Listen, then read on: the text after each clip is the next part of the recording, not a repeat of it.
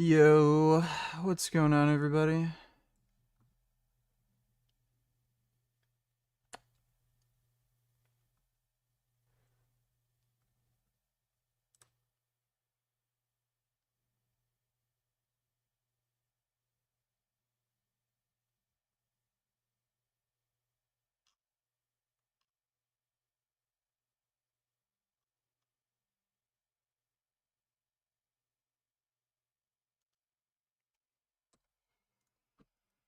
All right.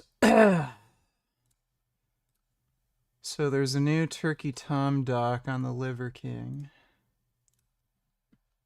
And Frank Tufano is still whining and complaining about every little thing that happens in his life. Um, did he upload another?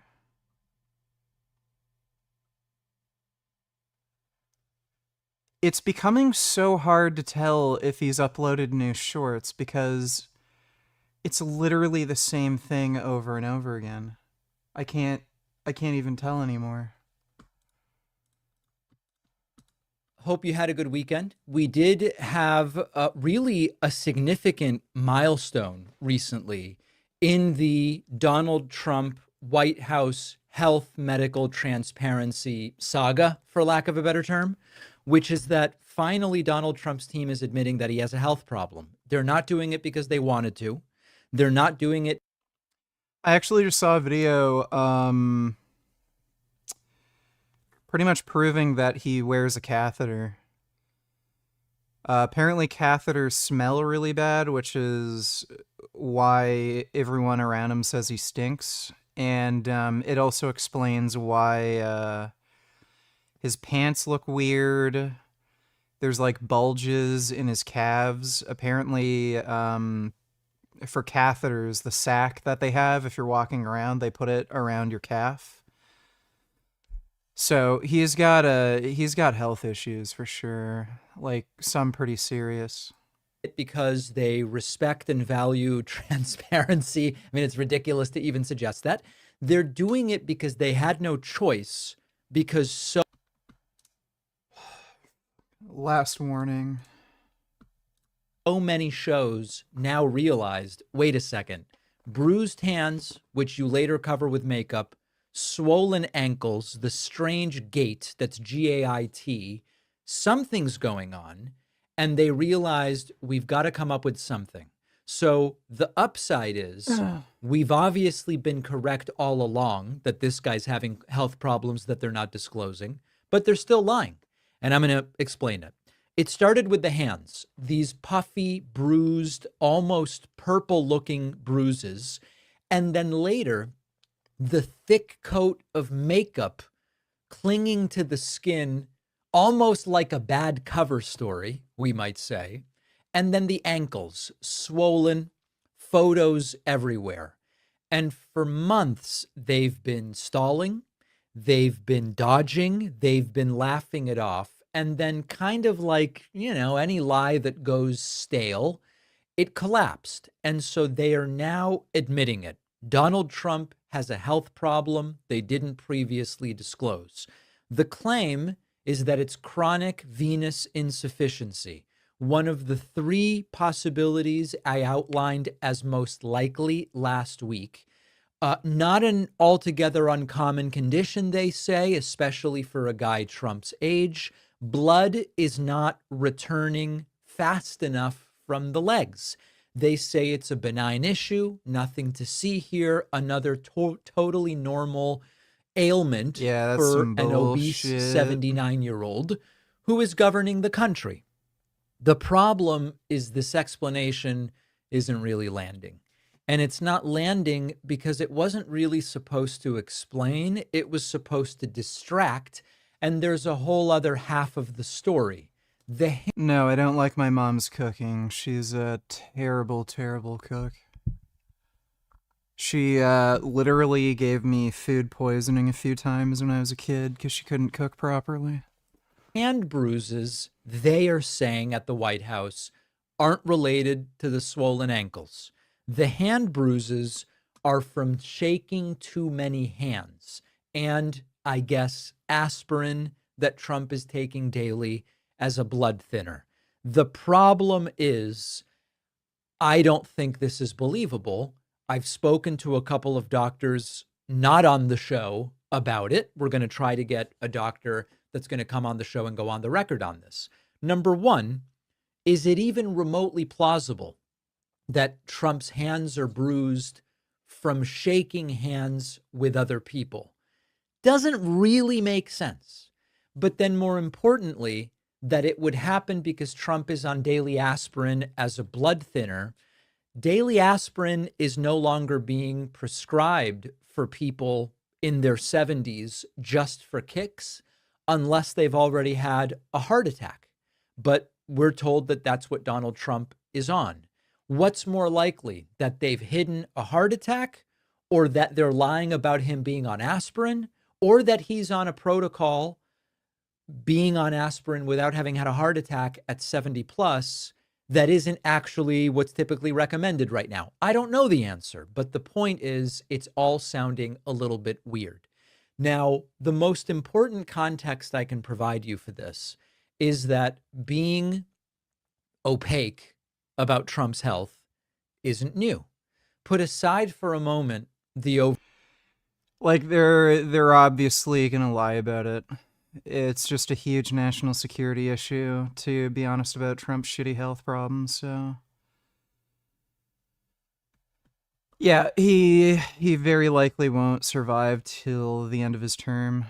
From being exposed for lying about roids, I never expected this kind of exposure in the public eye. to exposing himself for lying about his entire life, I also made drugs because I knew how to. all the way to making an attempt on the life of none other than Joe Rogan. Joe Rogan, we don't have to make videos to pretend anymore. Joe Cohen! The Liver King's online career plummeted almost as fast as it rose, and his sanity went along with it. But who is the man behind the liver? Most online personalities prefer to drip feed their following with information about themselves, but Brian has his website front-loaded with an autobiography, going as far as including his height and weight at specific ages. Here, we learn that his father was an airman stationed at a base in San Antonio, Texas, although he passed away when Brian was just 2 years old. Besides inner ear malformations that required surgery and being late to walk and talk, Brian had a pretty normal childhood, being raised by his single mother alongside his older brother. Despite being unable to speak properly in his early childhood, Brian engaged in a variety of activities: baseball, skateboarding, BMX, Boy Scouts, you name it, and he did it. However, his speech impediment required him to regularly attend speech therapy lessons, and it also attracted bullying from other kids. The worst incident of it being when a boy started choking him out in the 4th grade. Right around the same time this incident took place, and possibly influenced by it, Brian's stepfather at the time had a bench press, which allowed Brian to start working out at the young age of 8 years old. However, this wasn't enough to solve Brian's bullying problem, as he continued to be smaller than other kids, and consequently, he was picked on. He claims he had no friends at all and was regularly physically beaten, which I'd advise taking with a grain of salt due to his tendency to exaggerate facts about himself. Whatever the case, in the 6th grade, he claims to have stopped going to the bathroom. Well, I mean, he still had to piss Max now and then, but he stopped going to the bathroom at school. And the next year, he also stopped going to the cafeteria, with both of these actions being attempts at exposing himself less to harassment from other students. When that didn't work, he began planning to kill the people who picked on him. This isn't even a joke. He straight up Yeah, I think he's saying this for attention, honestly. has it on his website that he intended to kill his fellow classmates. Whether he made this up or not, this is a pretty wild thing to admit to, and it's very telling, since later on, he will again try to resort to violence to solve his issues with other people. Fortunately, he never went through with killing his classmates, but he also says that during this time, I'm doing good.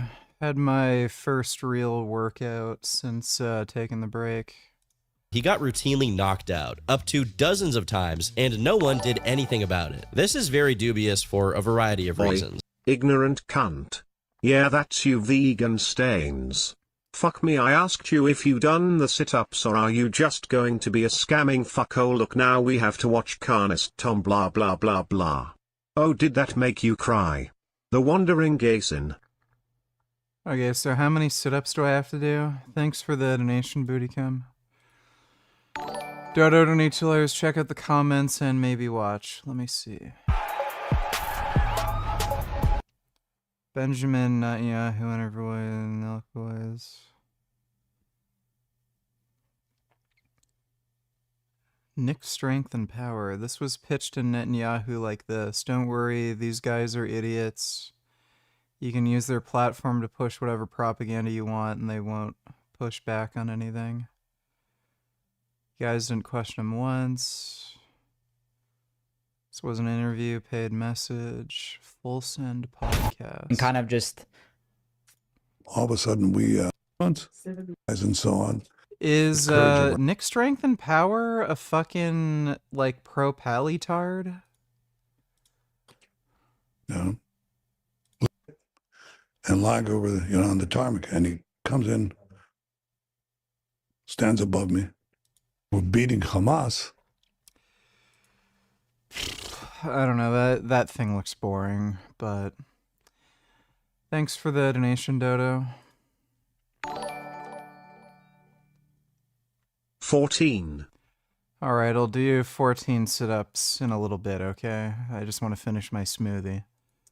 Thanks for the donation, dude. But what's even more goofy is he follows it up by saying that showing up to school in Guess jeans, a Guess shirt, Red Wing steel-toed boots, and slick back hair solved all of his problems. If you're actually getting bullied and you start dressing like this, it'll probably double your chances of getting stuffed into a trash can, not the other way around. And frankly, I won't even feel bad for you. Unfortunately for Brian, they stole his clothes when he left them in his locker during football practice, and I suppose things went back to normal. I like the idea that other students are like NPCs who will react in a positive or a negative way, depending on what faction's armor you're wearing. In this same section, there's also a non sequitur about there being real gangs with real firearms that operated in his school, which apparently required the attention of the local police department on the regular. Now, I'll be the first to admit Yeah, this is all made up.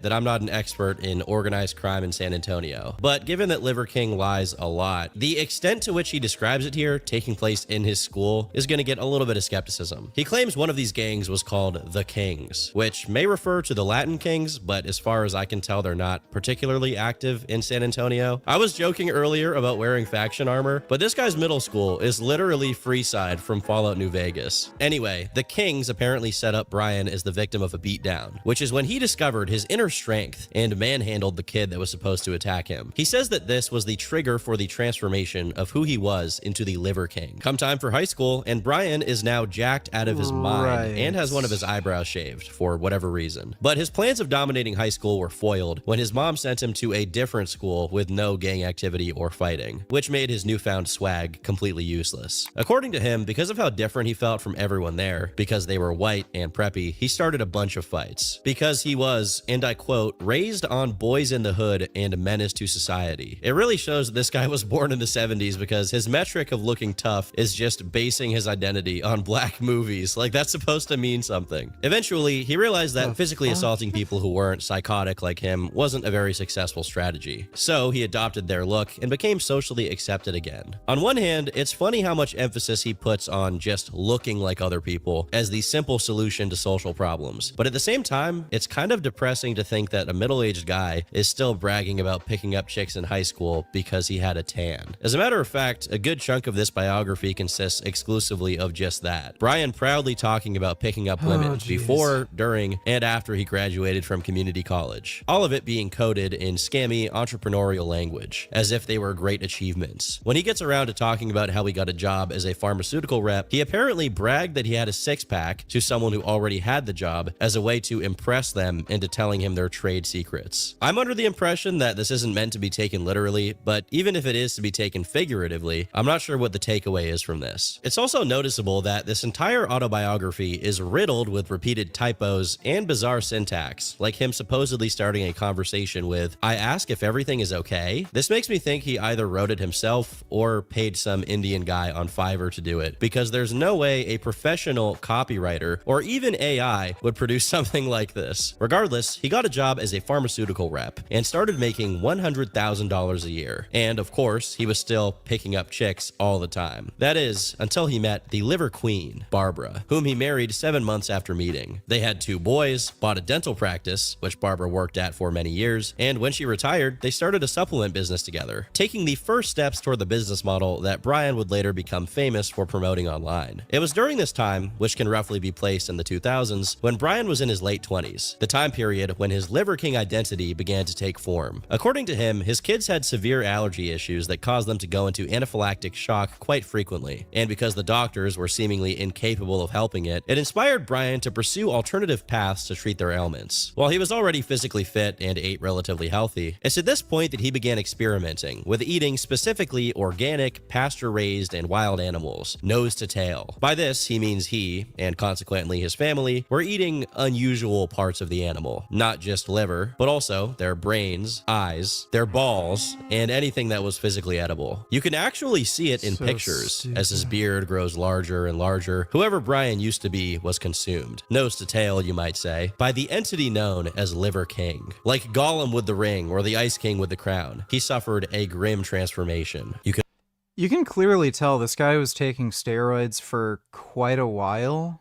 It's just that over the last few years, he really started taking a lot of them.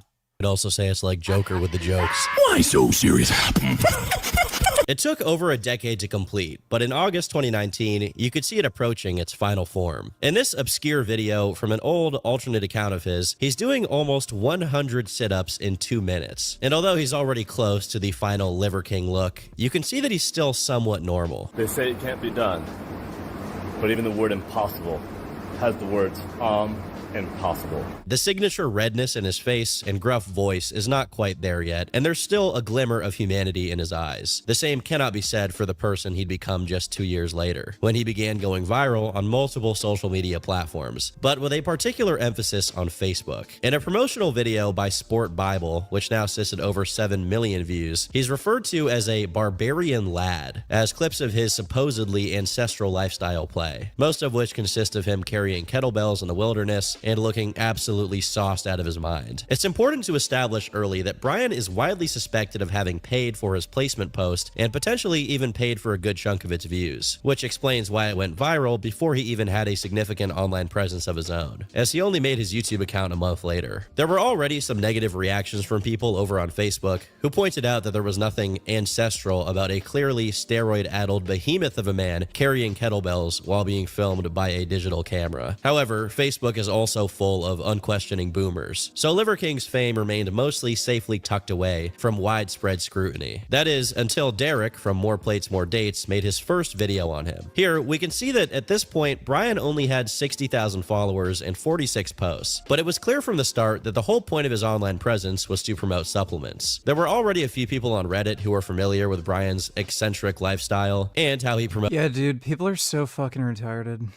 Like, it's so easy to take advantage of dumb people. Who in the fuck would watch this guy's videos, be told about ancestral lifestyle, and then buy a bunch of supplements from the guy? Like, were cavemen eating supplements? And the dude's clearly just on insane amounts of fucking steroids. Like, if you want to look like him, why in the hell would you buy his shitty supplements? Just take steroids. Booty come, donate $2, watch all.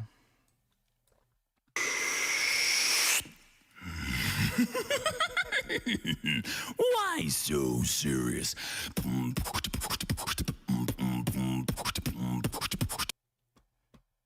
Yeah, I'm not watching all of that.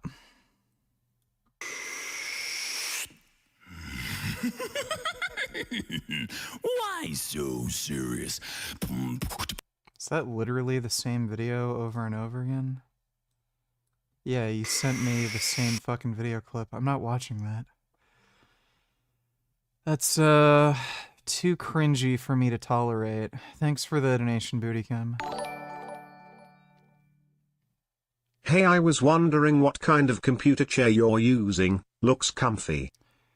It's not a computer chair, it's a recliner. and I just bought it from Leon's. Just, you know, go to your,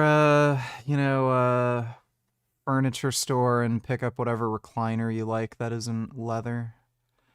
Thanks for the donation, Derpy Giraffe. Promoted his business with a combination of the shock factor of him eating raw animal organs and, of course, lying about how he got his physique. Derek goes over one particular exchange where someone sent a DM to the Liver King Instagram account. Hey man, you're full of shit. Just tell fans you're on gear or TRT. And his response, instead of just saying if he is or isn't natty, I've never cheated, nor taken a shortcut in any capacity of life. You earn the life and wife that you behold. Most people think it's impossible because they look like shit. To summarize this copy-pasted advertisement answer, Brian Bootycam, donate $2, watch these.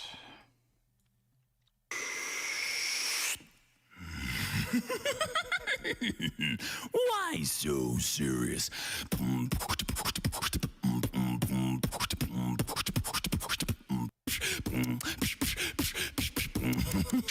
Routine, just let me know. That's terrible. Thanks for the donation, Bootycam, and those are all the same link again. Brian claims he's optimized all of his muscle-building biological markers by following his ancestral tenets, which is guaranteed to be a lie, and a pretty fraudulent one at that, since he's actively using this claim to sell supplements. Given that this was taking place right around the pandemic, and the Liver King's website also has plenty of mention. Bootycam, donate $2, watch now.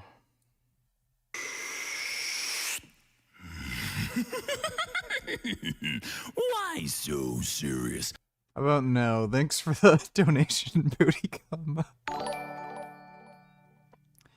Bootycam, donate $2, sit-ups, faggot. This one is funny. Let me see. Oh my god. Fucking Facebook sucks.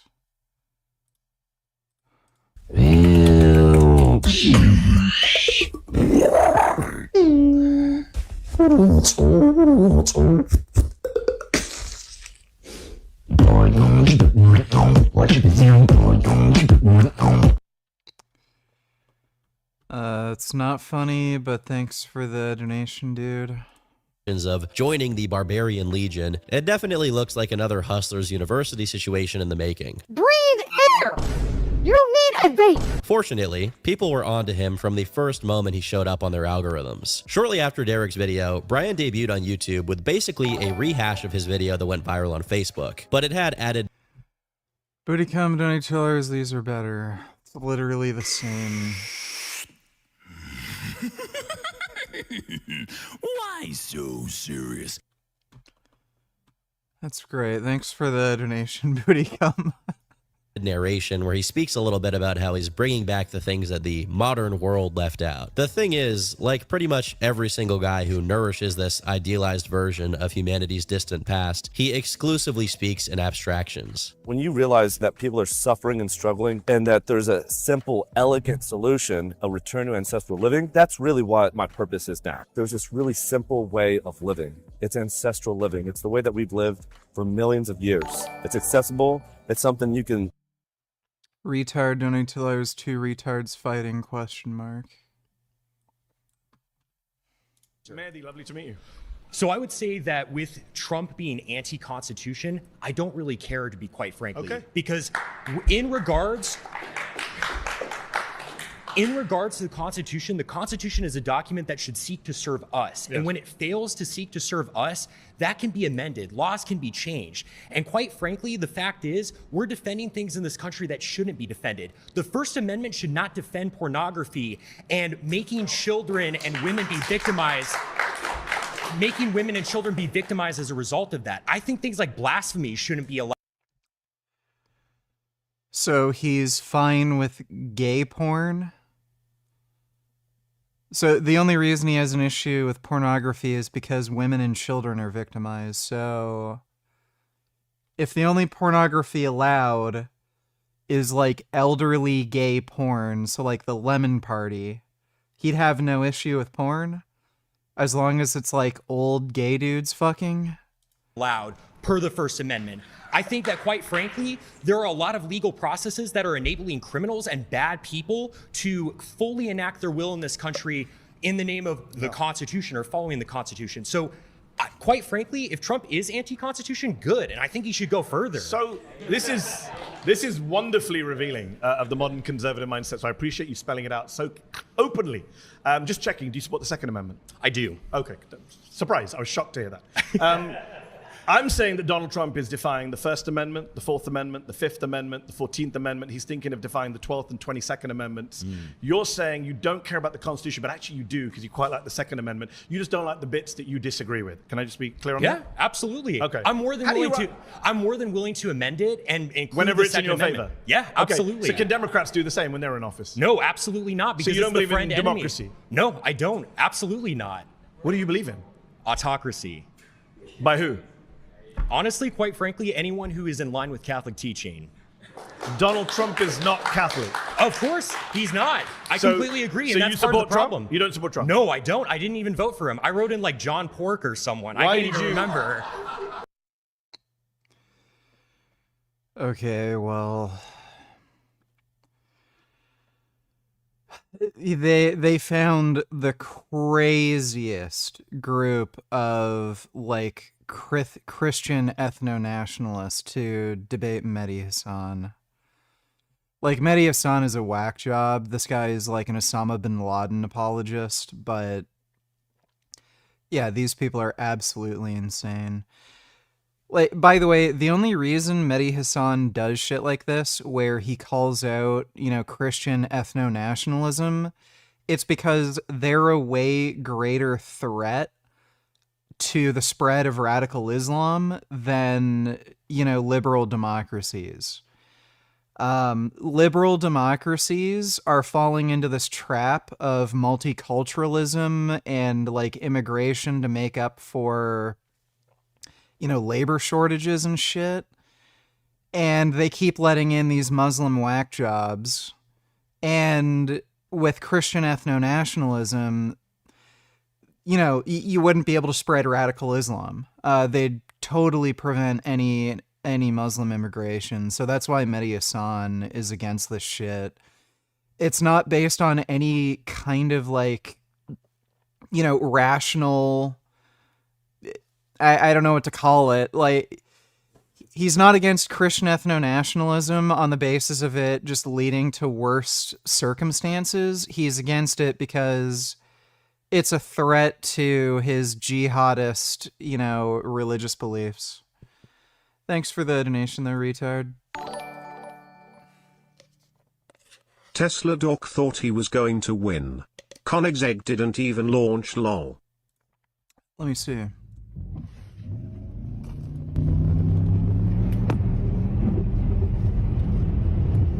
We left him.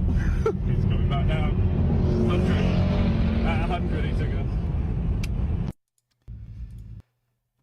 Yeah, I mean, buddy, it's Koenigsegg Regera. Like, that just ain't happening. Fucking Teslas suck, dude. Thanks for the donation, Unicorn Jizz. Kenny Donatillers, you're not going to believe the story. He putted in his room and he took 3 balls out of the bag and he forgot to put them back in the bag. It's 5 o'clock in the morning, just picked it back up. I didn't even think I need to put some more balls in, whatever it might be. We're on the 13th tee and I put my hand in the bag. There's only 3 balls. We hit the ball in the rough off the tee, had a sandwich into the green and scuffed the ball with the scuff on the ball. He walked off the green and chucked the ball to a young boy. So now we've got 2 balls left and we get to 18. And of course my thought is, maybe we just need to hit an iron down here, because what if, one goes astray here in the ocean or out of bounds? Driver out the tee, Johnny. He's taking a gamble here. Oh. Wow. He's gonna have to reload right here. If he hits this one in the ocean, we've got no golf balls left. Of course, I can't explain to him we've got no balls left. I mean, that's part of my job. If I said that to him there, I think he'd just say, well, you put the clubs down and you walk back home. I suggested he needed to hit an iron off the tee. Of course, why would I hit an iron when I'm playing so well?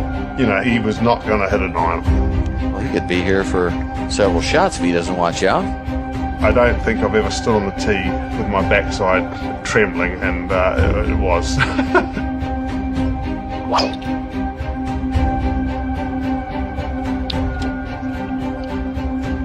That's a good one. Get a nice little friendly hop. So that's a gutsy shot. Obviously, an amazing relief, and I'll have to say, I've never been that nervous ever in my 40 years of caddying. When we heard the story afterward, it was like, are you kidding me? Hit one golf ball left? Was full. That's pretty hilarious. That his fucking caddy forgot balls. Thanks for the donation, Kenny. Good evening, VG. Why so SRS?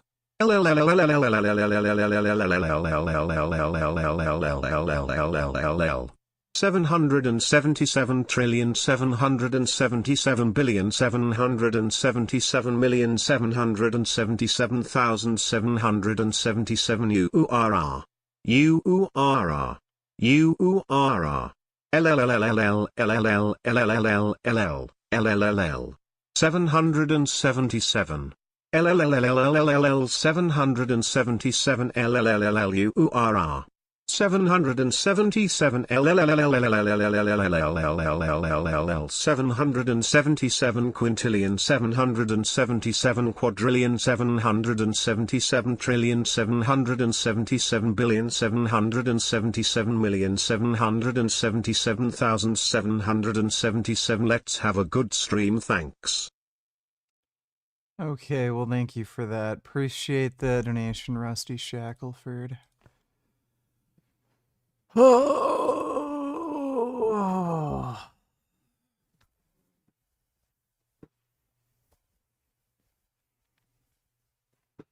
Eh.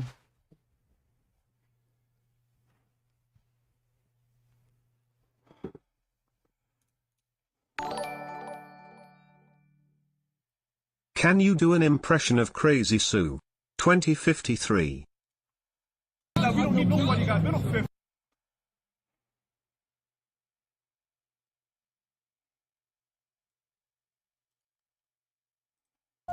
are you? Oh, it's good value ground, you guys. Also known as Crazy Sue. But I don't think she's crazy. She's come out on the pavement. Let's go. How are you, Sue? Don't you hello me, you. Why? What have I done? You getting money out of me and never even bought me a bleeding cup of coffee or a cup of tea. She has a point. You are due some royalties, aren't you? We got Fred. Hey, guys, you all right? Business. Get on your bike. Shut up, you baboon. Go and play with yourself. Look, right. Right. So, how are you? Listen here. You. I'm listening. I'm all over on this YouTube. Yes. On this love tube, whatever it is. And you got money, never even bought me a cup of tea or a bleeding Sue, butter. can I buy you a cup of tea? Listen here, you bloody baboon. You've been putting me on your bleeding YouTube channel. You never even bought me a blooming cup of coffee, you wanker. I don't know. That's the best I can do. Thanks for the donation, Wandering Mason. Godzilla Rules donated $3. They call me Two-Ton Tina, and I'm about to show you why. Cannonball. My ex-husband just bought his side chick a new car. I hope that bitch has insurance. They call me... Okay, that was good. Thanks for the donation, Godzilla.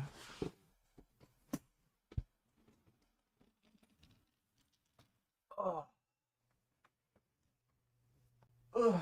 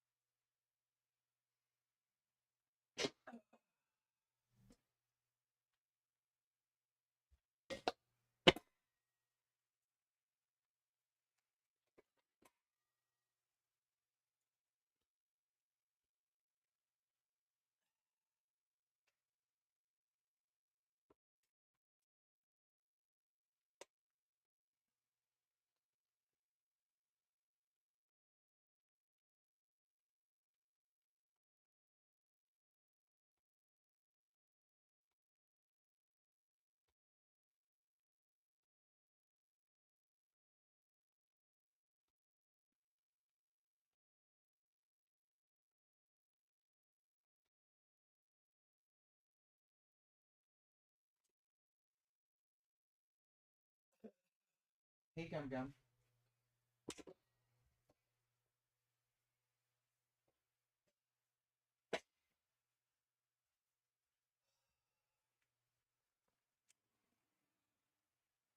All right. There's the sit-ups. Ugh.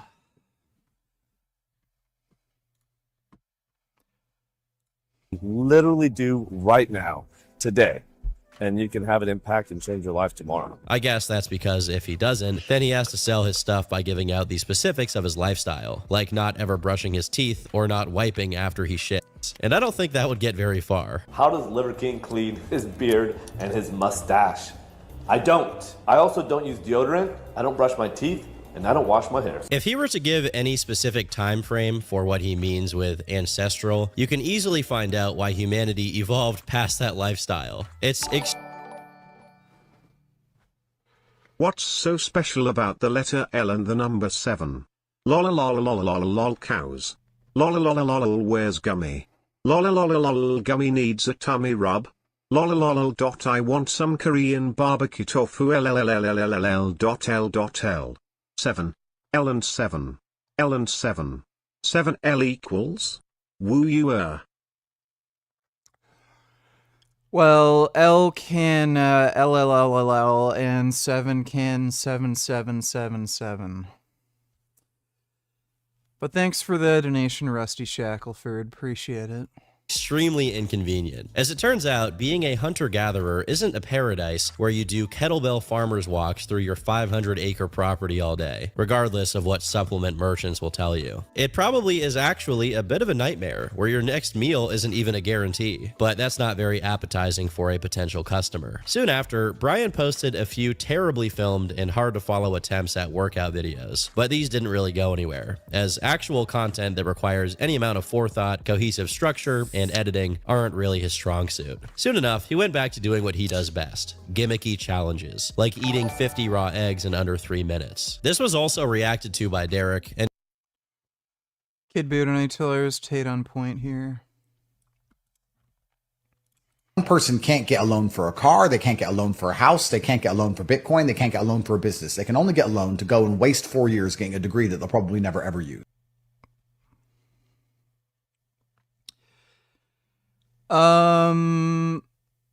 I don't know about the car loan thing.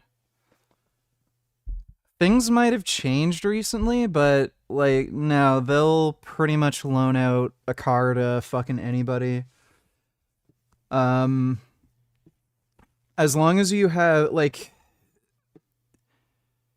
even if you have no, like, credit history, you still have, like, what's it called? There's, like, a calculation made, based on your level of income and the amount of debt that you're able to sustain. So I don't know how exactly that calculation works, but as long as you make enough money, just about anybody can get a car loan. Like, most car loans are going to be in the neighborhood of, like, what, $300 to about $600 or $700 per month, depending on the value of the car and everything and the structure of the loan. Just about anybody can get a car loan as long as they don't have, like, a history of, like, missed payments or any other loan defaults. So that's not true at all. You can get a car loan right out of high school as long as you have a job. And it's not cheap. It's expensive. 100K or something. That's right. It also suffers from double inflation because every year there's more degrees and every year it gets more expensive. So it inflates positively and negatively. It inflates on both sides of the spectrum. So it's a total waste of time. And they create the scarcity of, like, the Ivy League universities and competition, so that makes you want to pay for it, you know? That's right. And you're using your time, which is the most valuable thing you have on planet Earth. So big education's real. And the reason big education is so real is because not only does it have a monopoly on lending to young people, but it's also the primary tool for psyoping the young.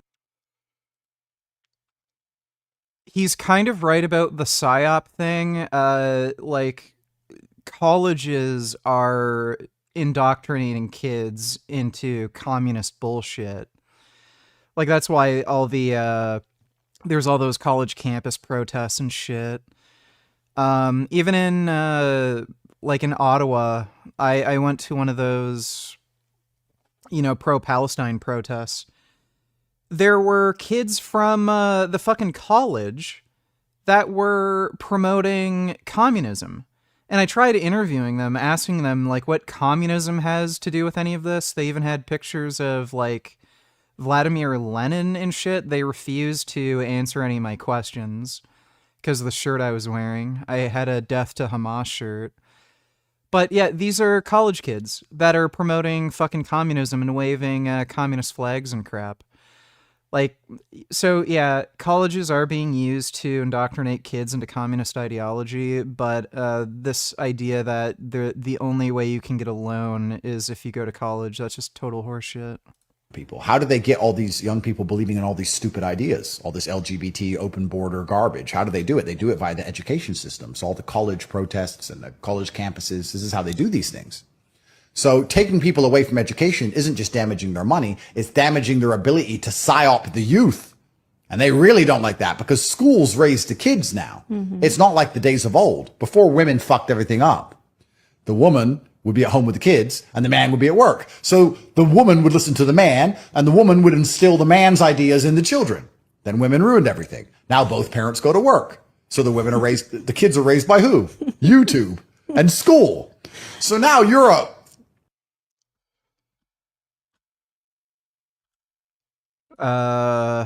no.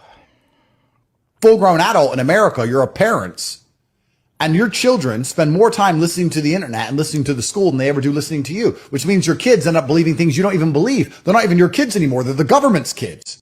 A young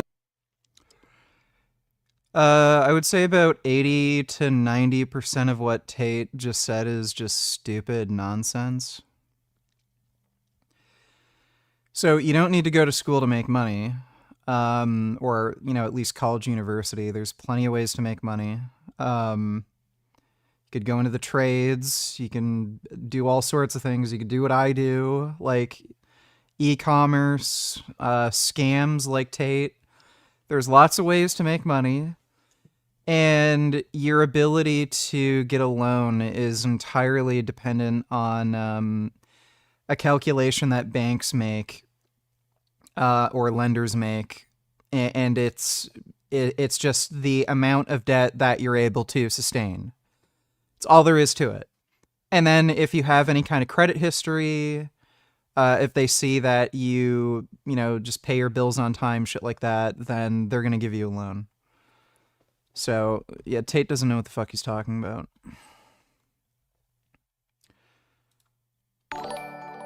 Clarinet Player 69 donated $2. There will no happy ending. Will there, VG? Restricted video.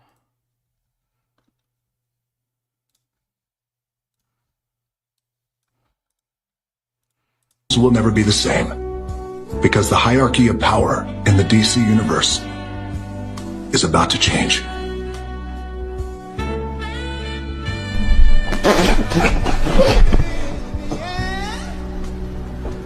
Things. Yeah, then that didn't quite work out.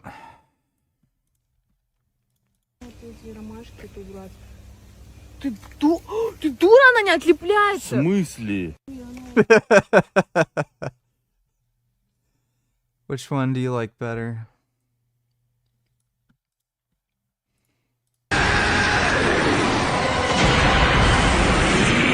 I'll get you for this! You won't escape my wrath! I'll get you! You're all mine!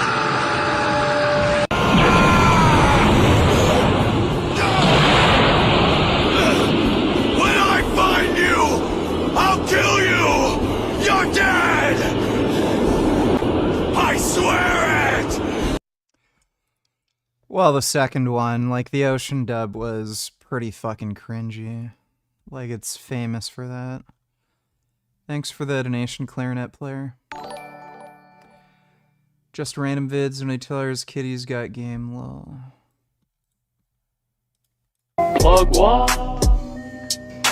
Oh. Oh my goodness. Oh. What a nice kitty. Oh my god. What a nice cat. That's a good cat.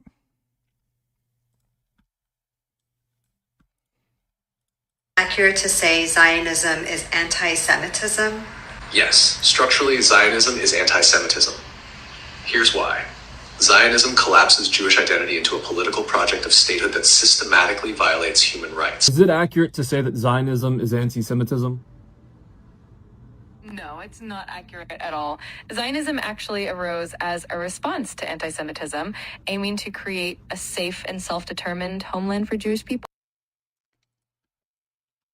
Getting sick of all this stupid horseshit. Vegan influencer against TRT.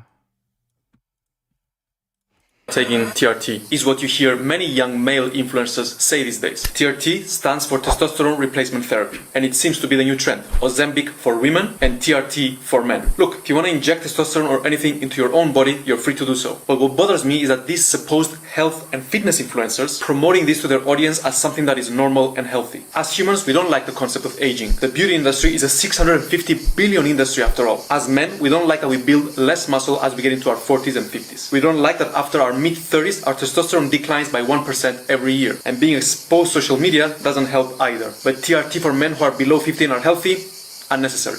Why? Because the only medical reason to take TRT as a male is if you suffer from hypogonadism, which affects 40% of men who are 40. That's not true.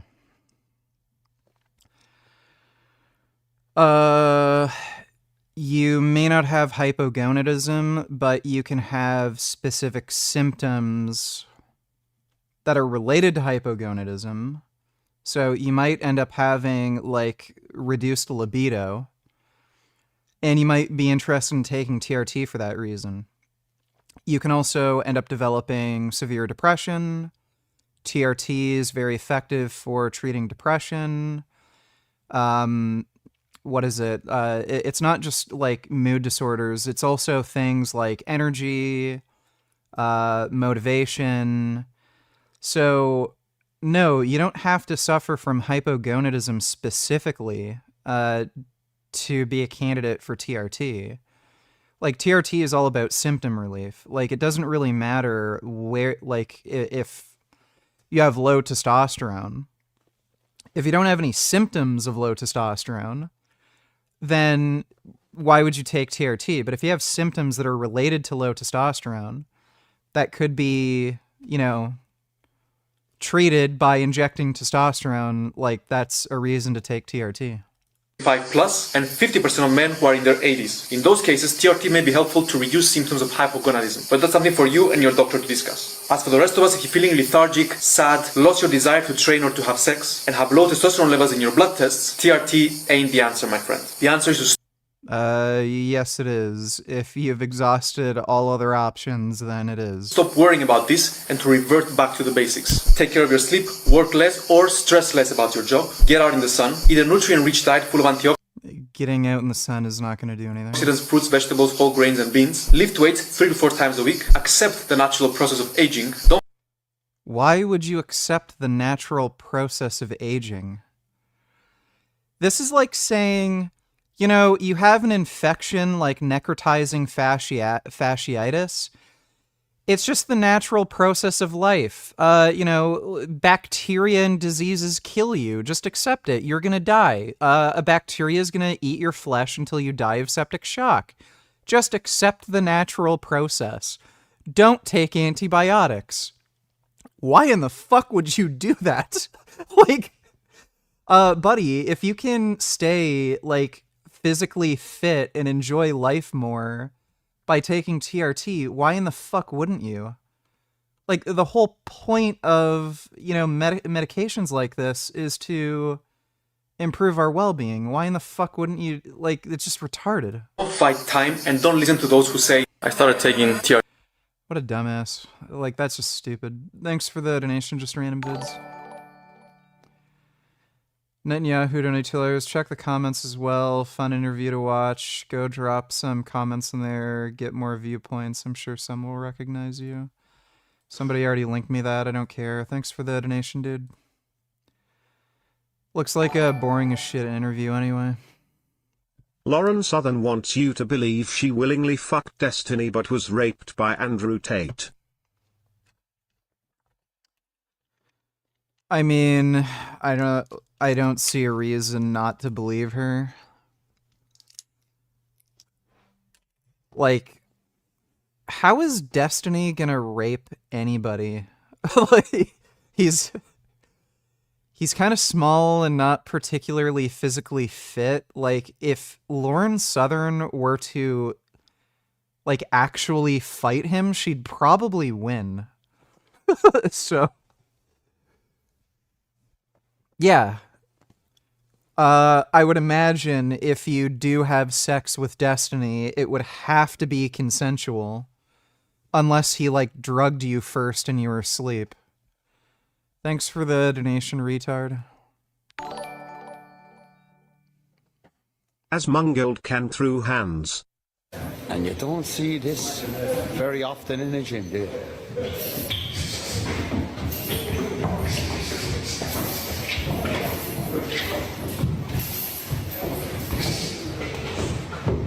That's AI. It's gotta be. Where did this guy go?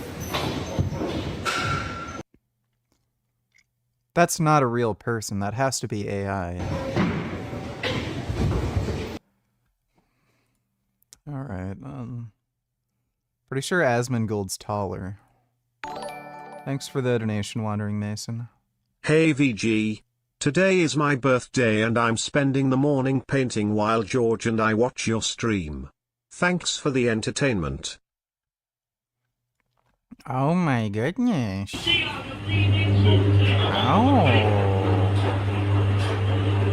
wow, there's George. Listen here, you bloody baboon!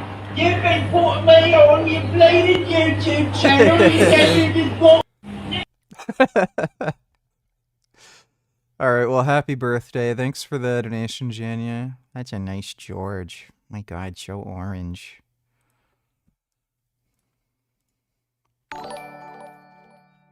Dodo donated $2.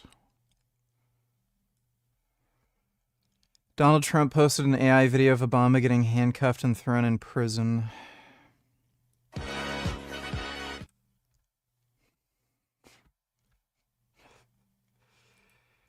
Yeah, of all people who should be handcuffed and thrown in prison. 81, you open massage, okay? What's that? Open. Massage? Yeah, Okay. Excuse me, ma'am. Happy ending?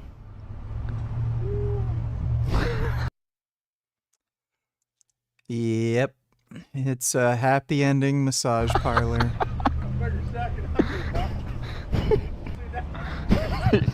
Hey, I'll catch you there. I think we found it. Board it off. Yeah, they're everywhere. He is their family. How could he leave them for a year?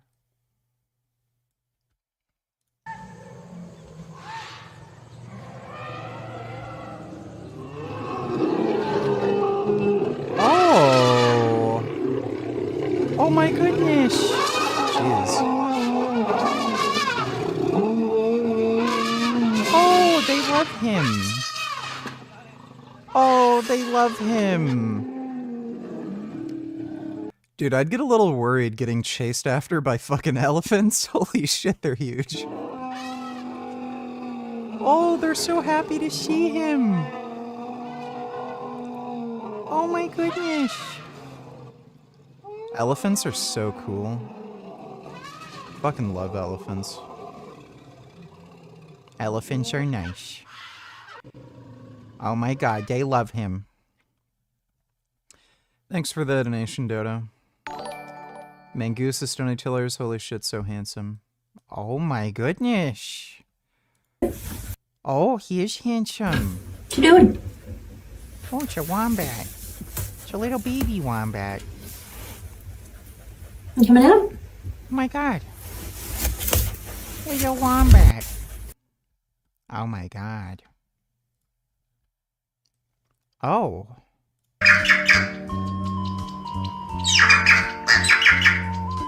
Oh, so potatoey. Look at his toes. Oh my goodness. What a nice little potato. It's a squeaky potato. Oh. There's another potato eating a snack. Oh. My goodness. What is that? Is that a cracker? Is she eating a cracker? My god, look at him just enjoying his snack. Oh, he loves his snack. Oh, that's a good snack.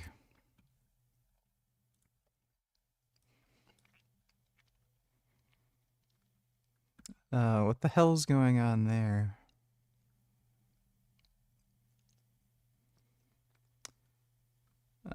Did the camera do something strange? Or, oh, is he like looking way to the left or something? Oh. Oh my god, it's a little puppy. Oh, hyena. Oh, wow. Baby hyenas look a lot like a baby German Shepherd or something. Yeah, I thought that was a puppy.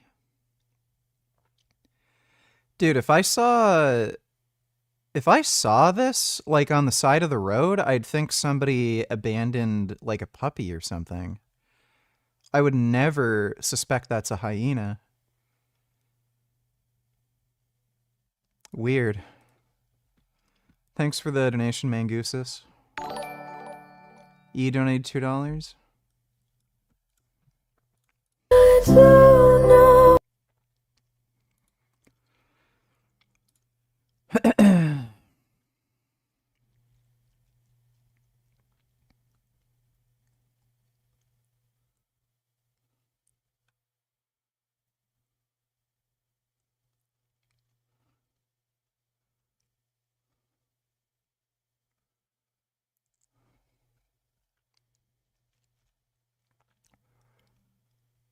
These people are retarded.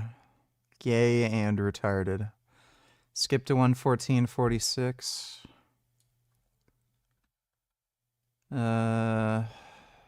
There's nothing here. It just says Nelk Boy stream starting soon. Oh, wait. Oh, I see. Why is there no...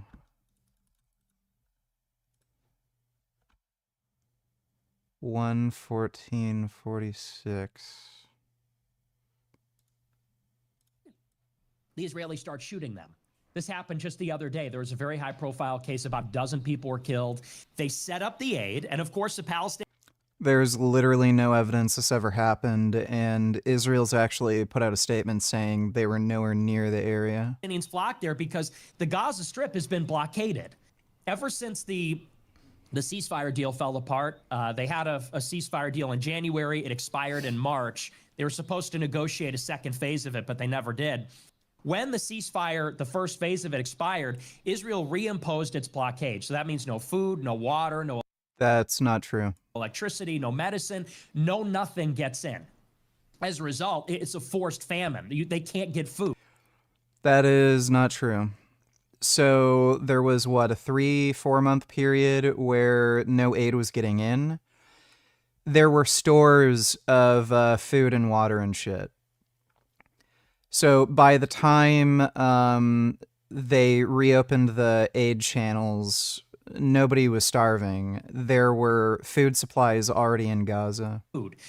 And Israel's destroyed all the infrastructure too. They destroyed all the buildings, all the roads, all the schools, all the farmland, everything.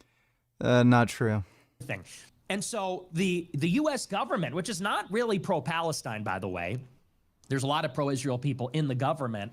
You could argue they're almost running the foreign policy.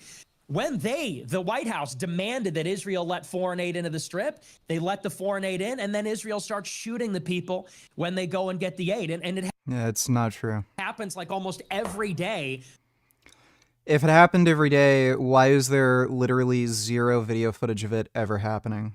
These people have cell phone cameras. For weeks. And so Nick, wait, why you are don't they even doing have to that? look If very they're far. if they're trying to bring aid, why are they all of a sudden, when the Palestinians have the opportunity to go get the aid, are they denying them access by shooting at them? Israel doesn't want them to have the aid. It's the Europeans Then why do they set up aid stations? want the Palestinians But so why to are have they aid. bringing The it in the Americans, beginning? I'm trying to understand. they're being forced by the U.S. and Europe, because the U.S. and Europe are saying, because this is hurting our reputation, and the United States is a Christian nation. Even Donald Trump has a personal appeal saying, I don't want to see these people get slaughtered like this. You got to give us some. So these people clearly don't know what the hell they're talking about, but they're asking like fairly sensible questions. It's just that they don't have enough information on this to actually push back against Nick. Everything he's saying is a complete and utter lie. Like, again, if they're shooting at Palestinians at these aid stations on a daily basis, why is there zero video footage of this ever fucking happening? No video footage taken from anybody. And these are areas where people are filming the most. Some leeway here. You got to let some aid in, which even I was surprised that he did that. The Israelis don't want them to have aid because the Israelis ultimately want all of them to leave. There's 2 million Palestinians living in Gaza, 2.1 million. And basically their goal since 2023, which was articulated in official government documents, was they want to get all of the Palestinians out. They want them to move to Libya, Ethiopia, Morocco, these other countries. And they're framing it like, well, we're going to let them leave voluntarily. But what they're doing on the other side is they're starving them, dehydrating them, blowing up their homes. Right, that's why they're not starving. And every single time you see videos of them picking up food and water at these aid stations, they're all normal weight or overweight. So that basically they have no choice. So they say to the Palestinians, do you want to stay here in hell where you have no home to return to? It's all rubble. There's no food and water. Or you want... Like, by the way, when he says they have no home to return to, there's literally, like, vloggers who upload to TikTok in fucking Gaza. So they have homes to return to. That's just nonsense.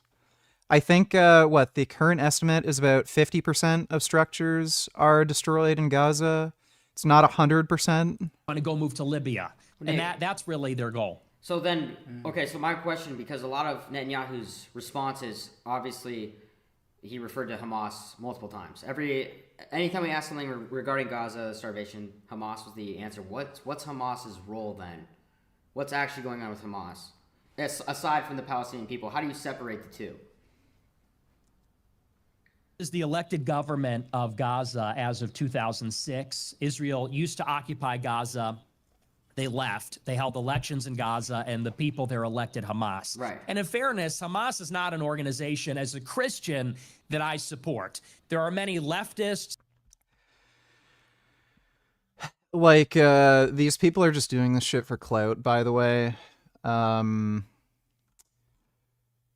They know Nick is untrustworthy, and they know the guy's a Nazi. They should know better to begin with to ever have an interview with the guy, because they know he's gonna lie, and they don't have enough information on the conflict to push back against him. So fundamentally, they don't care. It's just like a stupid clout game. It's fucking pathetic. Thanks for the donation, E. Hi Richard, if I'm doing pull-ups on my pull day, should I also do chin-ups in the same workout?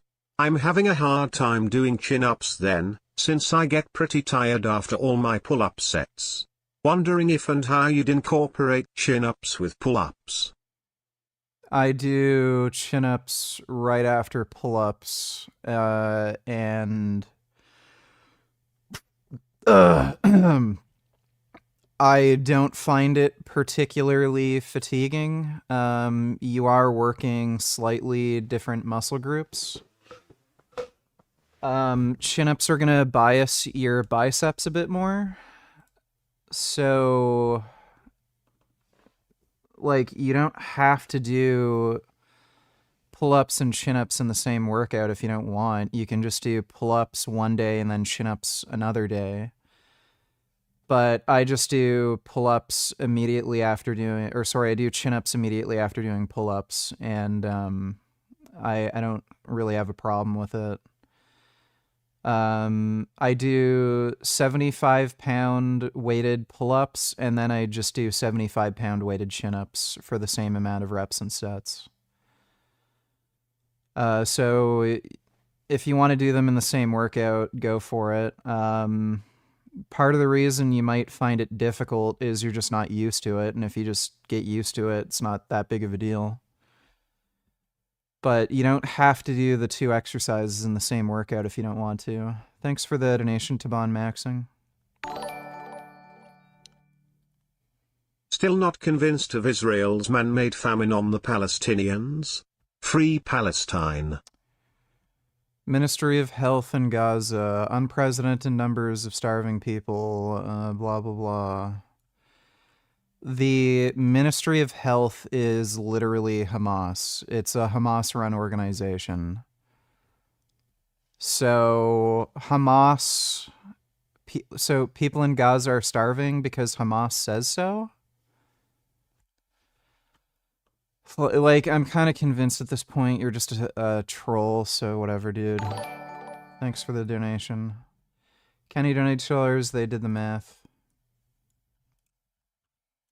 WNBA players were wearing a t-shirt that reads, "Pay us what you owe us." Okay, let's do the math. So the WNBA lost $40 million in 2024 and is projected to lose the same in 2025. The NBA subsidizes $15 million of this loss annually. So after the subsidy is paid out, that's still $25 million in losses. You have 144 players in the WNBA. That means it's $173,611 per player. The average salary of WNBA players is $147,745, way too much. Meaning you'd have to take a full pay cut to reduce down the $173,000 in debt that all of you owe, and then you would have to pay out $28,836 just to play in the WNBA to be at break even. Nobody owes you anything, but actually all of you owe $28,836. That is so tough. Yeah.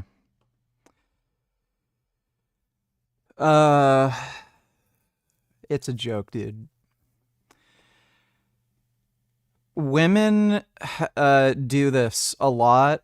Similar thing happened to a women's soccer team. They sued their own soccer league, claiming they got unfair pay, and their basis for making this claim was that a male team who also won the championship got paid like twice as much as they did. Well, they lost the lawsuit because they literally agreed to the payment structure. They decided to take a payment structure that guaranteed a smaller amount of money despite winning the championship, rather than taking a more riskier pay structure where they would only get paid if they won the championship, but they get a huge bonus at the end of the year. So they decided to take a smaller pay cut, but then they said sexism when the men made more, but the men only made more because, again, they chose the riskier pay structure. Like, they're just retarded. They can't handle the fact that they're not as valuable as, male teams. Like, the reality is more people want to watch the NBA than WNBA. So they don't like that idea, and they think just because they're playing the same sport, they deserve as much money. Like, no. You're not playing the same sport. You're playing women's basketball. women's basketball sucks. Like, they can't even beat high school basketball teams. So if you're so terrible at basketball that you're not even competitive against boys basketball teams in high school, why should you get paid the same as like LeBron James? It's fucking retarded. Thanks for the donation, Kenny. My king. Halfway in, please. 'Tis said that whoever pulls the sword is chosen to rule the kingdom. Many heroes have tried, but none hath Yeah, I'll throw my hat in the ring.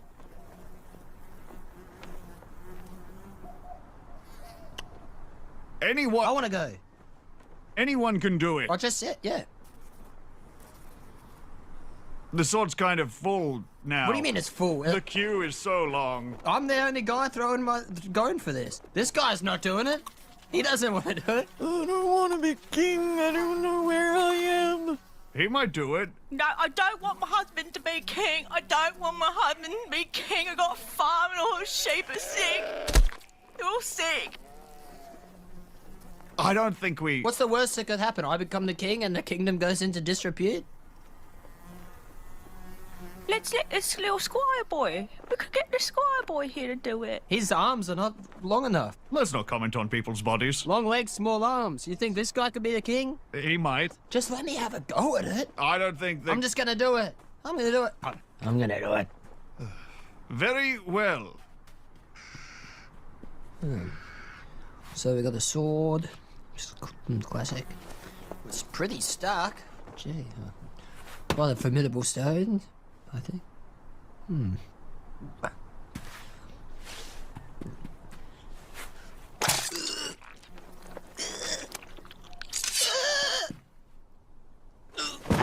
It's gone up his bum. He is chosen. He is king. Okay, thanks for the donation, SV. TikTok Pyops brainwashing kids younger nowadays. We were at the playground and the little one says Free Palestine. I was totally shocked. I will slap you if you repeat that again. I left soon after in case her parents heard me. Kids nowadays, geez. Yeah, they really need to ban TikTok. It's pretty fucking retarded.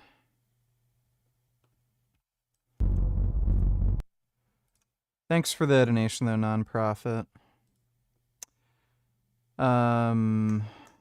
Predator Badlands second trailer.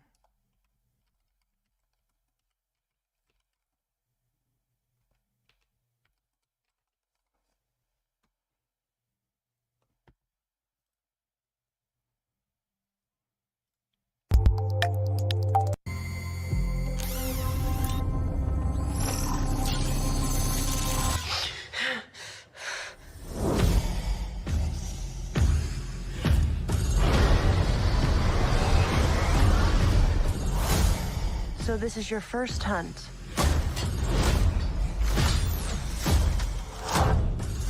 And you've come to the most dangerous planet in the universe.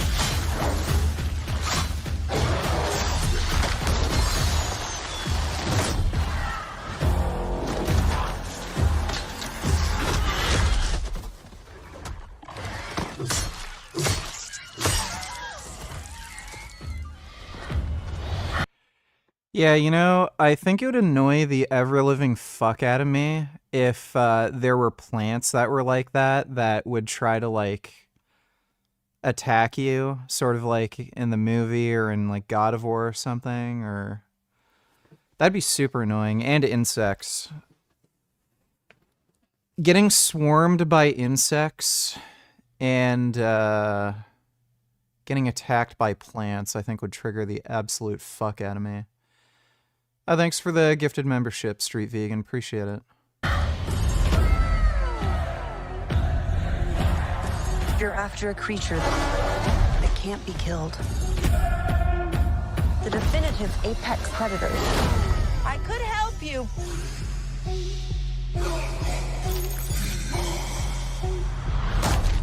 Well, good luck with your journey.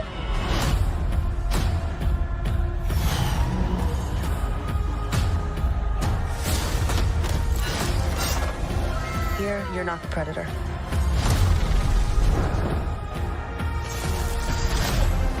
You're the prey.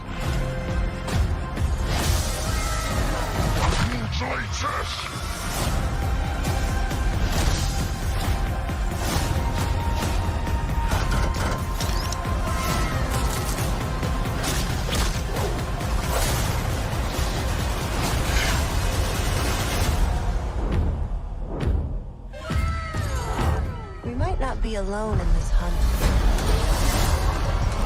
Cool. That actually looks pretty dope. I might actually bother seeing that in theaters. I like the way that looks. That looks like it might actually be good. Is this BeamMG?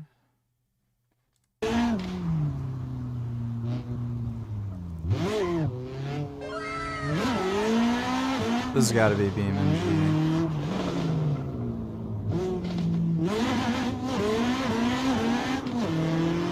What's the deal with the wings?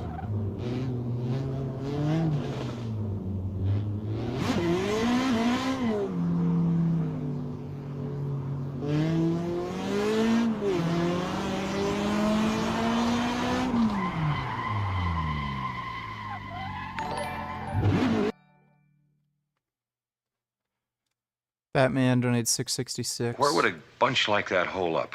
You've got me. I think he went back to Westernland. But he knows that we know about his hideout there. Correct. However, knowing that, he'd think that we'd think he would not return there, therefore he did, and so will we. Holy bat logic. But boss, how did you know? I knew he'd think I'd think he'd think I'd think he'd come back here. Where would a bunch... Oh, I love 1960s Batman. That show was so good. I remember I downloaded the complete series at one point. I gotta watch that again. That was so fucking hilarious. Thanks for the donation, Batman. And during this period, Derek's videos about Brian got a lot more views than Liver King's own content. However, on Instagram, he had grown by hundreds of thousands of followers, which added to people's general dissatisfaction with the Liver King phenomenon, as it begged the question of just how many people were genuinely falling for his act and buying his supplements, thinking they'd look more like Brian. Due to how big his stuff was getting, and how absurd it looked at first glance, it was only a matter of time before other fitness influencers got on his case. And Derek was soon joined by Greg Doucette, who also commented that the chances that Brian was natural were extremely low, meaning he was most likely lying and scamming his audience. Then, Garage Strength joined in, and as far as I know, he was the first guy to actually go through each and every one of Brian's 9 ancestral tenets. While some of the tenets were fine in and of themselves, he comments on the impression he got. I think we have to be weary when it comes down to like, join my tribe and shield, but it just reminds me of like this weird feeling of like, follow me, which maybe that's part of it, right? Is trying to get people that really just want to dive deep into his teaching. Dude, what's your vision? I think that's a better way. What is your vision? Do you want to be really good at something? If you want to be really good, you have to know what that vision is. You have to have a clear mindset, and you have to steamroll everything. I don't need to join a tribe to do that, but maybe some people do because they're weak-minded followers that can't actually push themselves, and they'd rather just join a weird group of people that follow ancestral tenets. Setting aside the likelihood that Brian was on gear, it was very clear from his self-published diet rundowns that Brian consumed a good amount of things that were technically processed, like whey protein. Not that there's anything bad with whey protein, but the majority of people who use that kind of product do it for one reason only. They want to put on muscle. The thing is, lifting weights and dieting for the sake of bodybuilding has only been a thing for a little over a century at most. The further you go back in time, the clearer it is that nobody, and I mean nobody, was spending significant portions of their day just focusing on putting on as much lean mass as possible. That's not to say that people haven't appreciated good physiques. They've always been appreciated since the dawn of time. But the look was always less valued than actual physical prowess, which is why things like wrestling, boxing, and pretty much any CDG, don't you tell us you agree with Vince Goodrum here?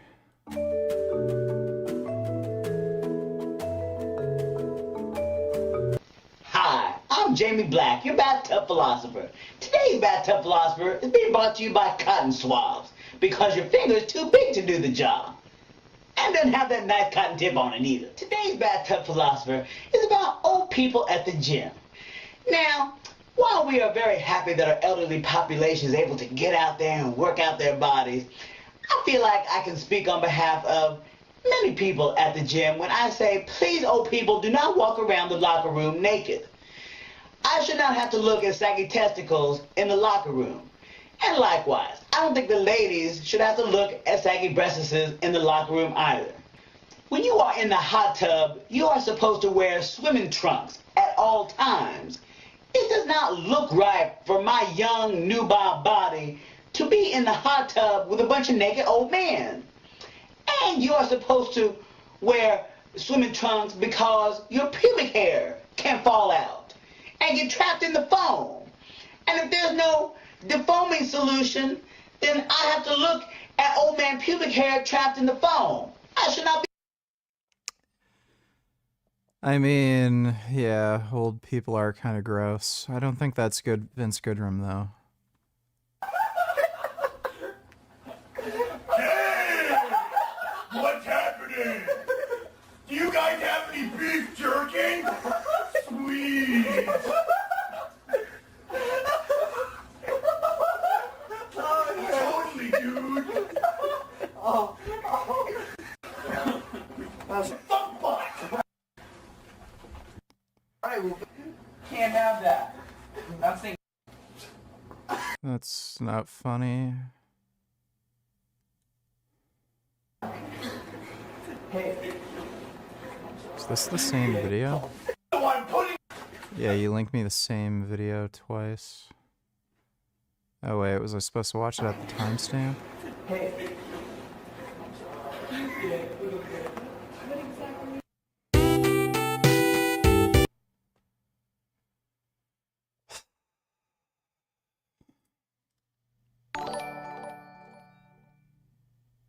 People on the Discord were hating on you, and Gary for being Zionist, saying it may be problematic for promoting Gary's speech. One of them is a fake fucking vegan who breeds cockroaches to feed her bought geckos. Too much, man. Too much bullshit. Let people complain about whatever the fuck they want. Those sorts of complainers, they can't do anything. All they do is whine and bullshit, so who fucking cares? Just tune them out. Thanks for the donation, Axel.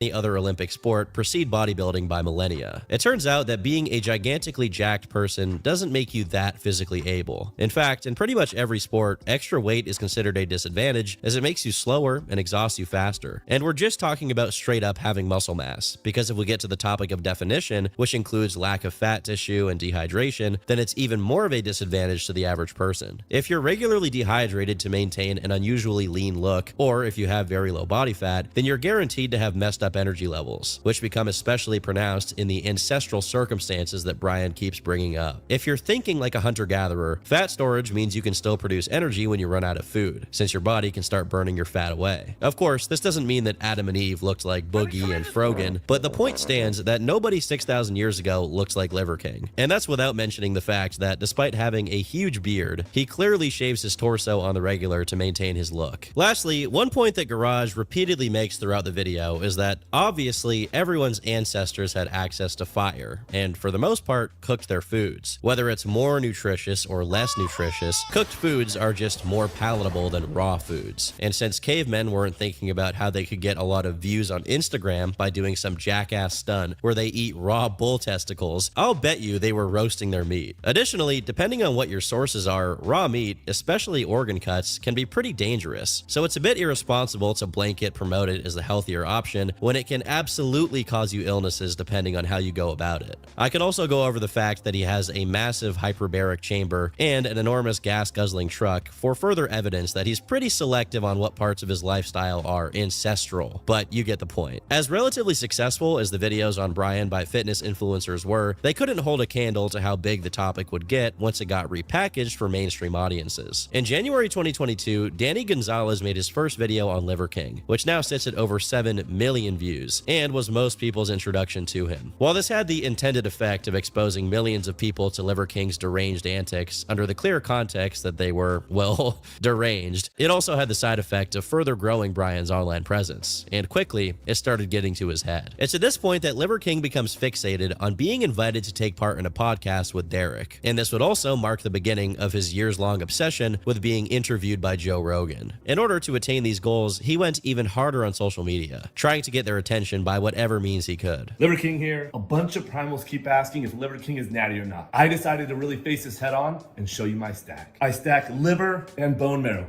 every day. I stack the sun and the earth every day. I stack blood-burning workouts twice a day, every day. So he works out twice a day and has the recovery capacity to make it happen and continue to, sustain this physique. And if you stack the 9 ancestral tenets, you too can express your most dominant form. By the way, this was my cameraman idea, so tip.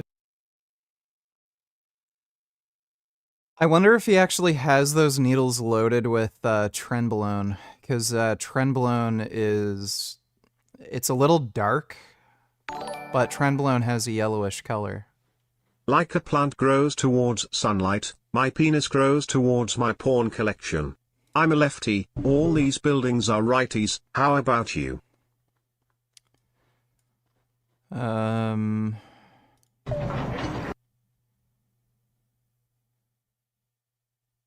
Yeah, I think my penis maybe tilts a little bit to the right.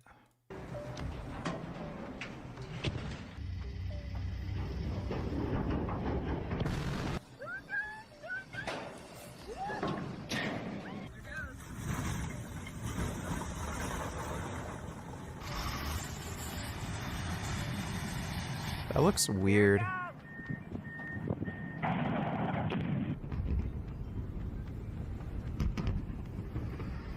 It's weird how it just crumbles.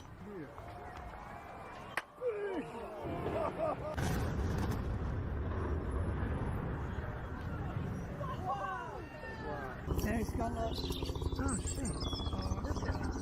Oh my.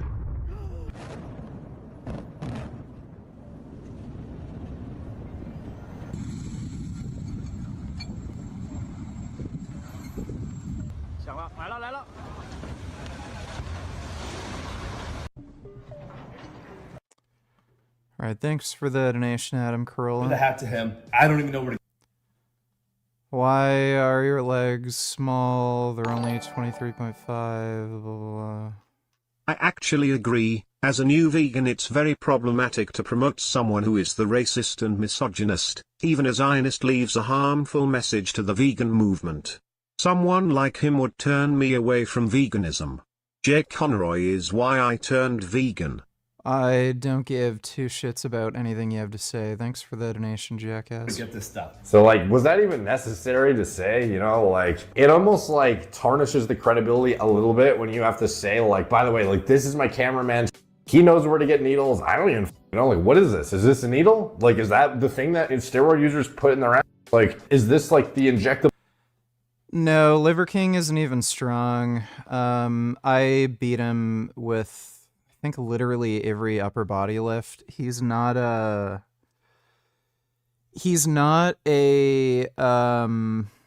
natural athlete.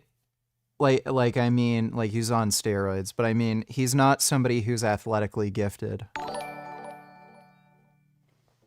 This shocked me.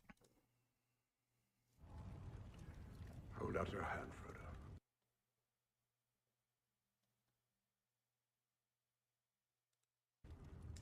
It's quite cool. What can you see? It's a shitcoin. It's just a shitcoin. Wait. What is this retarded shit? It's schizophrenic. I can't read it. The language is that of Harry Potter, Barba Sonic 10 Inu. Ticker, Bitcoin. Bitcoin? In the normie tongue it says, 1 coin to rule them all.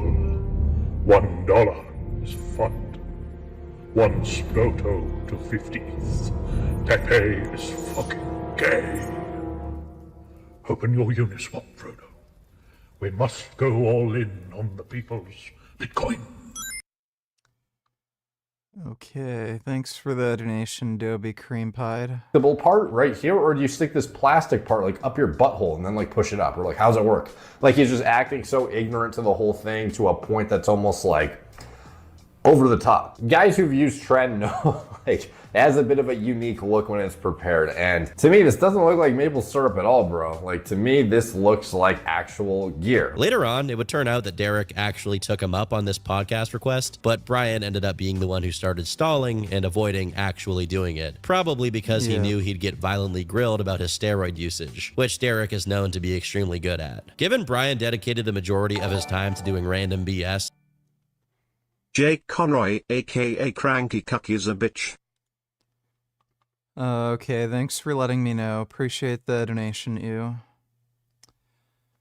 Yeah, my legs are smaller compared to my upper body because I have knee problems, dude. in the middle of the woods, he definitely had the time to do it, but opted against it. This publicity from Derek would simply not be enough to counteract the negative side effects of being outed as a gear-using con artist. It was especially uninteresting for him since he had much bigger content creators like Danny Gonzalez making extremely successful videos revolving around his shtick. Unsurprisingly, Brian's own videos saw a lot more traction during this period, as he did things like hunting with African tribes in Tanzania. While the technical quality of the video is Liver King standard, meaning the audio is completely mangled by wind and it's all shot by shaky handheld cameras, this video is pretty illuminating. How so, you may ask? Well, in it, Brian hangs out with some people who actually live the way he LARPs as if he did. And wouldn't you know it, they're not 300-pound muscle-bound freaks of nature who have a hard time breathing while stationary. Despite there being some verifiable benefits like dental health, it's not at all clear that these people are wait, I'm sorry. Why the fuck would he say that?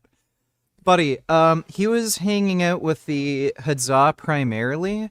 If you look at any of their fucking teeth, their teeth are jacked up to shit. I'm pretty sure even the, what is it, the Maasai tribe that he visited, even their teeth weren't particularly good because they eat a lot of dairy, and dairy is, it's not like high in sugar, but it does have some sugar content. So no, there's no dental health benefits. They don't brush their teeth, and the Hadza in particular, they eat a fuck ton of honey, and their teeth are horrific. He was talking to dudes that were in their 20s, and their teeth were almost completely dissolved. even close to as well nourished as a modern Westerner who pops a dozen supplement pills a day to meet his daily vitamins and whatnot. The problem really isn't that he sells supplements or that he's very concerned with his health. On their own, those things are fine and even good. The only problem is that his lies are so deeply intertwined with his overall message that it waters down the whole thing. So even if he does have something good to say, it'll be lost along the way. In May 2022, about 6 months into his online fame, Brian found himself being covered by none other than John Bravo. Now, you guys may remember John from my video about Wes Watson, but for those of you who don't know who he is, John Bravo's channel is where fitness con artist careers go to die, as this guy's ability to dig up dirt on these guys is like Derek on steroids. Well, you know what I mean. Anyone who's involved in fitness knows you get those abs like that distend when you're on growth hormone. I guarantee you. And he denies it. He's on growth hormone and testosterone. He's 45 years old. You don't look like that at 45 years old. I don't care what diet, I don't care what you're working out if you're not on. Later on in the video, John goes over a TikTok which did the math on Brian's supplement company sales, concluding he was making somewhere between $1 and $2 million per month in profit. In another video, John revisited the same stack video Derek reacted to and pointed out that the tip of the syringes he used for it were blue, which are no. I think that's a stretch to say he's making 1 to 2 million in profit. He might be making 1 to 2 million in sales, but I think that's a stretch to say it's profit. He might have good margins on a lot of the crap he's selling because he's just selling people straight up garbage and it's literally false advertising. But yeah, I would say that's a stretch. I don't think he has that kind of wealth. Known to be the syringes used to administer insulin. Given that no one in Brian's family is diabetic, it's much more likely that he just has insulin around because he's using it anabolically, something that many bodybuilders actually do. And it's also a... No, he's probably... So... I don't know if he's taking insulin. If he's taking insulin, it's probably because he's literally going diabetic because of the amount of growth hormone he's on. Growth hormone is antagonistic to insulin, and it can give you high blood sugar. So if he's taking insulin, it's probably to counteract the blood sugar raising effect of the growth hormone he's taking. But you can also just inject gear with insulin syringes. There's no reason to use like larger hypodermic needles to inject gear. So if you're injecting whatever steroids you're taking, like testosterone, masteron, daily, which you should be doing, you're injecting fairly small doses. If you're only injecting small doses, then you should use an insulin syringe. It's just not only painful, but it's just the amount of damage and scar tissue you're going to build up from injecting with gigantic ass needles. It's stupid. So he's probably just using insulin syringes to inject gear. I don't know if he's on insulin, but if he is, it's just to counteract the growth hormone. No one's taking insulin because of an anabolic effect. They're just using it to counteract the growth hormone they're using. Associated with having distended ab muscles, which Brian visibly has. While he was definitely succeeding in making money off of this grift, whatever painting rubbed off of a drawing.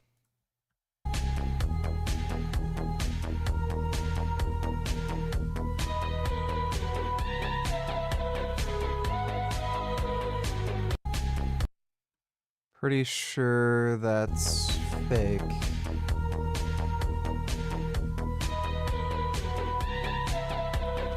Oh, she painted over it. Okay. All right. Well, thanks for the donation, Surreal Art, Noah. money he was spending on PR was not doing its intended job, as when someone finally brought him up on Joe Rogan, this was the response. Have you seen that bloke that eats the raw? Yeah, that's a gimmick, that guy. It just looks ridiculous. He's got a plate of hearts and it just looks weird. He's got an filled with steroids is what he's got. Is this game Dorhe and writer? A letter the fourth one of the alphabet. Oh, that's great.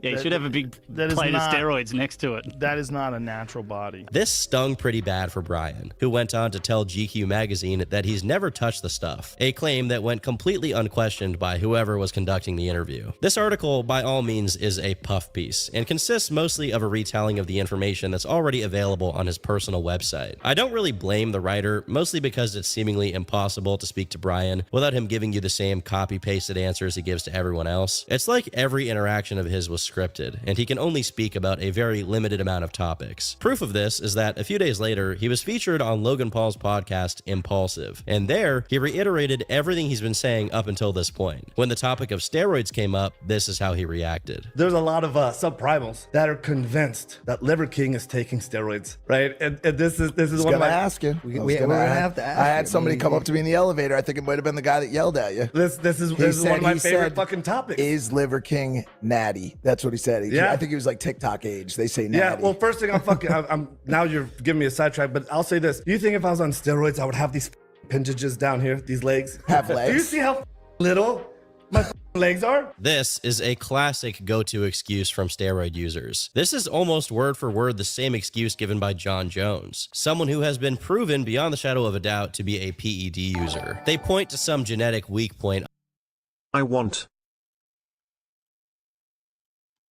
Apparently there's a trend where people are buying concrete slabs for their cats. So naturally, I went to Home Depot and bought 3. Jojo here loves to sneak outside to roll around on raw floor. So for her safety and my sanity, we're bringing the Crete to her. Be warned, if you try this at home, concrete is incredibly dangerous for cats. If they enjoy it too much, they might pursue a career in construction and start renovating your home without your consent. Of course, Nanaki started off by licking them. I'm not really sure where concrete slabs are supposed to go in a home, so we're just gonna stick them in the corner for now. Jojo inspected her beautiful new slabs. Of course, she's disgusting and only likes rolling on dirty concrete. But she gave it a couple good rolls, but mostly just angrily claimed it as her new bed. All in all, I'd say it's a good purchase. If you need a $6 industrial grade cat bed, this might be the move. But now my living room looks like a job site. That's weird. I didn't know cats like concrete. Well, thanks for the donation, Gum Gum. I don't know if I'll bother getting concrete for Gummy.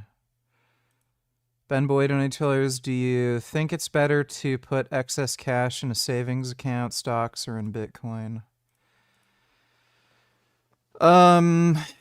Well,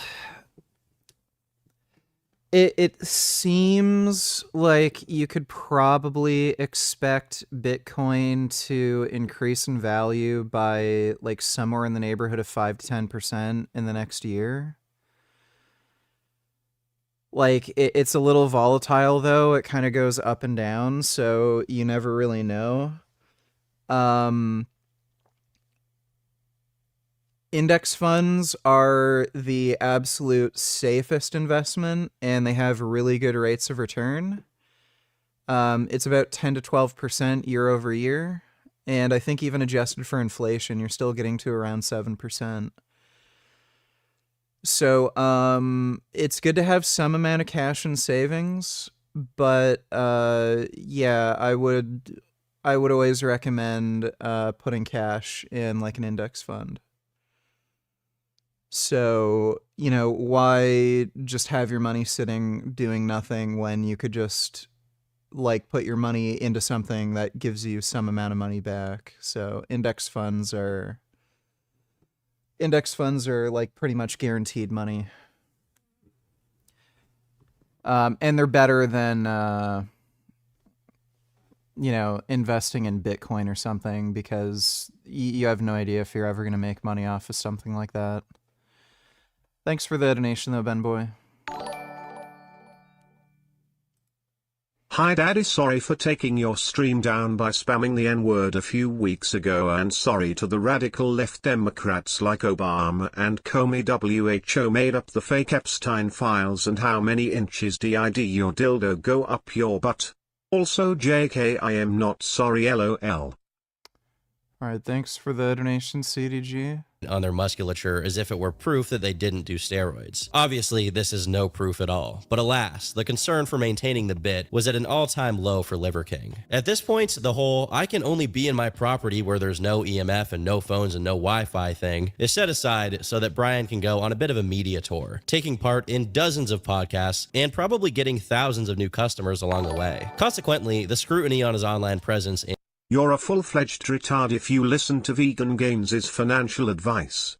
He's a 35-year-old beggar who had less than $5,000 in his bank until Jasmine left him just a few months ago.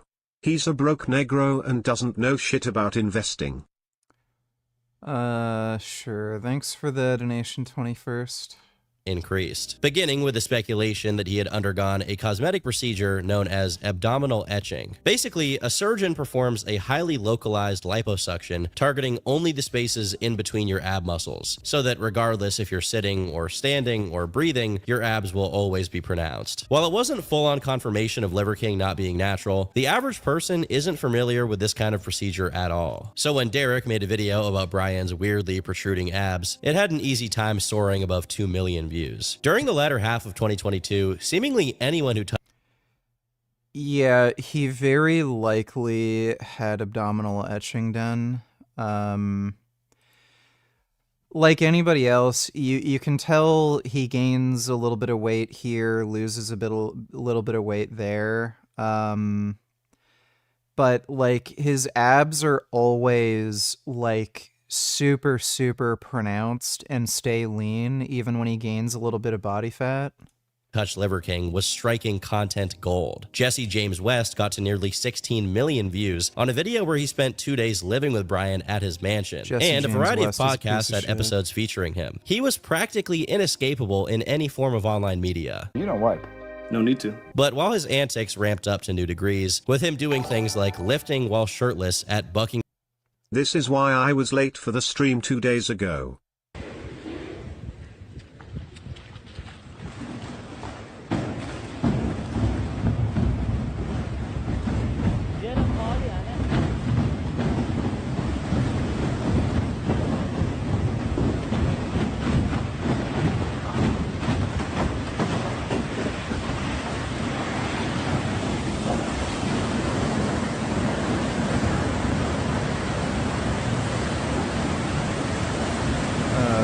this a diarrhea joke?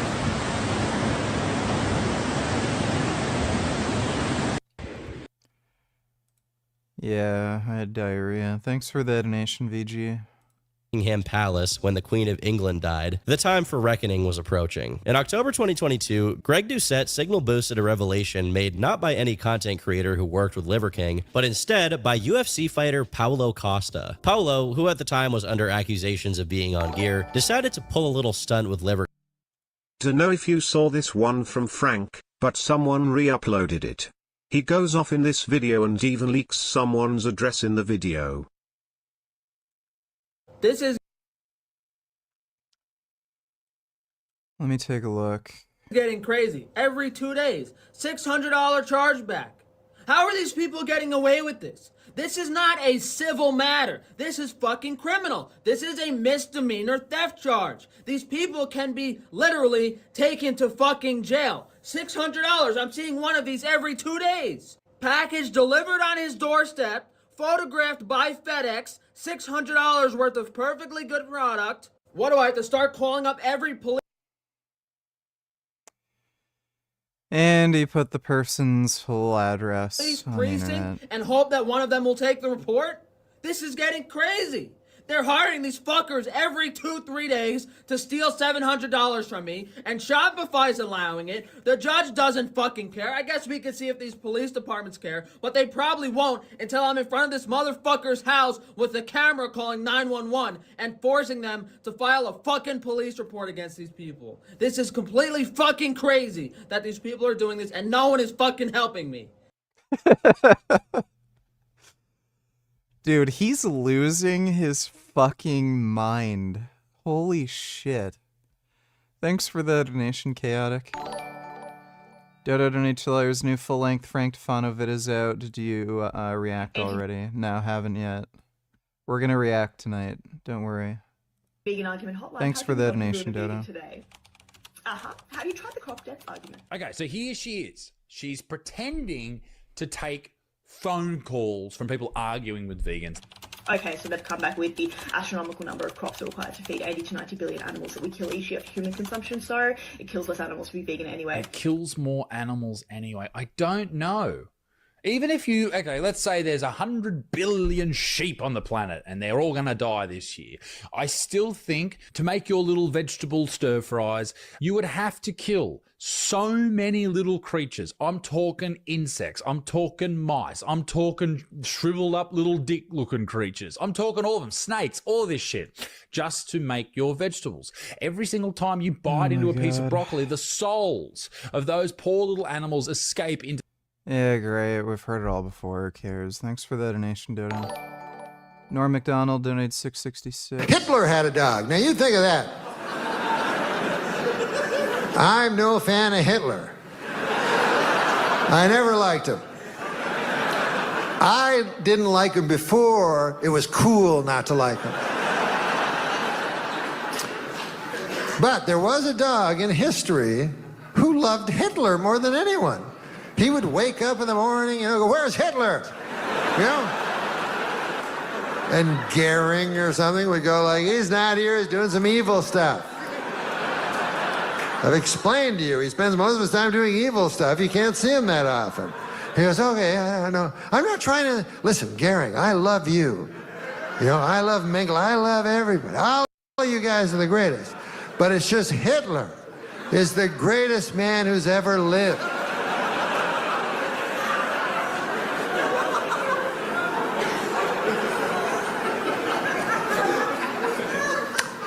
This is why we ask that you don't use recording devices. I don't quite follow the joke. Thanks for the donation, Norm McDonald. King at one of his weigh-ins while holding a bottle labeled secret juice to mock people who were accusing him of being on gear. With the secret sauce. Surprisingly, the reveal here wasn't related to steroids at all, but instead to Liver King's diet. When the time came for Paulo and Brian to chow down on some liver in what appeared to be a competition to see who finished their plate first, Paulo noticed something weird. Right before Brian and Paulo were about to go at it, a member of the Liver King crew came by and dosed Brian's portion of liver with some unknown fluid, presumably presumably to make it tastier and more edible. Perhaps it's oil, perhaps it's something to make it taste better, something to slather it up, make it go down his throat a little bit easier. While this in and of itself isn't a reveal of huge magnitude, it's interesting to see how micromanaged the building of the Liver King facade is. Yeah, he doesn't like what he eats. I met a smart dude in my college class who had a lot of knowledge on a ton of different topics and could literally tell you about almost anything. And then he told me he was Catholic and I was so confused. How can you be so smart and so dumb at the same? People don't generally,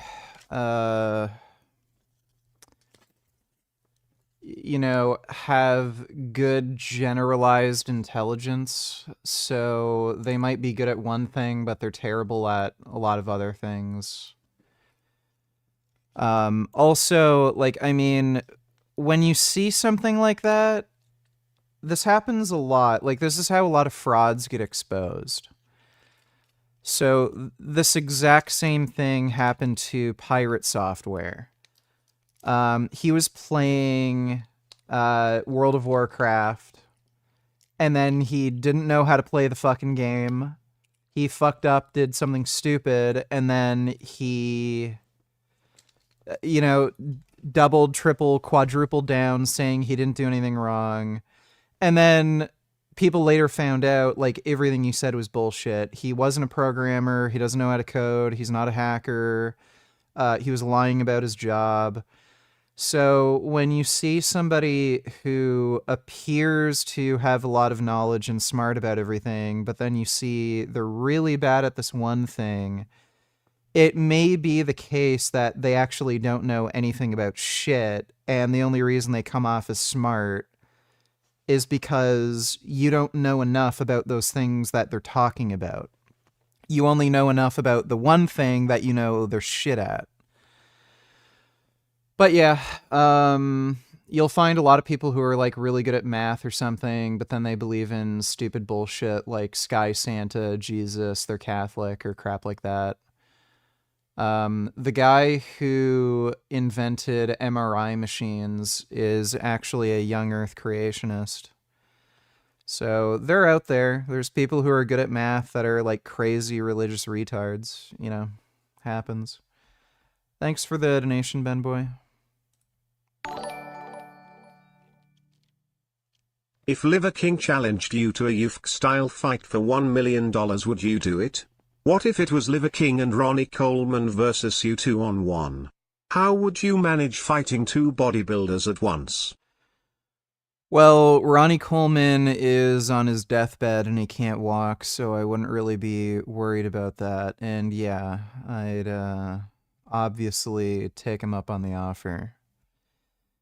He's 5'5" tall. He can barely move. And he's actually weaker than me. Despite taking all those steroids, his lifts are not that impressive.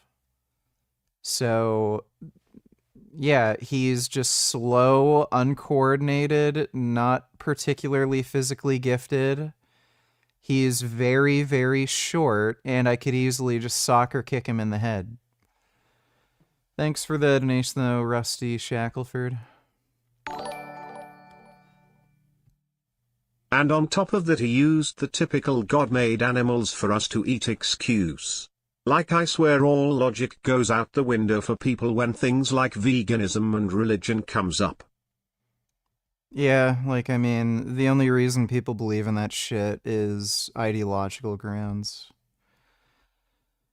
So, rational thought doesn't apply to things like that. It's just ideology. Thanks for the donation, Ben Boy. Rena donated 666. Nothing beats a Jet2 holiday. And right now, you can save £50 per person. Great, another unskippable ad. Hey Knuckles, have you seen Sonic? I hear he's working overtime. He's trying to pay off some money he blew at the casino. Who did he owe it to? The Russian mafia. Fucking what? Would you like fries with that? How and you know what I'd like? Liking isn't the same as wanting, or dare I say, needing. Sir, do you want fries or not? Define fries. They're potatoes? The Vorquest fries? I'll have vodka with my Big Mac. Just take it and get the fuck out. You've got to help him, Knuckles. All right, this is my last attempt at getting you signed off. Let's hear what you got. Wobbly wiggly wobbly wiggly wobbly wiggly hoo. Okay, thanks for the donation, Rena. Say what you want, but the Jelk boys are getting their shit pushed in by Fuentes, Hassan, and Myron all at once. Lamau. You know, you said before you brought me on I don't care. that I'm canceled. You don't know a lot about me, that you think I hate Jewish people. I will say, you know, just for the record, I'm a live streamer. I do a talk show, okay? So I've never been convicted of a crime. I've never hurt anybody. I'm not a terrorist. I do a talk show. I do a live stream where I talk about politics. Netanyahu, on the other hand, is currently prosecuting a war and has been prosecuting a war for 20 years. I don't think he knows what prosecuting means. And it's so funny that you have an interview with Netanyahu, and I don't know how that came about, but it's totally mainstream. It's totally acceptable. You have it on I all think he meant, like, perpetrating? the major platforms. But this is somebody who has killed people. This is somebody who's in the process of committing what is effectively an ethnic cleansing and a genocide. And Ethnic cleansing is just a buzzword. Genocide, no. There's no plausible case for genocide. it's just sort of interesting that, you know, we're talking about platforming. Who are we going to bring on? Who are we allowed to talk to and have these conversations with? And people think it's basically a foregone conclusion. We'll have on a foreign head of state who is killing women and children, hosting these humanitarian aid sites. Who cares? I don't care. Thanks for the donation, dude. All the way down to making his raw liver go down easier so he looks less uncomfortable eating it. Again, the issue isn't with what's being done, but with the fact that he continuously lies about how much he's come to enjoy his lifestyle, and that it's not all for the sake of getting attention. But time and time again, it's clear that the opposite is true. Finally, in November, the other shoe drops, and Derek posted what was widely recognized as the ultimate Liver King takedown. In almost exactly an hour of duration, Derek summarizes the entire Liver King phenomenon, which included clips of Brian talking about making over $100 million a year, all while claiming to be natural in multiple of his podcast appearances. But much beyond a comprehensive overview of all these shenanigans Brian got up to until this point, Derek had something no one else had. Hard data coming from none other than Brian himself on what steroids he was on. Just a few months before Brian first hit the internet big time, in June 2021, he had emailed a bodybuilding coach asking for some help. Help with what exactly? Well, this is what he wrote. I'm the face of several brands, including ancestral supplements, and I'm just Spawned in a GTA server.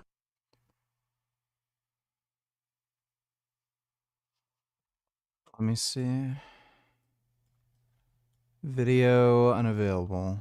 I don't know what that is. Thanks for the donation, though, Street Vegan. Hired a team to build the Liver King brand with the goal of 1 million followers by March 2022. I'm pouring ridiculous resources into making this happen, including hosting a video guy that will be living at my guest house and a film crew that will be filming 7 days a month. The issue is if you and the Liver King went to the ground, Ronnie could come over and start striking you with his walking sticks. Not sure how you could deal with that. You might have to try and take him down first, but you would be open to Liver King's attack.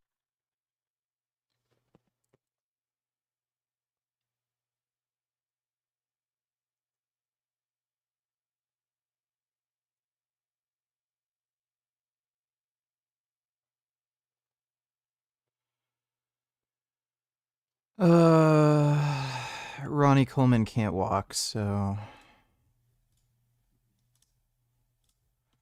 Thanks for the donation, Rusty Shackelford. I have to stay in great shape year-round, maybe take 1 or 2 months off a year. I've been working out for 35 years. I know how to eat, train, rest, and recover. I even have a hard-shell hyperbaric chamber at my house. But as I've reached my mid-40s, it's getting harder, and the back fat kills me. To support these exhaustive efforts, I've recently started taking Omnitrope, $11,000 per month for my new dose. I've been taking 2 vials per week, but my doctor told me that I could double it. She thinks I could be a hyper non-responder. I'm wondering if taking a bunch of other peptides could be confounding the results and possibly interfering with efficacy. For context, Omnitrope is human growth hormone, one of the most expensive bodybuilding drugs that is also linked with the bubble gut that Brian has. While I'm no specialist on the subject, Derek actually is, and according to him, Brian was on a really high dosage of the stuff, to the point where there were some professional— Fuck your timeout.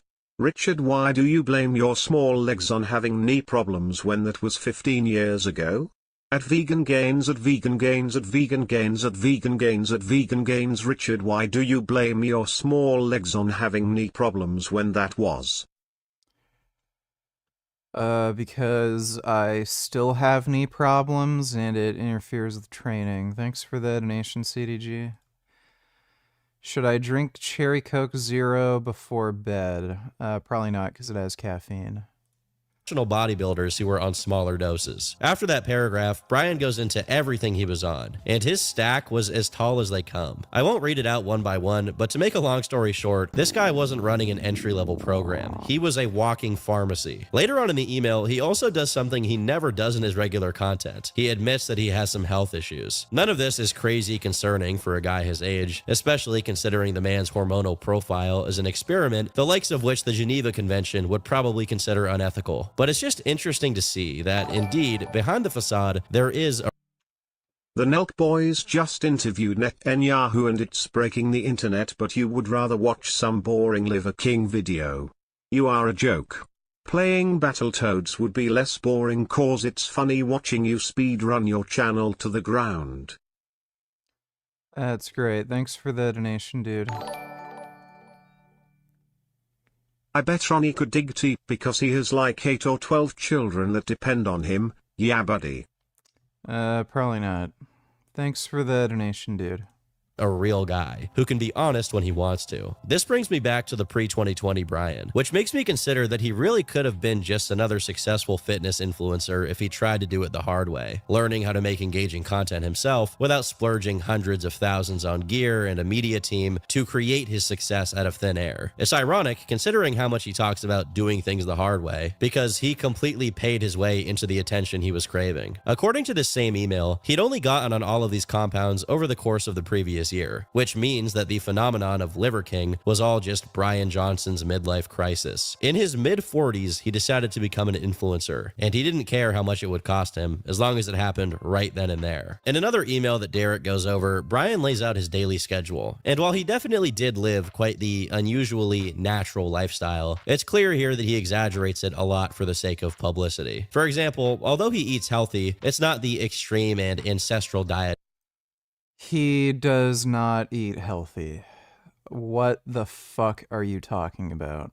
He proposes. There are multiple mentions of dextrose here, which is a processed sweetener. Additionally, he does eat some raw meat, but it's only a couple of ounces of liver and 30 grams of marrow, and the rest of his daily food intake consists of regular food. Things like cooked red meat, sweet potatoes, Greek yogurt, maple syrup, eggs. He even has a daily allotment of time to spend watching superhero movies and playing.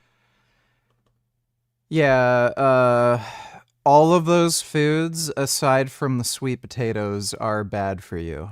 Video games with his sons. It would be pleasantly surprising to know that Liver King can be a normal guy, were it not for the fact that this comes packaged with the stark realization that he has been compulsively lying and pretending otherwise for years at this point. After describing his daily schedule, he adds that he has poor quality sleep and has to stay in bed up to 10 hours a night in order to get 8 hours of actual sleep, as he wakes up a lot throughout the night. And on top of that, he still occasionally takes a nap around noon. This is another thing that he consistently neglects to mention in his actual content, where he acts like sleeping on a couple of covers on top of a wooden slab is awesome and comfortable and gives him great sleep. And that's if we only take his wooden slab bed into account, as the other potential culprit for his poor sleep may be how much muscle he's packed onto his body. I mentioned earlier in the video that having a lot of lean mass can lead to being fatigued easier, but another related side effect is that it's closely tied to conditions like sleep apnea. Makes me look like a sick man.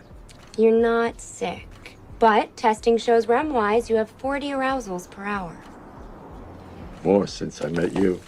Basically, having dozens of pounds of muscle more than what you naturally should have can make you sleep poorly, no matter how many hours you spend sun gazing and walking around barefoot. With a body fat of 10%, at a height of 5'7", and a total weight of 200 pounds, you can imagine how much all of that muscle is weighing down on him physiologically, especially since he's 45 years old. After he gets done reading the email sent to his coach, Derek reveals that Brian had also emailed him directly in May 2021. This means that all of this time, Brian was publicly pretending to be Natty and actively trying to lure in Derek's attention, despite the fact that he had previously sent Derek an email where he admitted to being on gear. It shows how careless this kind of person really is. Interestingly enough, in his email to Derek, Brian says he's played around with peptides and is interested in exploring growth hormone, when at this point he'd already been on growth hormone and other steroids that were much more than peptides for almost a year at this point. 1 month later, someone who Arnold Schwarzenegger donated $6.66.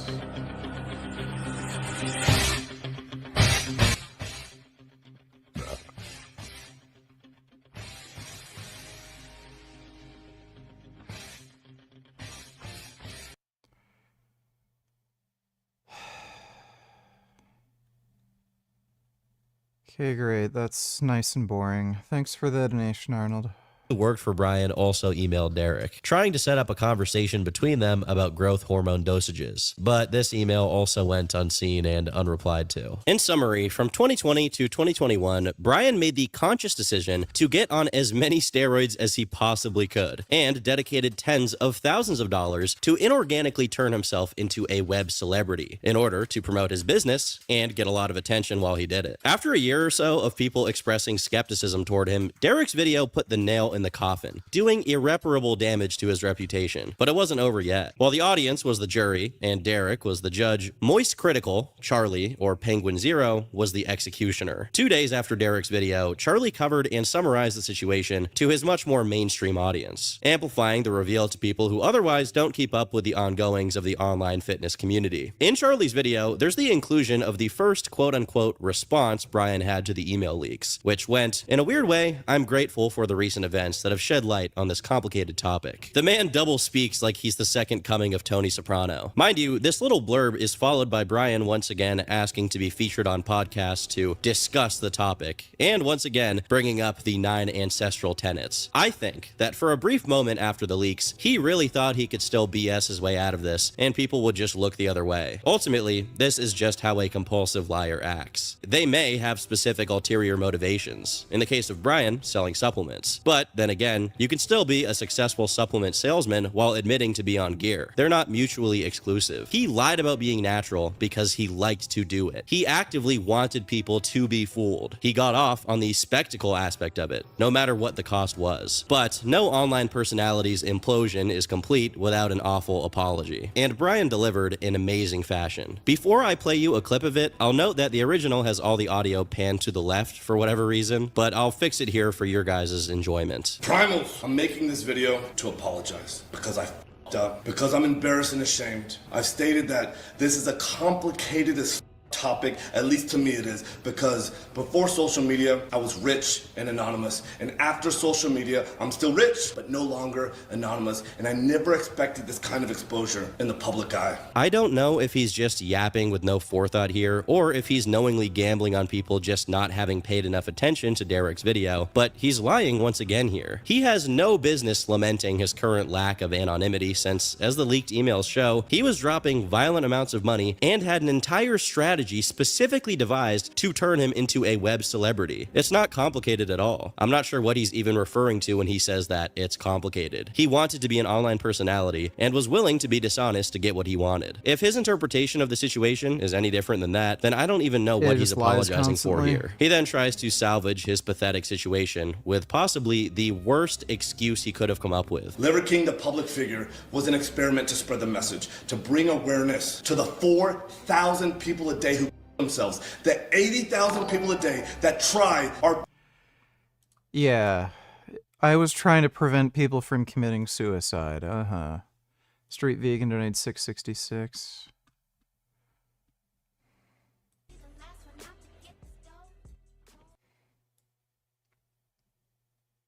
I fucking hate skateboarding. It, like, fucks your ankles up like crazy. I fucking hate it.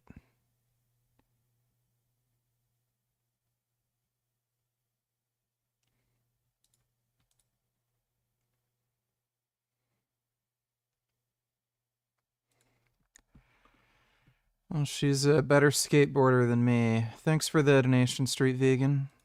People are hurting at record rates with depression, autoimmune, anxiety, infertility, low ambition in life. He goes on for a bit longer here, again, repeating the same things he said on the Impulsive Yeah, podcast, I almost used to word for try word. The numbers on skateboarding. people I who ended take up their getting own really lives, hurt and rattling stuff. off the things they suffer with, punctuated with little phrases like model, teach, and preach. You couldn't get more deceptive if you tried to. Even the way he points his finger at the ceiling. He must do it a few dozen times in this video alone. It's like a salesman's tick he's physically unable to stop himself from doing. Given how old this guy is, it's really fitting that he comes off as an old school, door-to-door salesman style con artist. The way he manages to go on the same exact tangents, nearly verbatim, is probably due to him writing these things down and memorizing them in the mirror. Literally nothing about it is organic. Everything is designed to persuade you. He is the Wolf of Wall Street of steroids. He's trying to act like he lied about steroids and took a shortcut to online fame because it would make people take their own lives less. Our young men are hurting the most,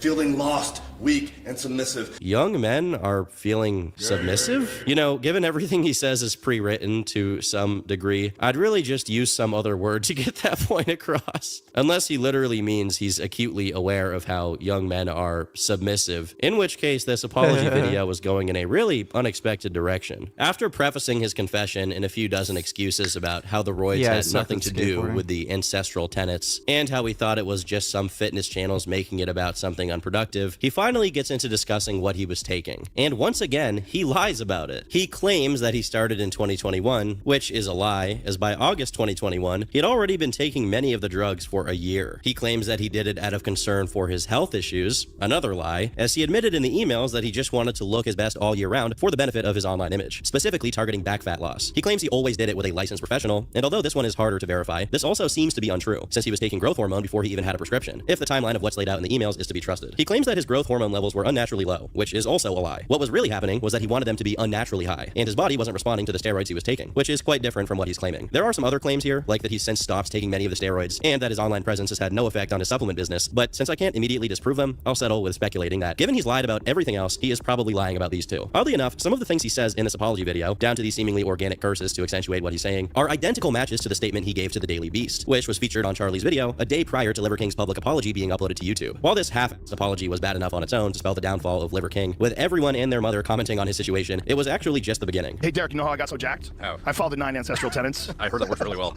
It's the best way. One of them came up to me in Vegas. Oh, really? Yeah, one of my security guards stopped him. He was like, I'm a producer for the Liver King. Like, how many UFC events did he try and kind of like cozy up? He was front row at one of my shows in Vegas. Oh, damn. At the MGM. Yeah, and then I saw him again at the Canelo fight. He was trying really hard to get on the podcast. And he's been trying really hard to get on now. He contacted a few friends of mine, and some of them that have, like Bert Kreischer, that had him on the show. Yeah, he told me he's trying to get on. Yeah, for what? For what? Say that more? Like, come on, this is dumb, man. You ran a con game, and you got busted. Just a few days after the apology video went up, John Bravo reported on Paul Saladino, or Carnivore MD, who was Liver King's business partner, claiming to have fallen for Brian's lies for 5 years and being hurt by the fallout. The thing about this is, prior to 2020, Brian was visibly a lot smaller and far from the man mammoth he later became. So the chances of Paul not noticing that his business partner suddenly put on 20 pounds of muscle in his mid-40s with the specific intent of using his physique and appearance to promote his business, well, the chances are pretty much non-existent. If you go back and look at their public interactions, it's very clear that Paul is as in on the lie for the money as Brian is. See someone with your physique, they look at it and they think there's something going on here. There's gear, there's steroids, there's performance enhancing drugs. When I see people ask this question, I think, if you could do, 1/10, or if you worked out 1/10 as hard as Liver King, then you could ask him this question. I've lived with you, I've spent time with you, and I've never seen anybody live the ancestral message as richly and deeply and truly as you do. Obviously, him later disavowing Brian's steroid lies was motivated by him trying to throw Brian under the bus, as if he had no idea what he was doing. While Paul clearly hasn't suffered the same career annihilation as Brian, it's mostly because Paul is much better at actually making properly structured content rather than social media engagement bait, which was all that Liver King could ever do. However, Paul has similarly been subject to criticism and scrutiny from the fitness community for his health and fitness advice, so I wouldn't say he's entirely out of the woods yet, especially due to his involvement with the Liver King scandal. Another day went by and someone else came forward to explain their previous involvement with Liver King, but this time it was actually justified, as this was the person responsible for leaking the emails that proved Liver King was on gear. Vigorous Steve, the Liver King's trainer, to whom the emails from Brian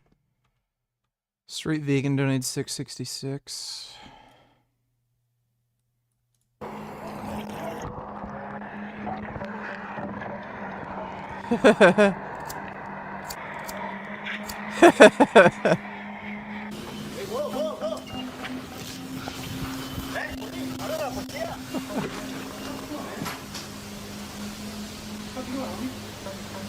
Dude, I would not do that. That's just asking to get shot.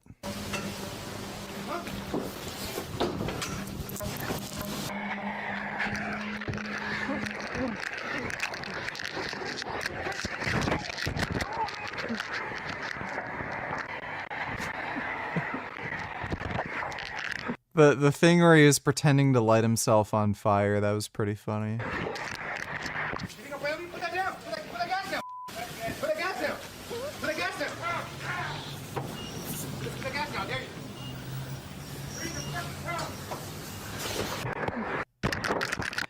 I think when you start fucking with people, like acting as if you're gonna light them on fire, that's fucked up, but when he was like just joking about lighting himself on fire, that was pretty funny.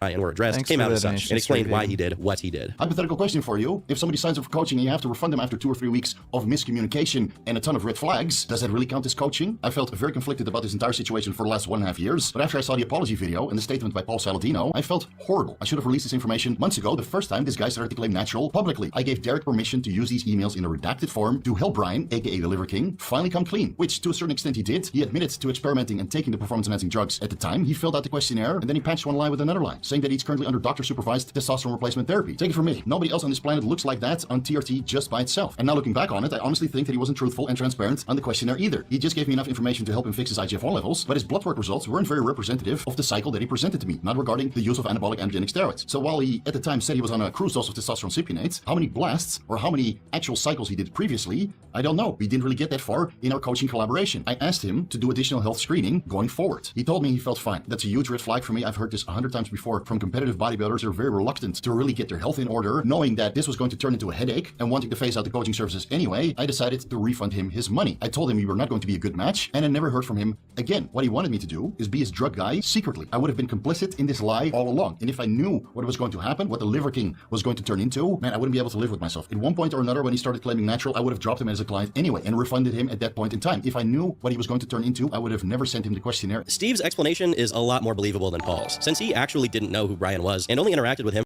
Want to make sure you know about this deleted Frank video that got reposted to Reddit today.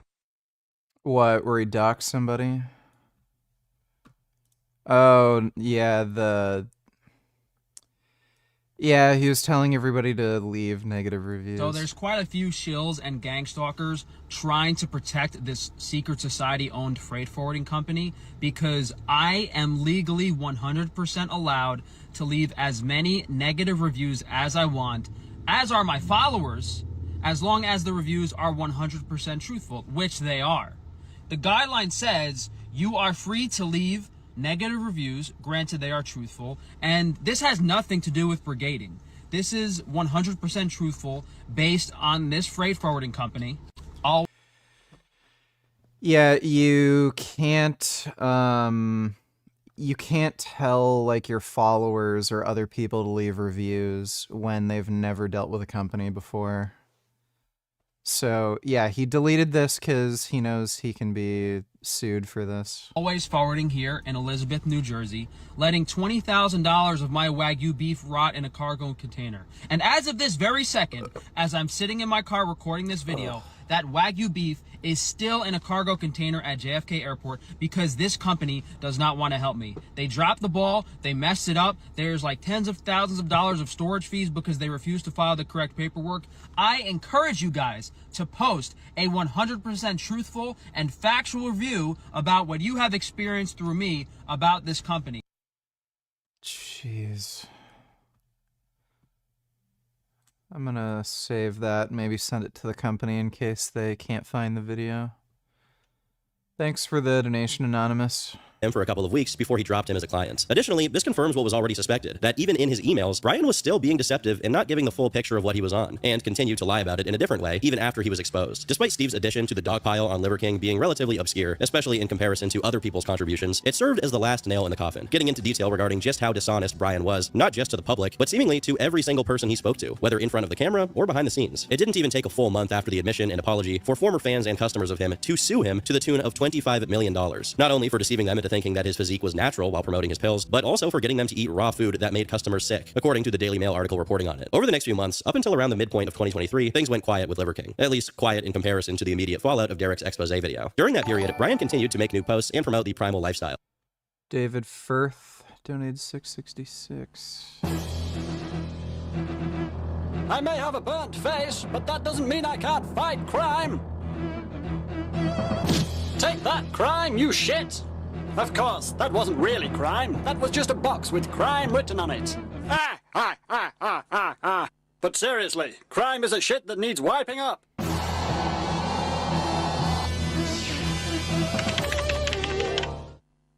You there, are you a crime? In all, a criminal? Yes, I am. Liar! You lied to me. Correct. Actually, I write jokes for Reader's Digest. Reader's Digest, eh? Oh, take that, you burnt shit, gay face. I am really a crime, in all a criminal. And to prove it, I shall break some laws. Well, he's gone. Which means I can spit on his desk and read his emails. Enlarge your penis. Internet pyramid schemes. Online casino.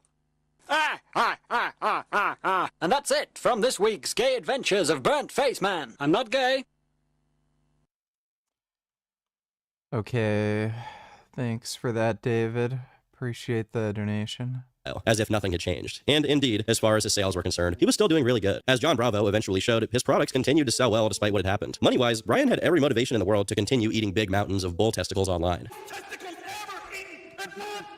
There were even a few content creators who were still perfectly willing to collaborate with him, so there was really no reason to change up his gimmick. However, the unknown amounts of heavy-duty gear he was on were clearly wearing on his body, as over the course of months, he looked to be years older than he actually was, when just a couple of years prior, when he was clean, he looked pretty young and healthy for a middle-aged guy. The wealth flexes only got even more egregious, as he posted himself flying in a private plane and responded to comments explaining why this was actually very primal. Despite saying he was still on gear in his apology video, according to Brian, he spent the first 222 days of 2023 being, quote, completely natural. How did he prove it? Well, he wrote about it on his website. No blood work whatsoever, like other natural athletes and bodybuilders provide, just more talking. While he visibly lost muscle mass, it probably means he lowered his dosage, as actually going cold turkey would cause some super bad side effects he didn't seem to be suffering from. In a video he made in response to Moist Critical's claims that he was still lying about being on gear, Brian claimed that after his apology, he committed to never lying ever again. In the same video, he objects to Charlie's critiques of him flying in a private jet, saying that he's never been against technology. There's a window of roughly 1 minute between him saying he'll never lie again and him lying. As I would never lie again. What's ancestral is technology. As I would never lie again. Did he forget he used to flaunt his Faraday cage where he kept all electronics in his house to not mess with his electromagnetic connection to the earth or whatever? And that Faraday cage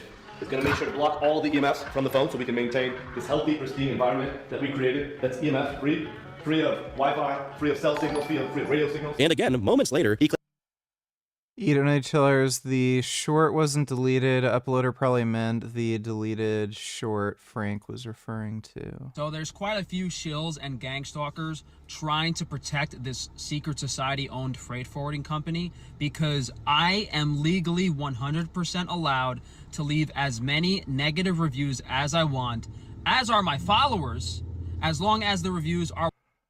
Oh, I see. Okay. Yeah, he deleted the original, like, short where he was telling everybody to go and brigade their fucking, like, Google review thing. Thanks for the donation, E. Claims he never wanted to do Liver King, and he'd rather stay anonymous. It's like he never even read his own leaked emails, in which he admitted to planning his debut as Liver King with the specific intent to promote his business over a year prior to his first post. He follows it up with another lie, saying he couldn't give public talks due to how shy he was. This guy was a pharmaceutical rep. I'm pretty sure you can't work that job without frequently talking to groups of people at a time. The rest of the video isn't worth going over because, again, he goes over his life story and starts giving out figures on how many people off themselves. I don't know how you can live with this little in the way of cohesive thoughts, where you have to repeat 3 or 4 things over and over again for the rest of your life. The only lowlight worth including here is the fact that before he ends the video, he takes a shot at Greg Doucette, suggesting Greg also lies about his supplements making people look like he does. The thing about that is, unlike Liver King, who is just a swollen Ninja Turtle who carries weights around in a ranch for a few seconds on the gram, Greg admits that he's on steroids, and that they're essentially to make him look the way he does, especially at his age. Oddly enough, one of the things Charlie said about Liver King in his last video about him was that Brian looked red, and his eyes were about to pop out of his head, like Total Recall. Just a few months later, he suffered an injury that made him briefly blind in both of his eyes, and although one of them recovered immediately after, he was in danger of completely losing his right eye. The small wrinkle to this story is that in order to farm more engagement, he spent spend weeks simply saying he was knocked out without explaining what exactly happened, which obviously suggested that he was attacked by someone. Then, finally, he explained that he was doing a band workout with the bands tied to a doorknob, only for the knob to come off and the bands to hit him at full speed. Due to the fact he was known to lie and embellish, and the fact he was wearing an eye patch on every video of his since the injury, many people began to doubt his story. However, this time around, he could actually provide evidence. His pupil had been damaged, apparently causing something called a coloboma, where the pupil leaks out to the rest of the eye. Besides this, there were scans of his eye showing that it was damaged to the point where blood wasn't even getting to a good portion of it. Lastly, he has an image of his eye seemingly shortly after the injury where it's still bloodshot, but I think it's safer not to show that one here. While this injury had nothing to do with his gear use, another one that happened shortly after probably did. In January of 2024, he apparently tore a tendon in his shoulder while wrestling with his sons for an Instagram video. In the video where this happens, he even mentions that he knew the tendon was already bad, most likely due to how much abuse he put it through in his grueling, gear-fueled workout sessions. For the remainder of 2024, things remained conspicuously uneventful, until it was announced that there would be a Netflix documentary on Liver King, which I'm sure he was extremely stoked about. After all, beyond the money, which he was already getting before Liver King, what he really wanted was to achieve this kind of celebrity status. After the fitness, the tenets, and the antics got old, Brian decided to enter his Connor Murphy arc and start schizo posting on his account, which, again, was covered by other fitness creators due to how concerning and bizarre it all was. I could be on it. Liver King 3.0 is the holy trinity of the truth. Brand, sub-minute 3, lose 20 pounds, gain 20 pounds. Just depends on your goals. Insecure about a thing that is a paltry thing of flesh because my dick went to the left and I took Adderall. He could be playing it up for attention, sure, but while these cases always contain some degree of performance, like in the case of Connor Murphy, who I already covered in a video, the thing about them is there's always a degree of real disorder behind them. Greg Doucette speculated he might have developed schizoaffective disorder. Other people suggested instead that this could be pure psychosis due to his liver failing, as these symptoms do appear in some cases. However, the most simple explanation is that I'm pretty sure he did ayahuasca. I remember him posting something about him doing like an ayahuasca trip, and he probably had psychosis from it. The least exceptional, and perhaps the saddest one, drug use. Given one of his tenets is to have some fun, and in some of his travels around the world from this period, he can be seen smoking some questionable cigarettes in other countries. All it takes is one trip to specific parts of South America for Brian to get introduced to certain hallucinogens that cause this kind of state. Or alternatively, it could be even simpler. These steroids themselves could be causing him brain damage, not just because, well, they're steroids, but also because they may be tainted, as he's been proven to take steroids that aren't prescribed and not necessarily pharmaceutical grade. As it turns out, all the way back in March of 2024, he took a trip to Mexico, and according to his own Instagram post, he did ayahuasca, and later— Yeah, there you go. Yeah, he has psychedelic-induced psychosis. This event was fully recorded in his Netflix documentary. For those who don't know, ayahuasca is an extremely powerful hallucinogen. Some people, like Jake Paul, claim to have done it 10 times and been perfectly fine and even better after, while many others are literally never the same person ever again. They are crazy forever after taking it. Now, the one potentially positive side effect of this second transformation of Liver King is— I've seen way more people go crazy after taking ayahuasca compared to LSD or mushrooms. Ayahuasca seems to be particularly bad for inducing psychosis. Vegan Runner from Space donated $6.66. I feel like some things shouldn't be recreated in Lego bricks, and well, this is definitely one of them. I'm here at a Lego convention, and one of the vendors is selling these Lego swimmer pieces. These little things are about the size of a Lego minifigure baby head, and they even have the tail still attached. They are selling these in 5 different colors here, including the classic minifigure yellow, tan, brown, white, and black. I'm not really sure why anyone would want to add these to their Lego collection because, in my opinion, I feel like— That's a little weird. Thanks for that donation, Vegan Runner. is that it seems to have made him a bit more honest, as now he frequently offered up information that made him look just terrible. In the Netflix documentary, Brian is interviewed, and for seemingly no reason other than his own willingness to fess up, he tells a completely different story of his past than what he usually says. Here, he says that from age 16, he defrauded the GNC he worked at by making new receipts to bottles that customers returned, and then re-returned them to other GNCs to make extra money. Soon after, he claims he made homemade drugs and sold them, and although this is kind of hard to believe, one of the repeated things he's always said is that he had a degree in chemistry, so it's not impossible. Lastly, he adds that he counterfeited money to great success in his youth. But however serious these crimes— Are we reacting to Frank Ments tonight? Also, does soy raise IGF-1? We are reacting to Frank Ments, and if you eat protein, period, in high quantities, you get a transient increase in IGF-1. Thanks for the donation, Gaycock.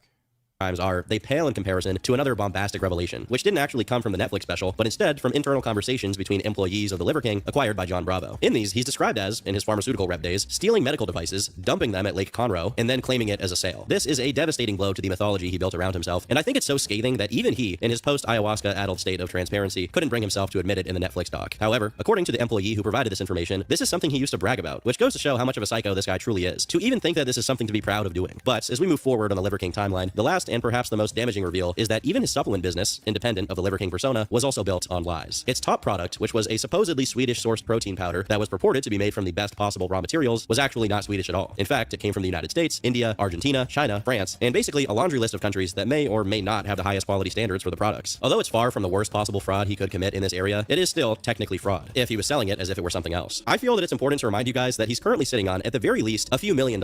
So even if you feel bad for how deranged he's become, or even if you feel sorry for his family for having to put up with this lunatic, you gotta remember how much he's benefited from actively hurting other people through this scam, as this protein powder contained plenty of inflammatory compounds that could really cause health damage to someone who's more sensitive. The worst part is that after Paul Saladino left the company, doesn't contain inflammatory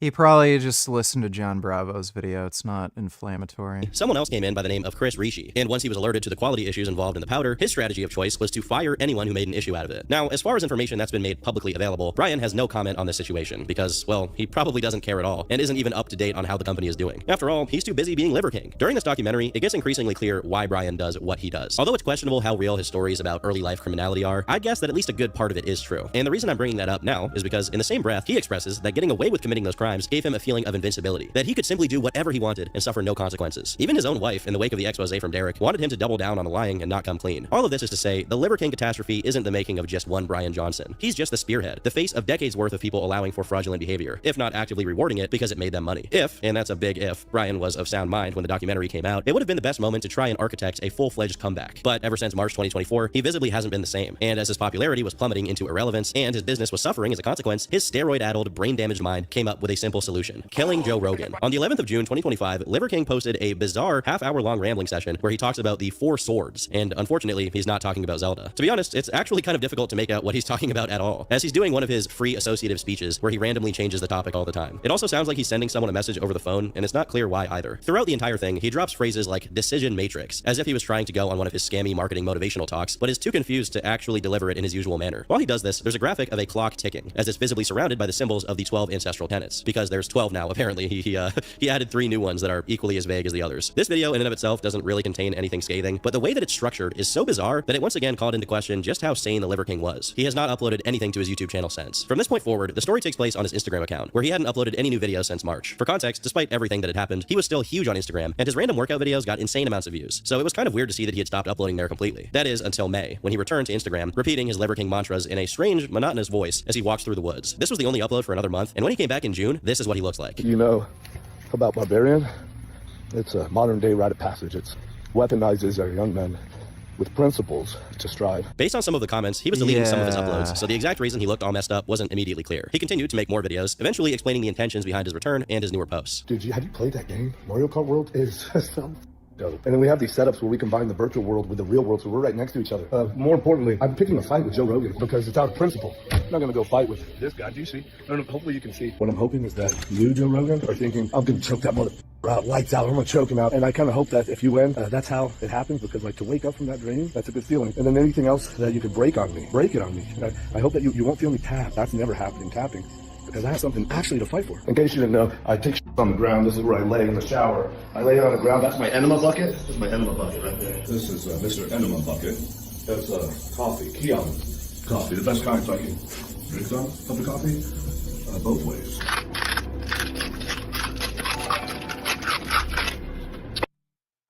Justin B donated $6.66.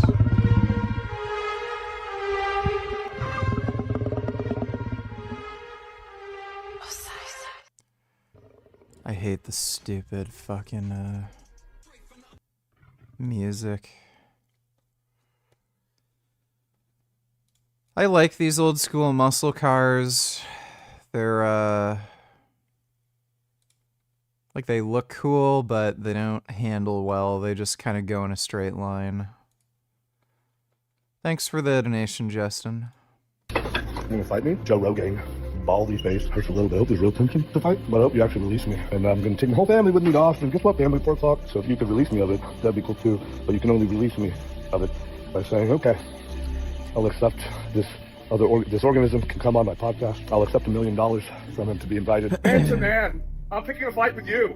Yeah. We're gonna make Joe Rogan pay. We're gonna make 3 people pay, primarily the fake Jews that I've already said. The more plates, more date. We're gonna make that guy pay. We're gonna make a few of those guys pay, and then Johnny Bravado or something, that guy who claims to be an investigative reporter. Your boss, Sheldon, the other fake Jew, he's gonna pay. Normal man who tried to attempt to direct a lie that they called the untold truth about a man that knows the truth, that's articulate enough to say, hey, you fake Jews. Now, just to get it out of the way, I'm not sure what he's talking about with the fake Jew stuff he randomly drops in here, but what I do know is that he still clearly held a massive grudge against Joe Rogan for not having him on the podcast all the way back during his 2021 media tour. And now he was trying to get Joe's attention by any means necessary. Due to how silent his...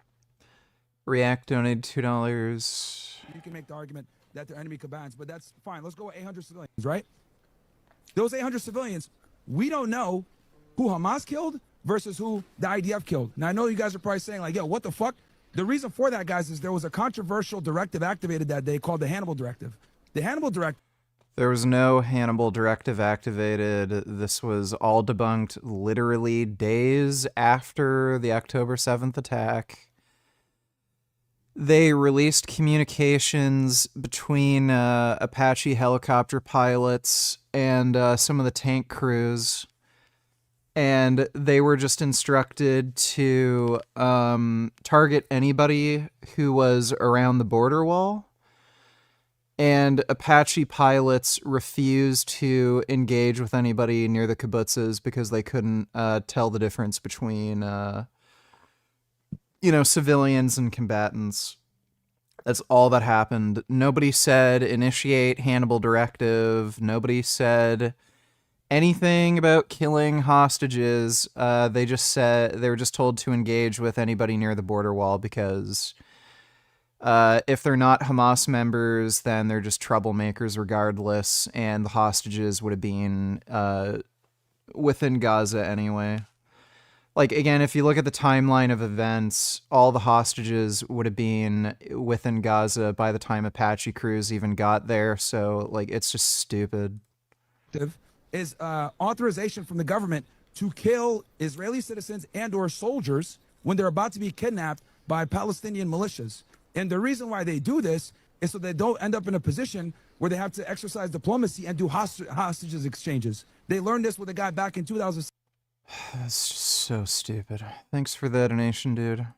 His house was as he aimlessly walked through it, talking to himself about what he was going to do. People began wondering if something had happened between him and his family, and he spoke on it soon after. My mom, so disappointed, my own queen, and the people that really care about us. So many people around us that care and love us and really know us. And we kind of have a look of disappointment, How come? What do you mean about the movie? Because, well, that's not who you really are. We actually really know you, and this is what you got credit for. Well, I don't really need the credit, Thank you.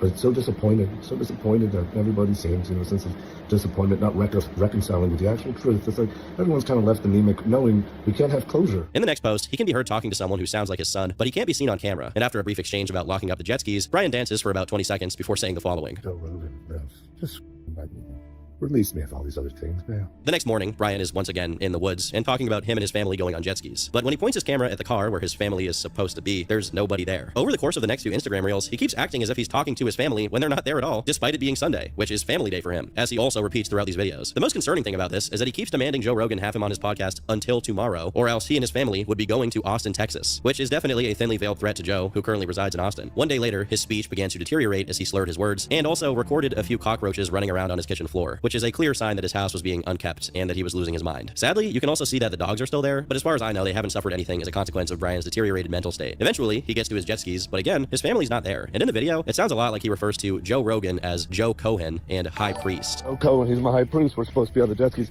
Let's just be happy Hamas is almost destroyed. Yeah, at least they're almost all dead. Thanks for the donation, Dodo. Chef Poppy donated $6.66. Ow! Oh my goodness! Ow, I love the hairy screaming armadillos. Listen to them.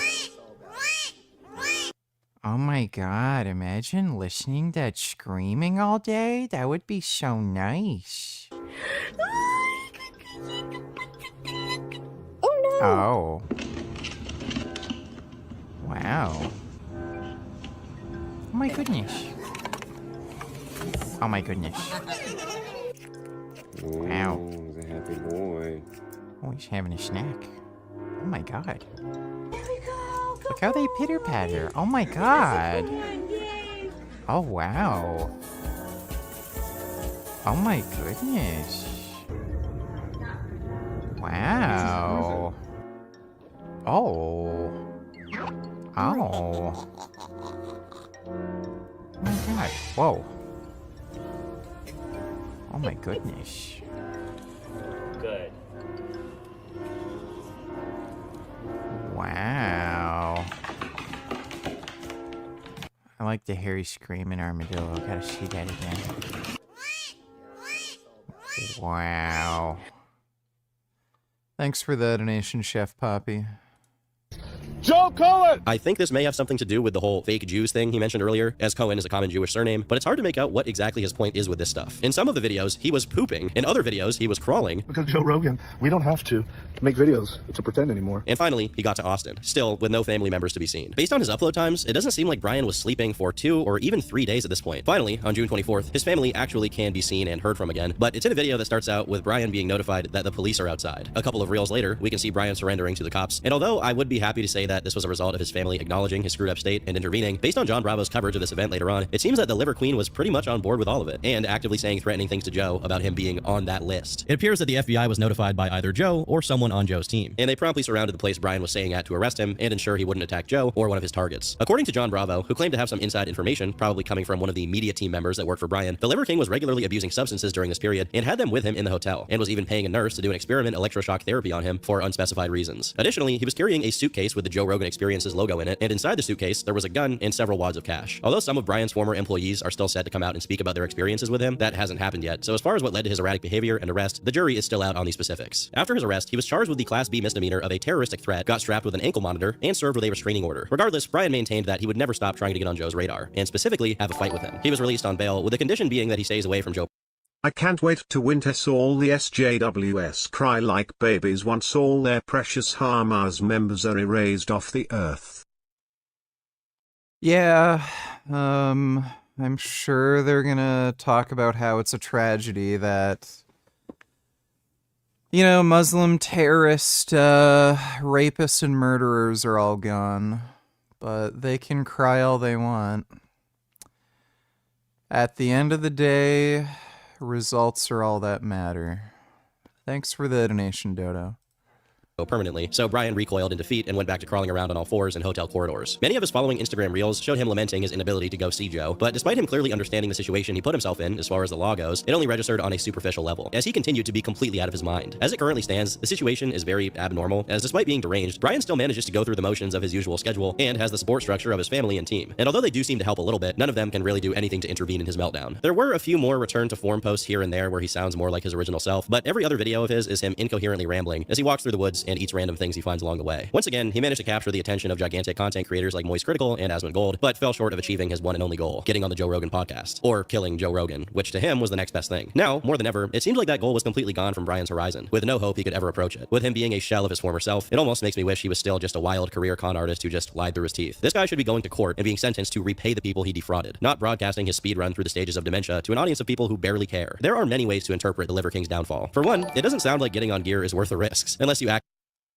See, 144p Gore donated 666.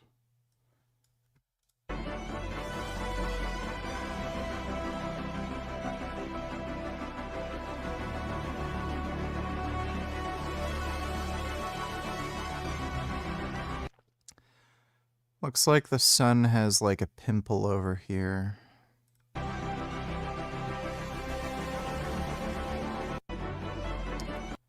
Huh. That looks neat. Thanks for the donation, dude. Actively intend on becoming a professional bodybuilder or something like that. And even then, it's still pretty dangerous for people's physical and mental health, especially if they have the kind of self-esteem issues Brian described himself as having. Another way to look at it is that due to how much money he made in his lifelong career as a fraudster, everyone around him has a financial incentive to protect him, whether it be his wife, his media team, or the lawyers he probably has on retainer. But did he really get away with it? I guess one way to articulate that is, do you envy his position? Would you trade your life for his? It's easy to just look at the money and think you'd do anything for it. But remember, that's a lifetime of lying to himself and everyone else around him, sacrificing his physical health to excessive workouts that cause injuries and copious amounts of steroids used to look a certain way, sacrificing enjoying your family time to be an Instagram celebrity, and perhaps the worst of all, sacrificing your mind. The combination of maintaining an insurmountable pile of lies and the lifestyle which led him to take ayahuasca. Will Mage donating $2. Myron getting schooled by Zionist about the death toll. That sounds interesting. Can you tell me what the study was that you referenced before, the 377,000 from Harvard? Sure. So this information came out from Harvard about a week or two ago, and what they basically did was they figured out that between, because right now it's about 50,000. They literally took the current death estimate and then multiplied it by like 5 or something. Confirmed, right? But that doesn't account for all the people that are missing. And that's obviously very feasible because they've been bombing Gaza significantly, and there's a lot of people under the rubble. So they've estimated somewhere around 337,000 total that are missing. Who's they? Or confirmed dead. Well, it comes from... You don't know who they is? You're talking about the health ministry of no, that's not who did that study. That's wrong. Okay, so I want everybody to listen to this right now. Sure, go ahead, buddy. The study that he is referencing is not a study from Harvard University. It's part of a database that's run by Harvard. It's not done by Harvard. And the actual person who did that study has said the data has been misinterpreted.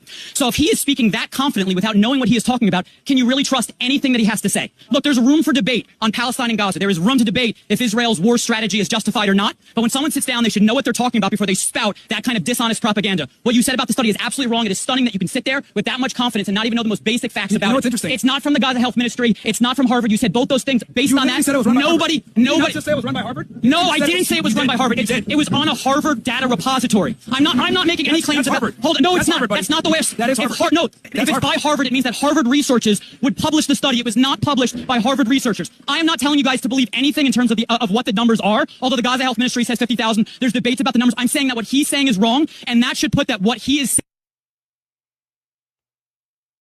Go ahead. Yeah, well, thanks for the donation, Will Mage. And other unspecified drugs have taken his sanity, seemingly for good. What profit is it to gain the whole world and lose your soul in the process? Inevitably, with the passage of time, more people, former customers, employees, business partners, will come out of the woodwork to sue him for every dollar he's gained along the way as well, and he'll be left with nothing. As it currently stands, he's a man who can't think straight, who can do nothing but play his character 24/7, who can't enjoy his private life, who hasn't been capable of having a normal bowel movement for years, and now his diet makes his so hard and dry, he needs enemas every single day. With the story of Liver King, as with any other con artist, what bothers me isn't just that fraud is not nice. It's that for 15,000 years, fraud and short-sighted thinking have never worked, not even once. Eventually, people get caught and things go south, and whenever his money goes away, his support network will probably follow suit. Given that he's just 47 years old, the tale of Liver King is probably far from over, although I can't foresee it ending with anything but a catastrophic crash. Well, the crash already kind of happened, but I just mean more crashing. Another crash. Another one. This video was brought to you by the Turkey Tom Shaker Cup. Yeah, Liver King is a massive dumb fuck. But, go figure. Drug-taking retard, go retard. I gotta go take a piss, but when I'm back, we'll react to the Frank Tufano Ments. Be right back.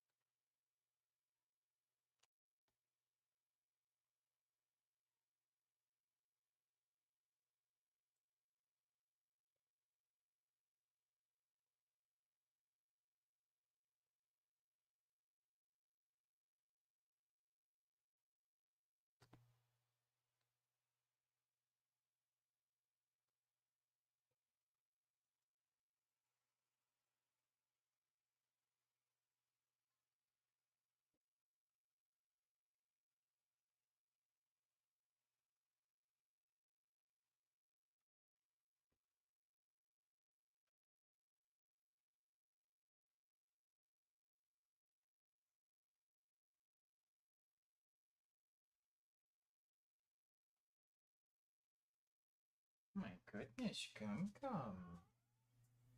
Yeah, you're so beautiful and I love you. Little baby.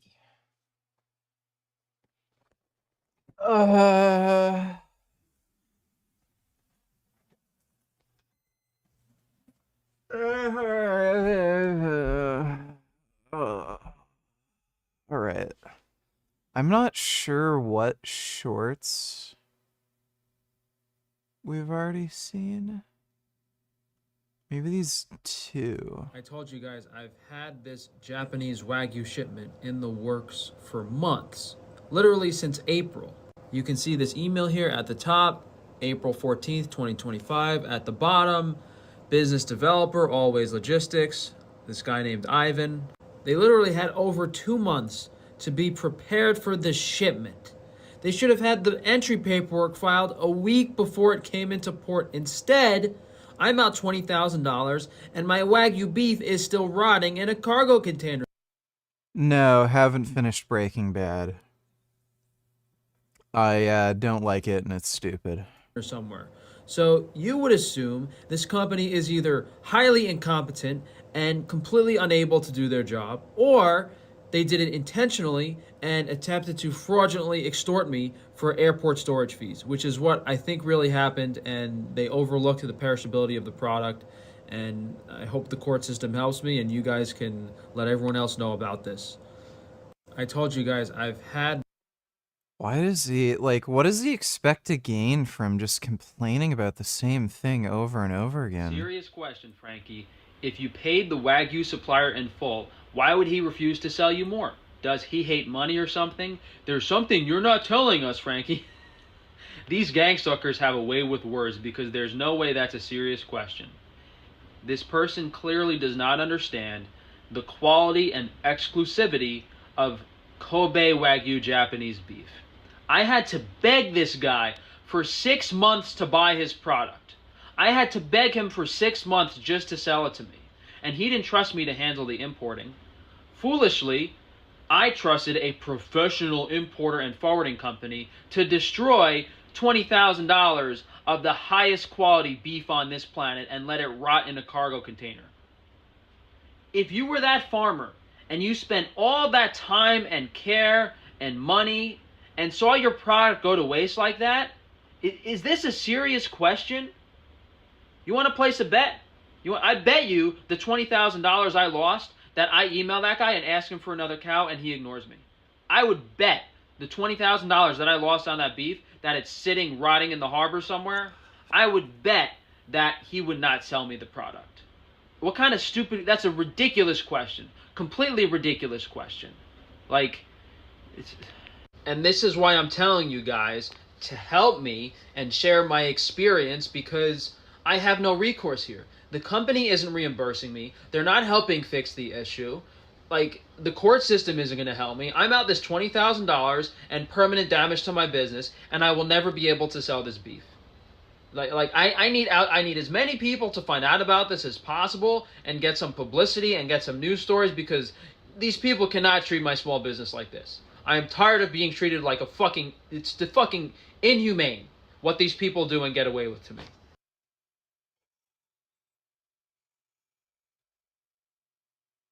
Oh my god.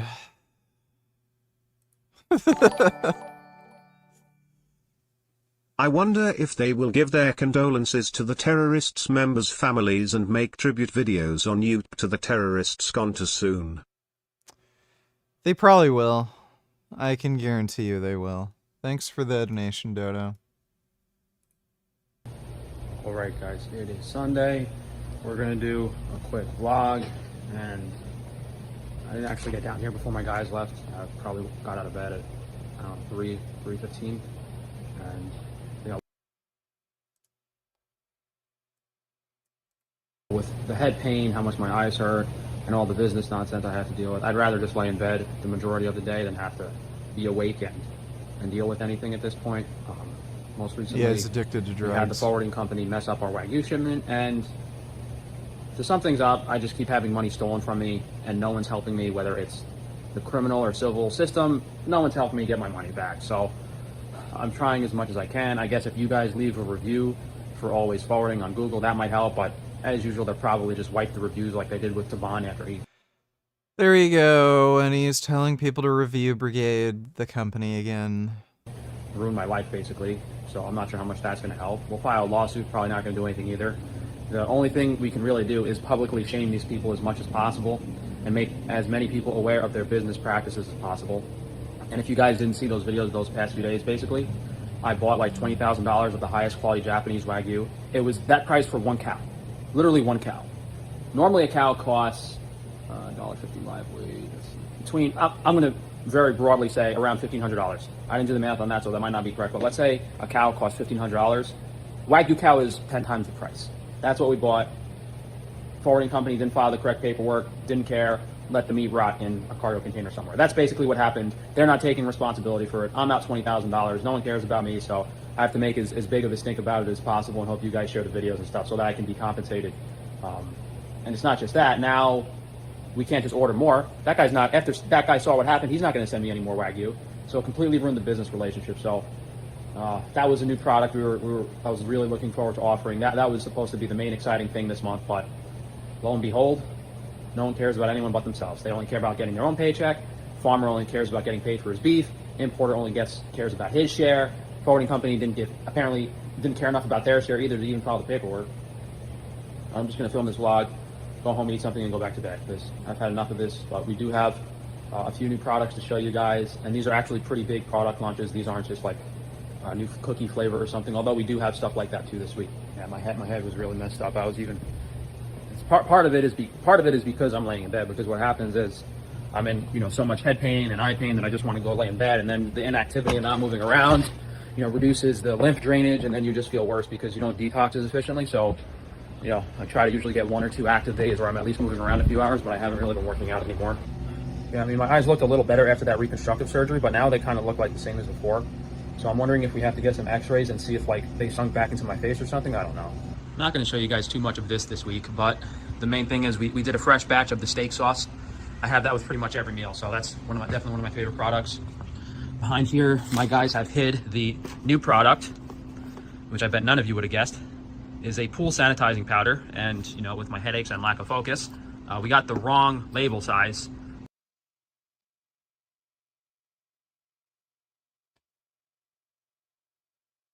Why would he sell something like that? That is super weird. So he bought this garbage from like China or something, and he thought he could just sell it, I guess. This is actually supposed to go in a smaller container with this label, but I got this label the wrong size, so we had to put it in the bigger container. So Natural Pool Solutions is just what I called. I saw that no one had that company name, so I just took it. And then this is actually a patented product. So we already had the patent filed for this combination of minerals and elements to sanitize the pool. So no more copycats, no more people stealing my business idea.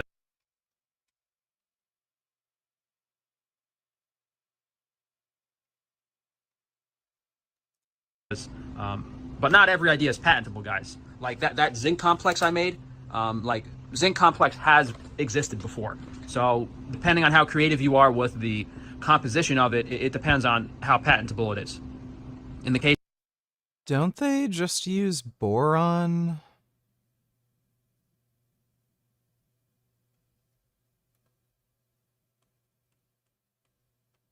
Where is he selling this? What's in this crap?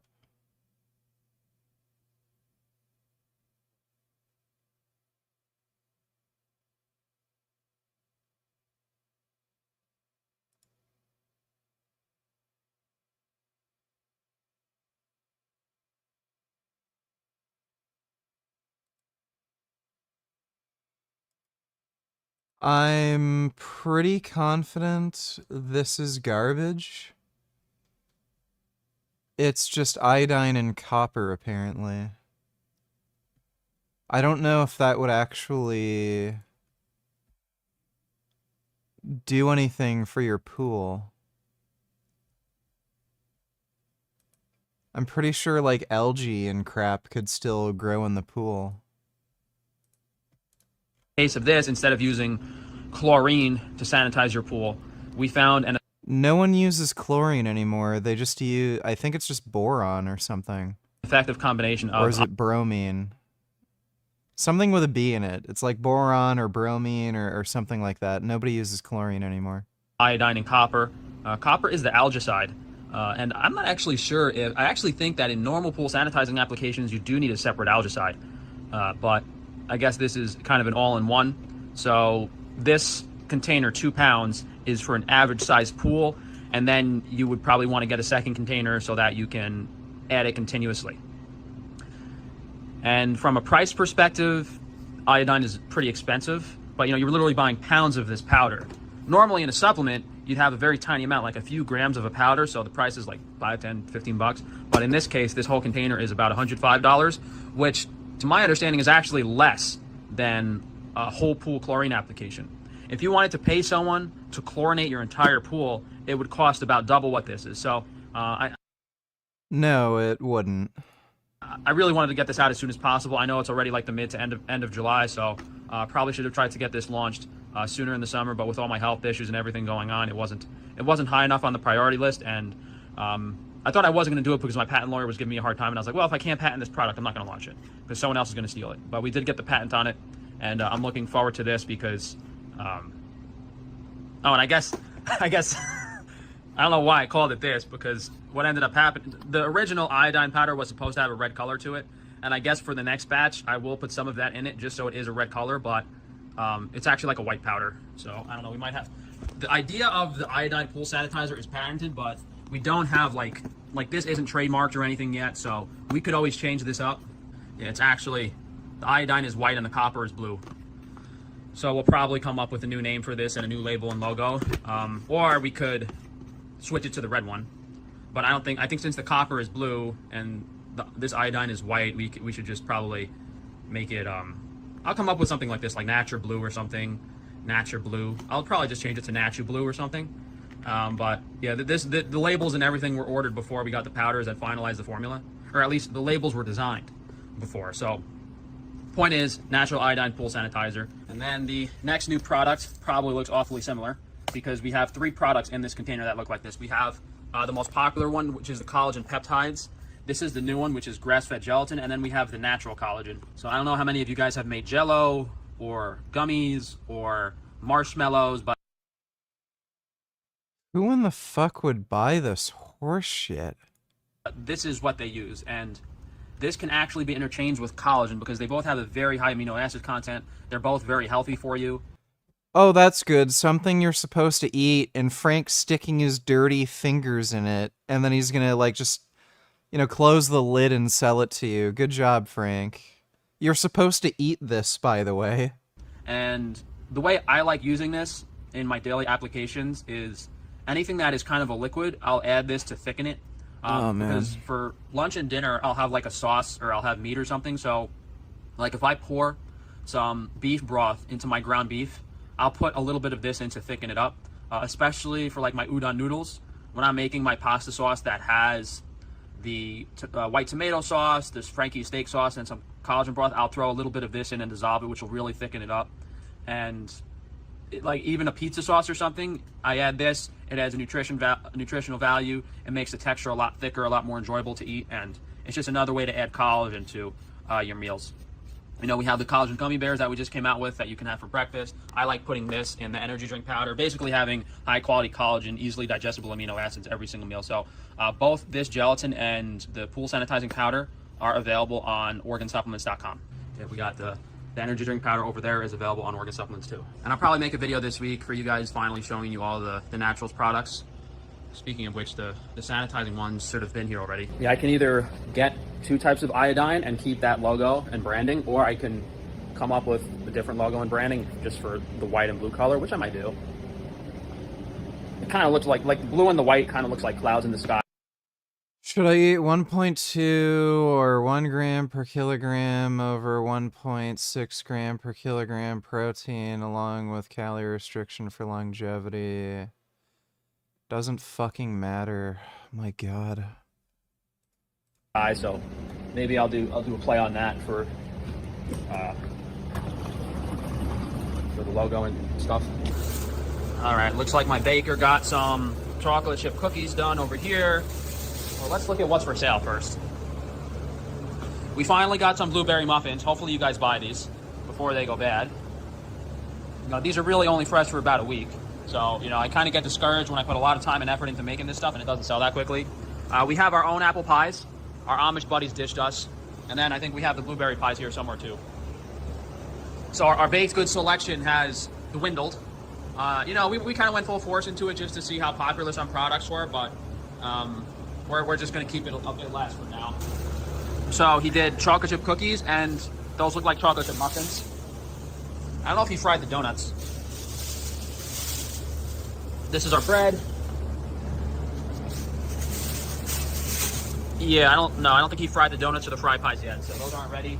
All of our fresh raw dairy just came in yesterday, guys, ready to ship out. You can see the cream separation on the milk there. These are all the other products. There's our steak sauce. Here's our beef tallow butter sticks. And then we just have the lacto fermented stuff like the sauerkraut, the pickles. Here we got plenty of beef blood. Way too much beef blood. We did get a fresh batch of... Everyone who orders from Frank's website needs to be just part of a eugenics program. Dodo donates dollars. Can you respond to both these stupid comments, the comment and the post? People at OpenAI also work for a company that has never turned a profit, but no one's like they don't deserve paychecks.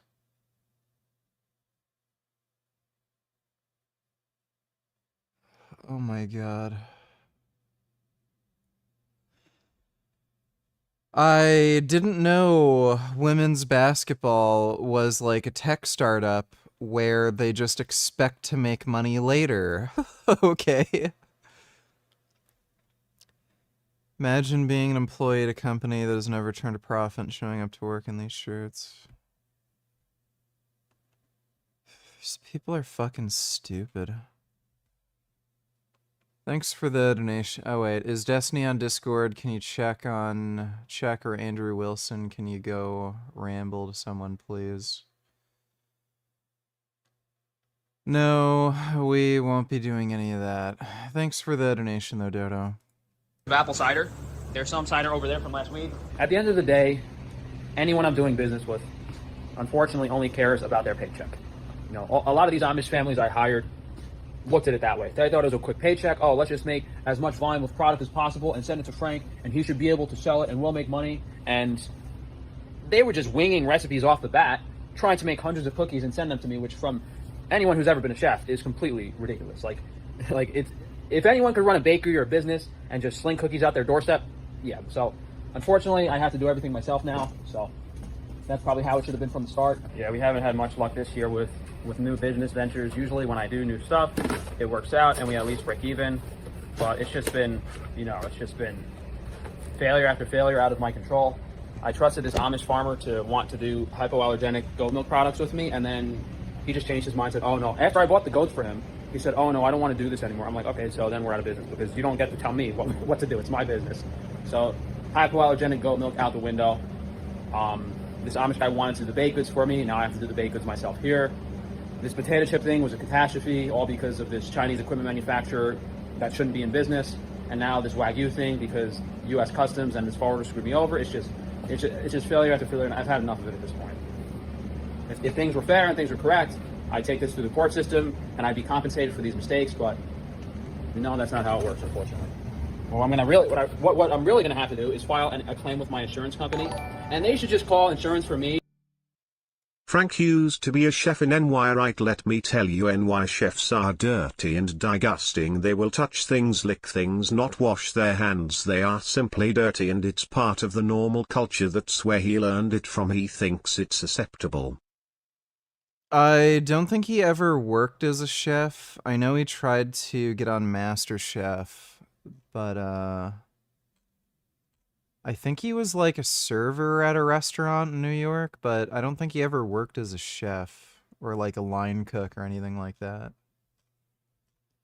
Thanks for the donation though, Dodo.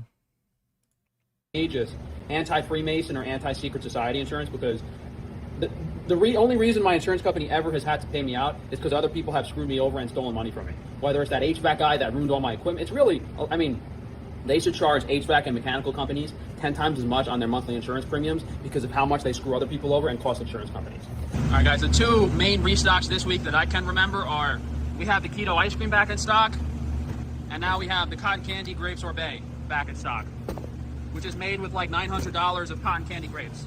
This lemon sorbet, which my farmer did not make correctly, I'm having him remake it this week. So if you guys want to hold off on buying that lemon sorbet this week, I'm going to redo it. I was so tired. I brought some sorbet home yesterday too, and I left it in my car overnight, and it just like, as you can imagine, the summer heat, it just thawed out, and I spent about half an hour cleaning my car this morning.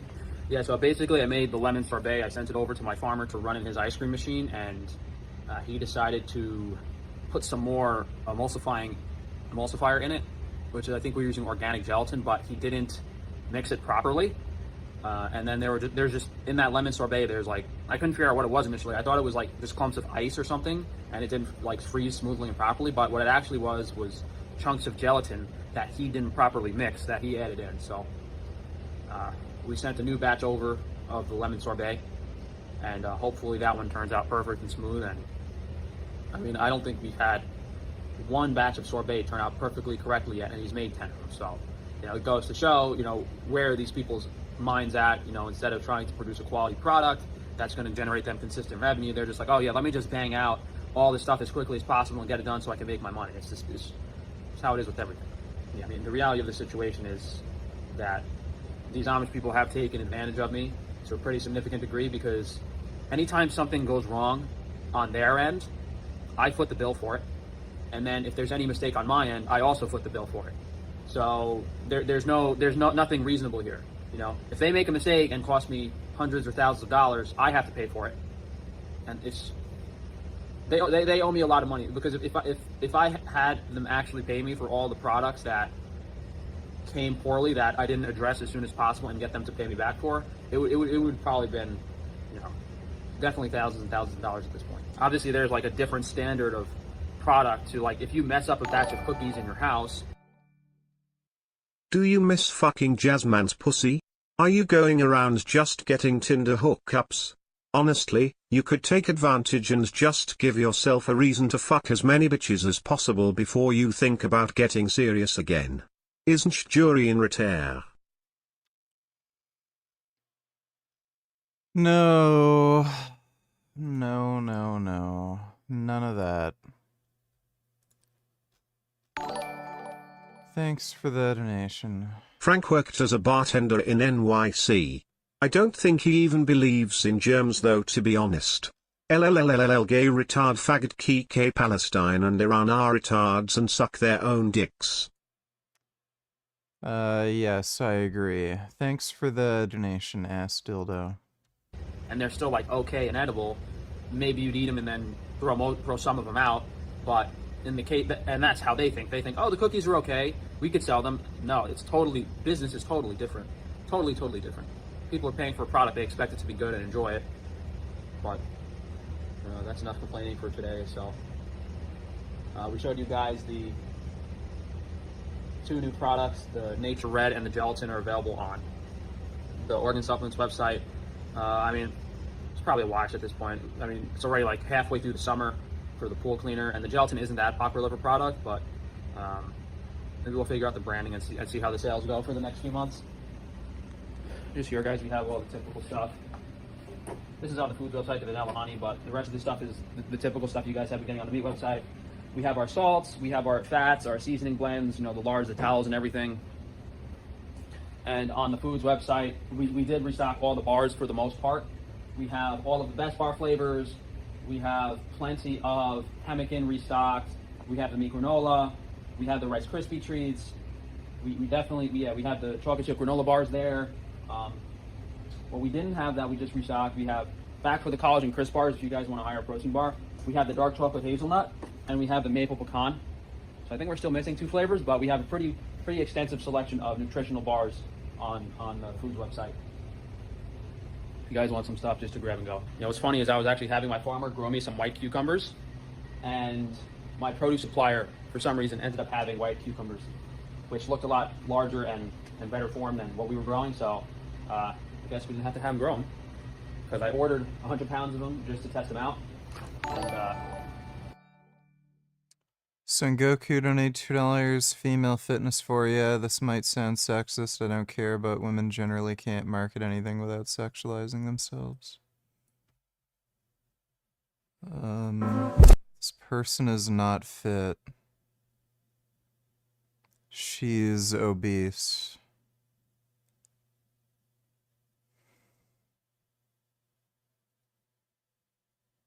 I don't think I'd call this sexualizing anything. She's just obese.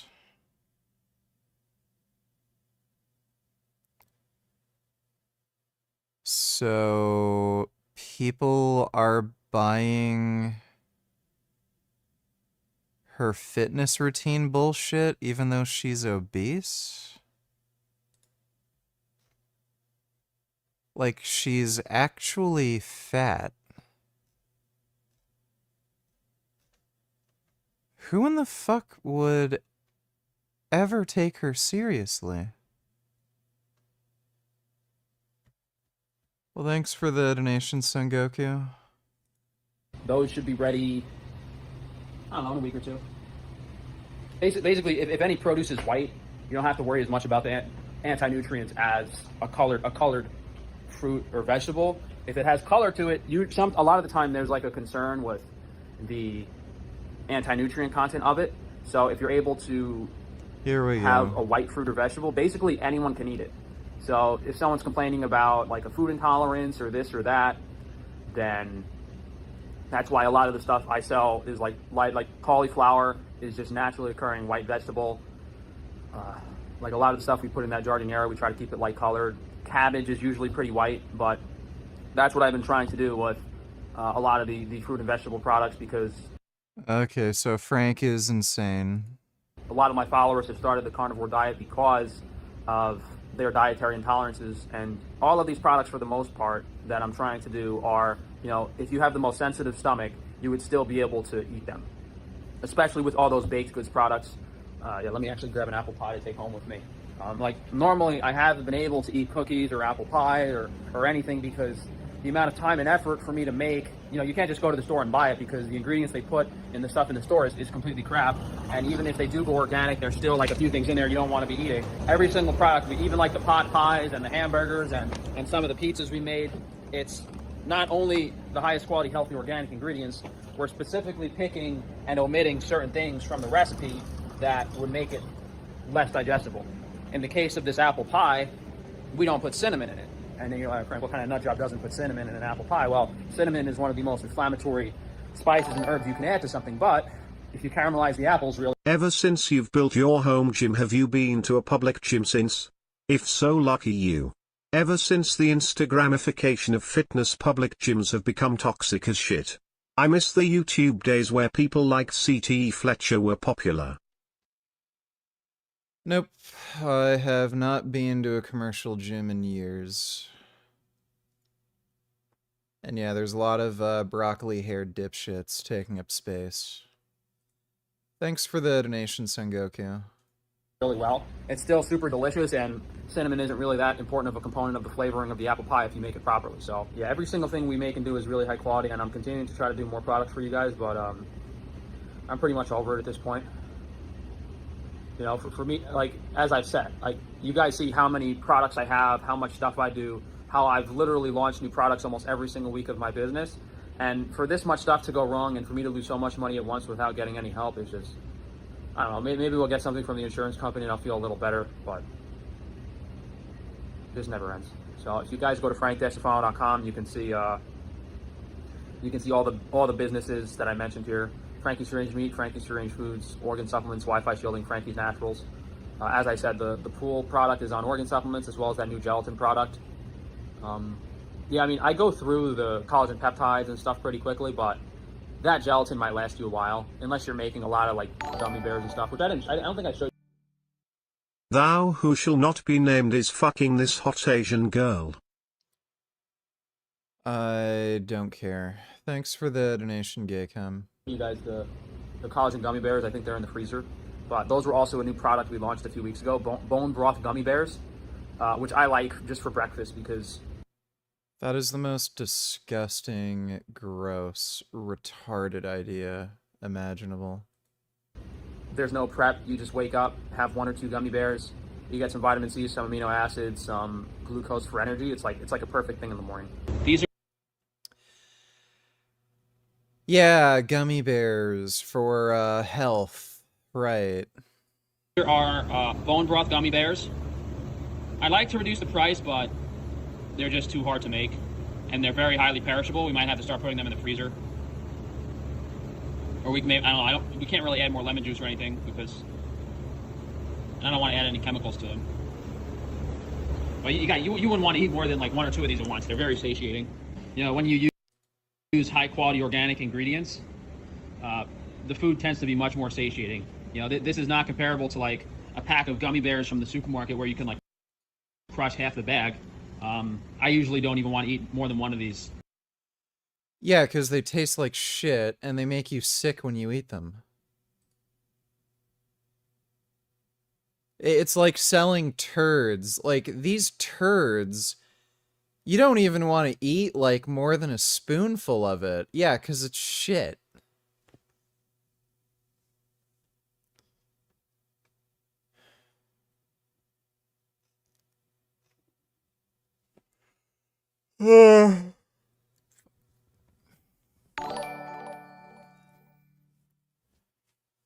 Dodo Donatillers, when was the last time you hung out with someone? Like, my mom has come by a few times. Like, that's really it. Just wondering, since I moved recently to a new area and don't have any friends here, do you worry about negative health effects from loneliness? I don't get lonely. I am not a social person to begin with, so I don't get lonely. Life is a lot easier when no one's around you. You can just do whatever the fuck you want. If you have any interests or goals, there's no distractions. So it's kind of nice being alone and not having anybody bother you or get in your way or slow you down or nag and annoy you or complain that you're playing video games too loud at 3 a.m., you know, so on and so forth. Thanks for the donation, though, Dodo. Alright, you know what time it is. Yeah, dude. I notice a big fucking difference when, I do hard training sessions. I get fucking sleepy as shit. I am so sleepy right now. I think I'm gonna start doing crystal meth or something so I don't get sleepy after training. I think the crystal meth will help a lot.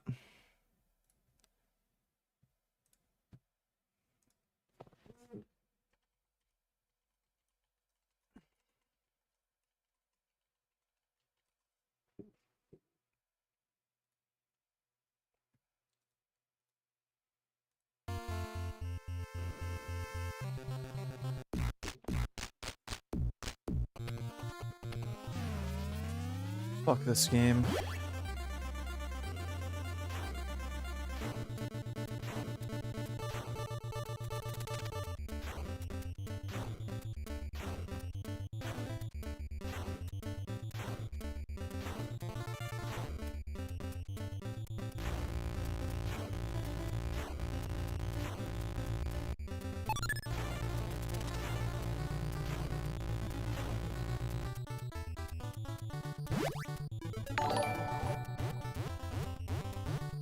Do an impression of Greta Thunberg giving her condolences to the families of Houthi Muslim terrorists and honoring the Hamas members gone too soon.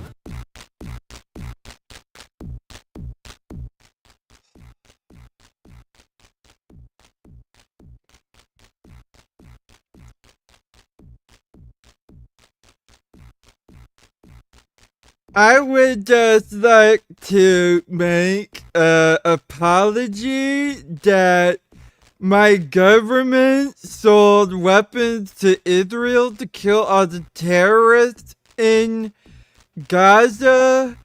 Cause the terrorists are good. I saw a TikTok video and I want the terrorists to kill Jews. There you go. There's my impression of Greta Thunberg. Thanks for the donation, Dodo. Sewer Slide donated $6.66. Ow. Oh, that is so nice. Oh my goodness, look at the kitties playing on the slide. Oh, wow. Oh, that is so adorable. Oh my god, I love animals.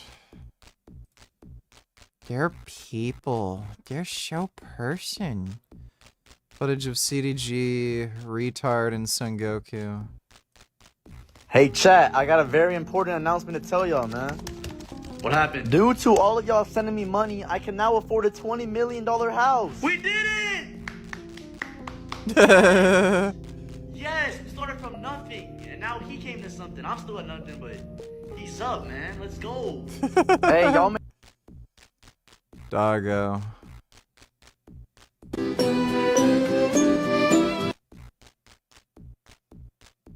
Ow. Wow. That's a dog. Restaurant shooter stopped.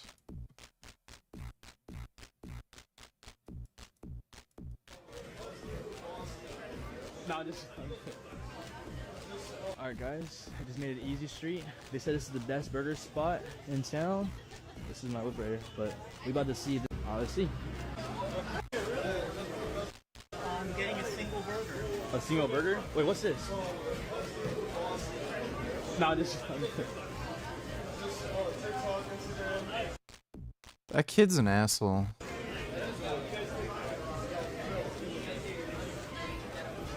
Oh, I feel bad. Yeah, that guy should pull out a gun and shoot him. Oh shit, he's just staring at me.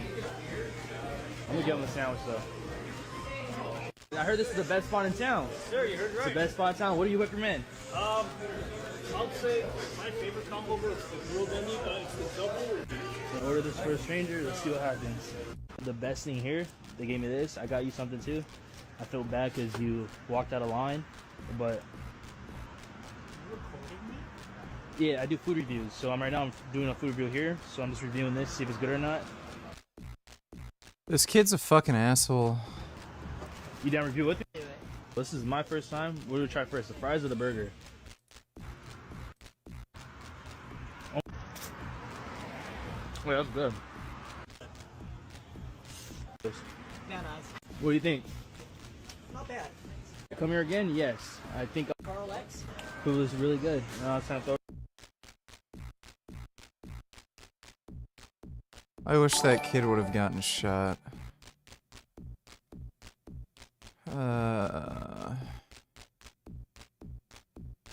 Thanks for the donation, Joker. Alright.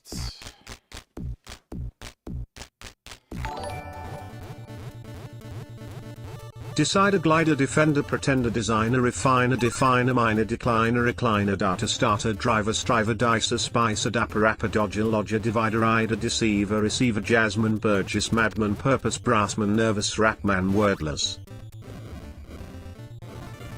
Ah! Thanks for the donation. Fuck this game. Any causation or correlation between circumcision and self-deleting oneself? No, there isn't. You know that it's turning around in circles. In fact, if you look at it from above, you can see that it's turning around in a circle. But now your brain is doing something strange. It's telling you that it's not going around in a circle, but it's oscillating. In other words, it's turning part way, stopping, and then going back the other way. Now that's a strange effect, isn't it? But if you think that's strange, wait till I add something through the middle. What am I going to add? Well, I'm going to add a ballpoint pen. And to do that, I've placed a little piece of double-sided sticky tape on the ballpoint pen. You can use ordinary sticky tape if you like. I'll place it right through the center of the window and press it in place like that. Now this time, by fixing on the pen, you'll be able to see that the pen is going around in a circle and not going backwards and forwards. But what's your brain going to tell you about the window? Will your brain allow you to see the window going around in a circle with the pen?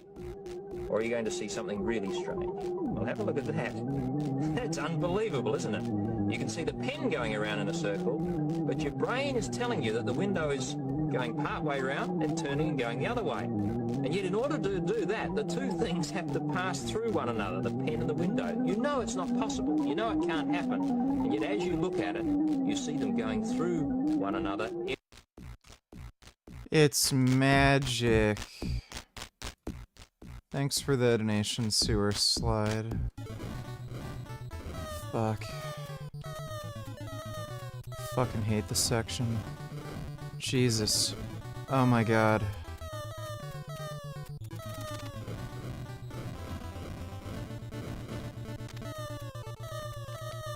Ah! Ah!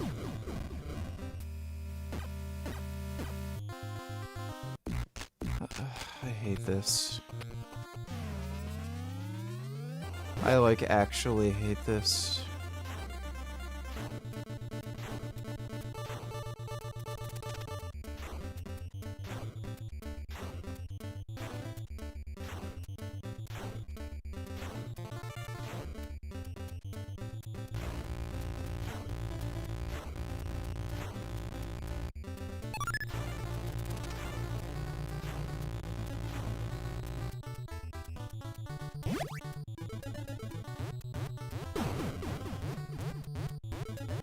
Oh my god.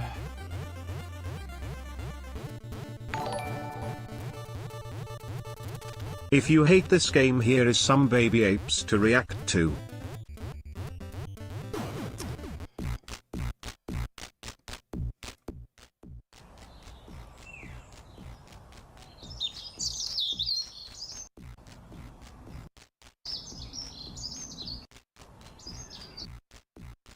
I don't like baby apes. Thanks for the donation, Dodo. Fuck this horse shit. Oh my god. Fucking bitch.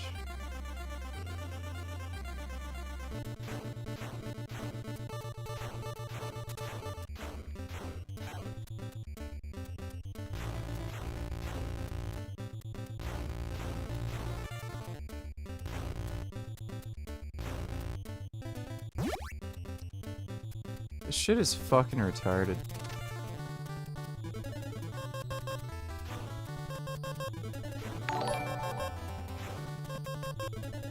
Did Jasmine complain that you were playing video games too loud at 3 AM? And was it reasonable, or was she just being a bitch because she wanted to? Is the divorce over yet? Oh my god.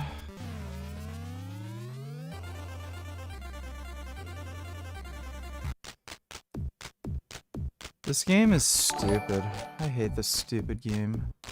Why, what's wrong with baby apes? They're ugly. Thanks for the donation, Dodo.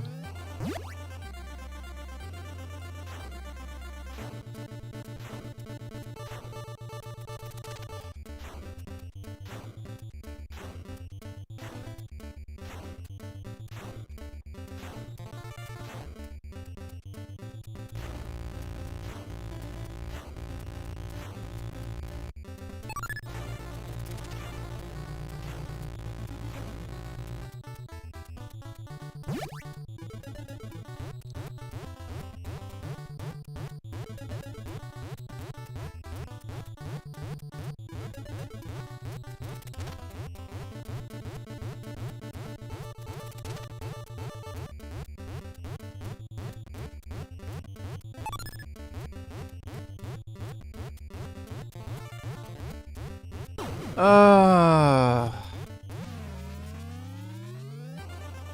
don't know if I can mentally handle this fucking horseshit tonight. Suck my asshole, dude.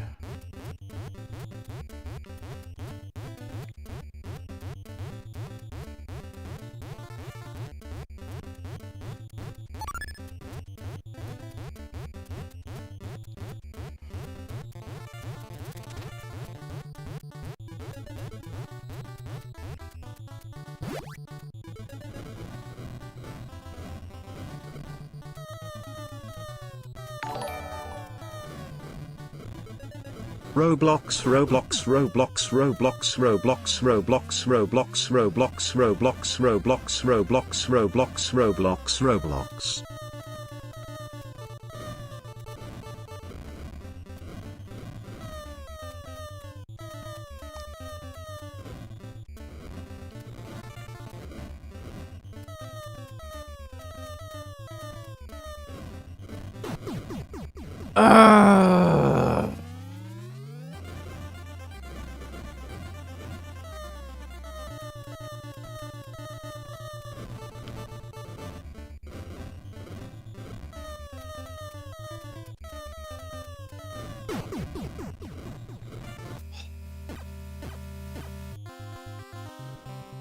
Fucking hate this game. Dad, when I grow up, I'm gonna invent time travel. He is the one who will invent time travel. Kill him! What did you do? I just said I want to invent time travel. Where is the inventor of time travel? He must pay for what the future has become. Death to the time chime. Energy bolt. Do not invent time travel, young man. I won't, I promise. Oh, thank God, it's over. Good, because I totally want to invent time travel. Future demands the child's death. What is wrong with you? I am you, but from the future. Inventing time travel disrupted all of reality. You must give up your dream of inventing time travel. Okay, but it would have been cool. Actually, it's totally cool. Ha, I knew it. Dad, when I grow... Okay, thank you, Anonymous. Appreciate the donation.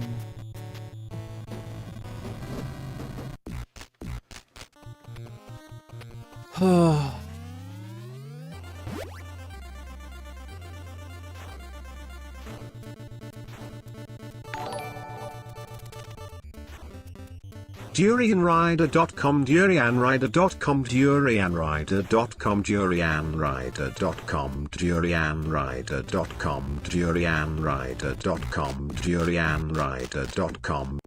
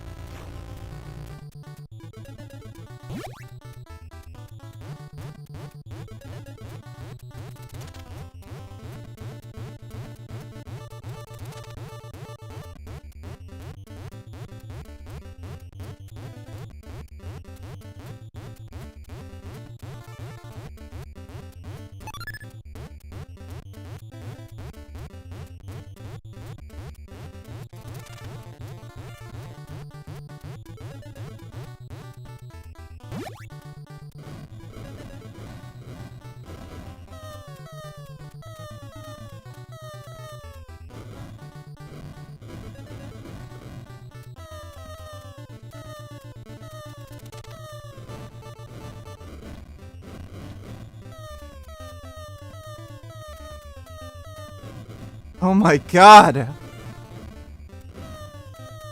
Damn it!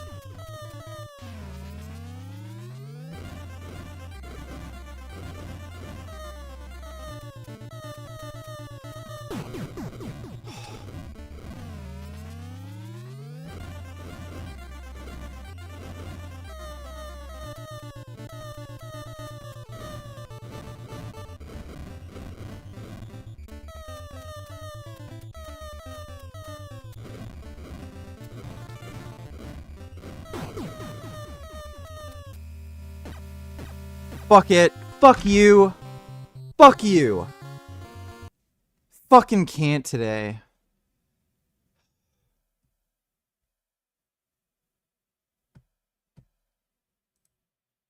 Dude, fuck that game. Holy shit. Fucking asshole.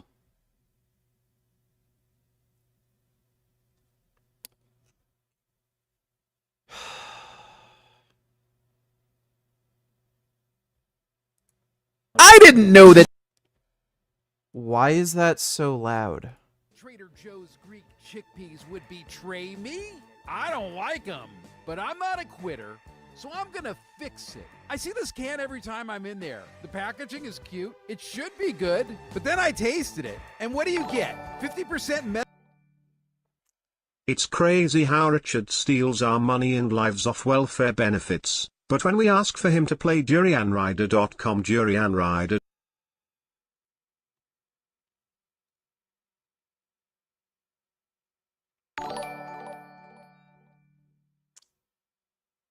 Pen donated $6.66. Terry, can I talk to you in private? Of course. Let's go out in the Japanese garden.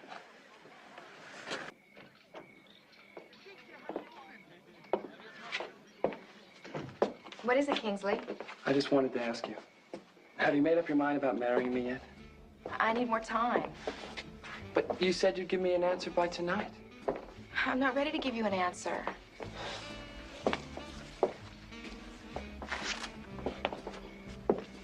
I love you, Terry. And I love you too, Kingsley. Terry. Okay, thanks for the donation, Pen. Metal can flavor, super oily, but I paid for it. So guess what? We're doing a chickpea exorcism, adding fresh lemon, chopped tomato, julienne cucumber, some thinly sliced onion, and it's instantly better. But since this is social media, and I clearly have a problem, I'm pushing it further. Rice paper, and let's pile on the revamped chickpea salad, adding some fresh romaine to sop up more of the oil, plus some crispy fried shallots to make it extra crunchy. The result? A Mediterranean rice paper roll, surprisingly tasty, and 100% rescued from its sad canned origins.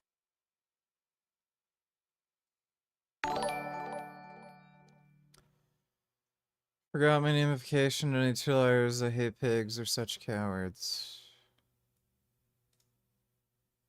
He pulled me over. He walked up, opened my door because my window don't work, right? Okay. And then I said, so what I did wrong? Yeah. He said, well, for one, your headlights are off under this weather. I'm like, okay. There's multiple people headlights off, first of all, and then there's no rain. It doesn't matter.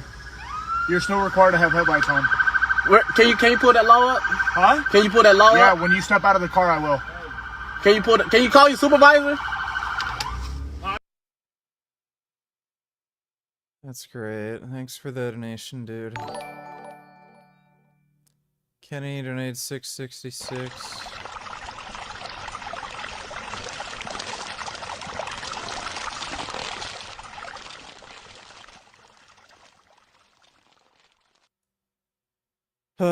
That looks like Beans. Just Beans, very angry. Thanks for the donation, Kenny.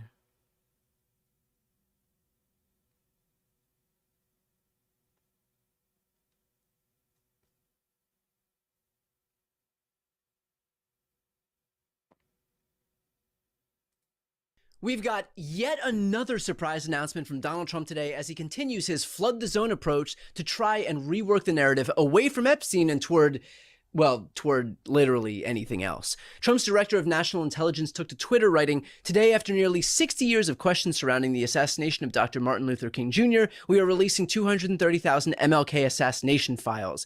The documents include details about the FBI's investigation into the assassination of MLK, discussion of potential leads, internal FBI memos detailing the progress of the case, information about James Earl Ray's former cellmate who stated he discussed with Ray an alleged assassination plot, and more. Thanks to President Donald Trump's leadership, Executive Order 14176 resulted in 3 unprecedented interagency efforts to identify, digitize, and declassify and release files related to the federal government's investigations into the assassination of President John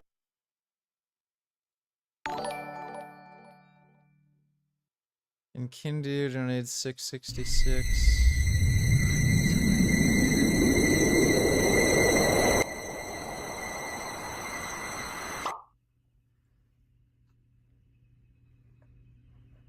That's another kitty. Oh my god, that kitty's hiding another kitty. Wow, so much cat. Thanks for the donation, Kindu. John F. Kennedy, Senator Robert F. Kennedy, and Dr. King. First of all, you know what's most striking about this announcement? That apparently, if the White House wants to release files, it can. How about that, huh? No grand jury testimonies that have to be unsealed, no waiting for judges, no blocked votes in Congress, just the president and his department heads releasing information that they want released because they said they would release it. It's almost like they can if they want to. Kind of makes you think, huh? Mishandling of Kylie. Yeah, they're really trying to brush this Epstein shit under the rug. None of it's gonna work.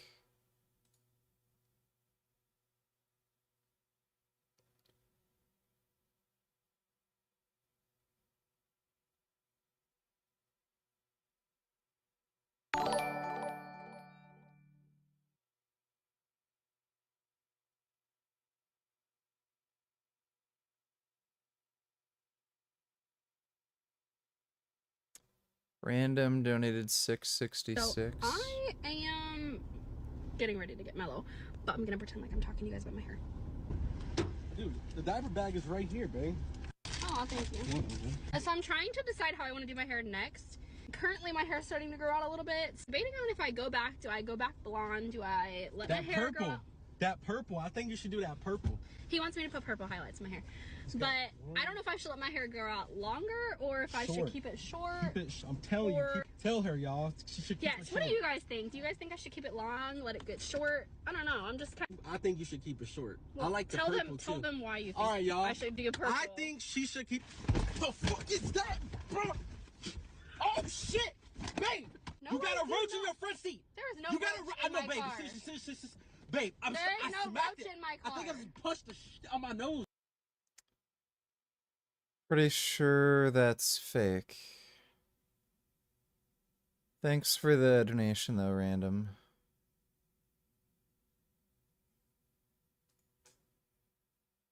What's going on? Yeah.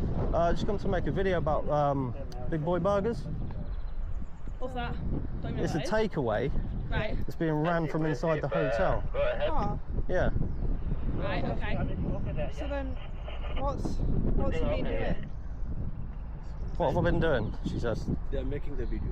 We're making video. Do you not... He entered in the kitchen. He has one colleague as well. He entered the kitchen unlawfully, and he make the videos of the hotel. Right, So okay. this is not good. So you're going in, you're making a video of the hotel. Yeah. You're saying it's something called Big Boy's Burgers. Yeah, Big Boy Burgers. Right. Do you have permission to enter their kitchen? What? Do you have permission to go into their kitchen? It's a takeaway. It's not a takeaway, it's a going to- hotel. It's a hotel. It's a hotel. This is Cedar Court Hotel. I've been to this hotel before. I've never seen it being used as a takeaway. Yeah. Obviously, you've shown me a Google Maps thing. I don't know why it's saying that there's a takeaway on there. Because there is. They're saying there's not a takeaway in there. Why do you need to film inside a takeaway? Because right now, the biggest thing in the news headlines is Just Eat and Deliveroo riders working illegally. And people want to know what's going on. So, like you said, you didn't know about this place. Locals might be ordering from this place, which is actually a migrant hotel where they're cooking the food and sending it out. Right. And what is your role? Obviously, you're filming, but are you a journalist? What's your role? What does it matter? Well, because you can't just go into a hotel saying that it's a takeaway. I'm not making it up, it's true. But you, How are you? how do you... I would literally just look them straight in the face and say, "You're a woman, I can do whatever I want. Go fuck yourself." Can we get a sleep stream? Can you grab your pillow and get yourself comfy? I don't really want to do that. I think I need to eat more food. I actually still lost a bit of weight. I weighed in at 199 Oh, damn. Thanks for the 50 gifted membership, Street Vegan. Really appreciate that. Yeah, I weighed in at 199, so I lost a pound, and that's while not really doing any training, just tiny little bit here and there. So I think I just need to eat more now that I'm like training more again. But dude, after that workout, holy shit, the difference, like I'm so fucking zonked. You know it's true. How do I know it's true? Yeah. Are you alright? I am alright. How do you know it's true? You've shown me a Google Map location. That's all You you've shown seem me. a bit unhinged. You've got a thin blue line on. Yeah. I'm no longer talking to you. That's fine. What is it that you actually do? Just make films. Little documentaries. How do you post them on like YouTube? Big boy bug. The UK police are really stupid.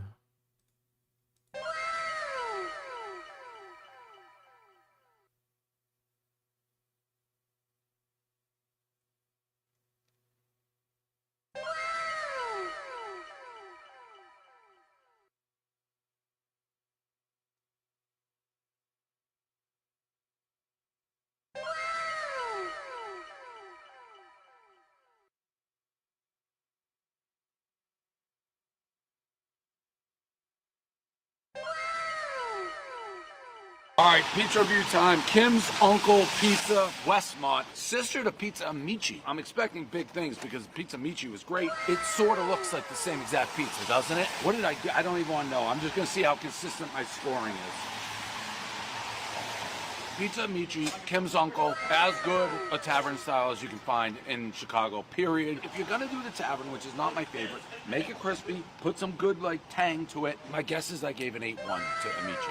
8-1 on the tavern scale. On tavern scale is different than everything else. Is this the same exact pizza as Amici? I've been waiting for you to come in and review us because you did our sister store, right? Yeah. You did them? Yes. They do not have our full oven. This is the original oven that's been here since 1953. You need a D5 bulldozer to break it out of there, otherwise you got to take it apart. How long has it been there for? Since 1953. So ours, I would hope, would give you a little more crisp and a little more of the undercarriage that you like on your pizza. As somebody who takes pizza super serious, I wish I could sit here and say I tell the difference between the oven that you had, but I'd have to have them right next to each other. It tastes very similar. Yeah, both great. I almost hate myself because he's like, this should be crispy and more to your liking because we've had this oven for 50 years. They're both A1s to me. It's a different type of crisp. It's well done, but it's not crunchy. If you can figure out what that means, you're like a NASA astronaut. It's a different type of crunch. It's not like the it's the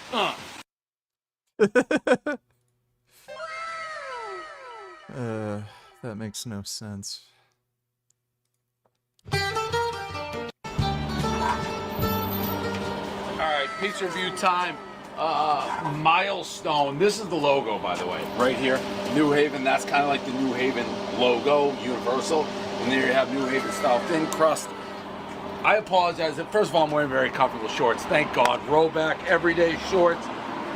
And I'm in a bad mood because these lawsuits I deal with, they put me in a bad mood. Our company's stupid. Lawyers are stupid. Everybody's stupid. Thank God I got some New Haven style pizza. Hopefully it puts me in a good mood. That looks great. This looks great. So yes, this puts me in a better mood. Speaking of pizza, would it be physically possible for me to get a pizza at this hour? It would not be. Where's the closest fucking pizza place? Even like garbage, dog shit, fuckface, dickhead pizza. Let me see. Holy shit. No, that's closed.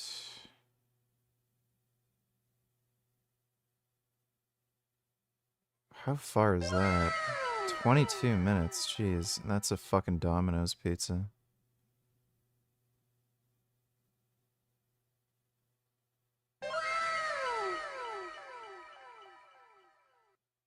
Pizza, that's definitely far away.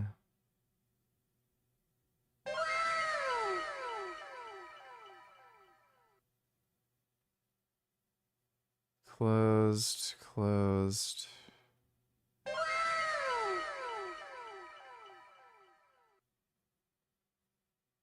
That's closed. Why are there no pizza places that are open until like fucking 2 or 3 in the morning?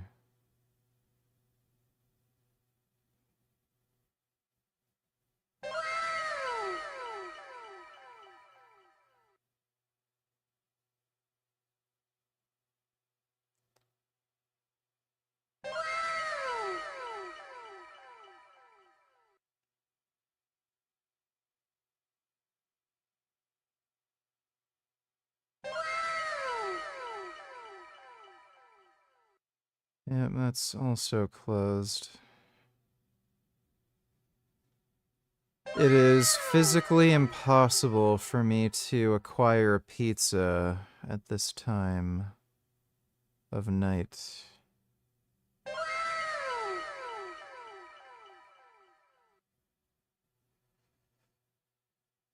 Well, the only thing that I really can do is fuck your mother or make tofu.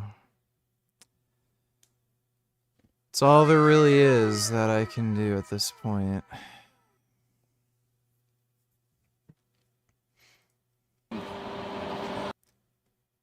Oh, did he donate another 50 memberships? Oh, thanks, dude. I don't know what the hell's wrong with you, but I appreciate that.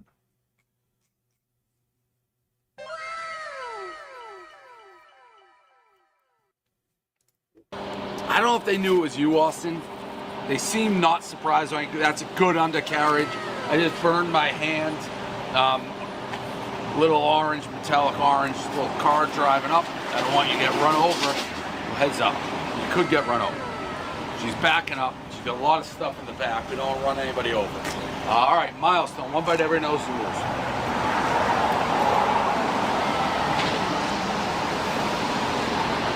Good. I can't tell if it's, and I love charcoal. I'm the king of charcoal. If it's a little over charcoal, would that be your thing?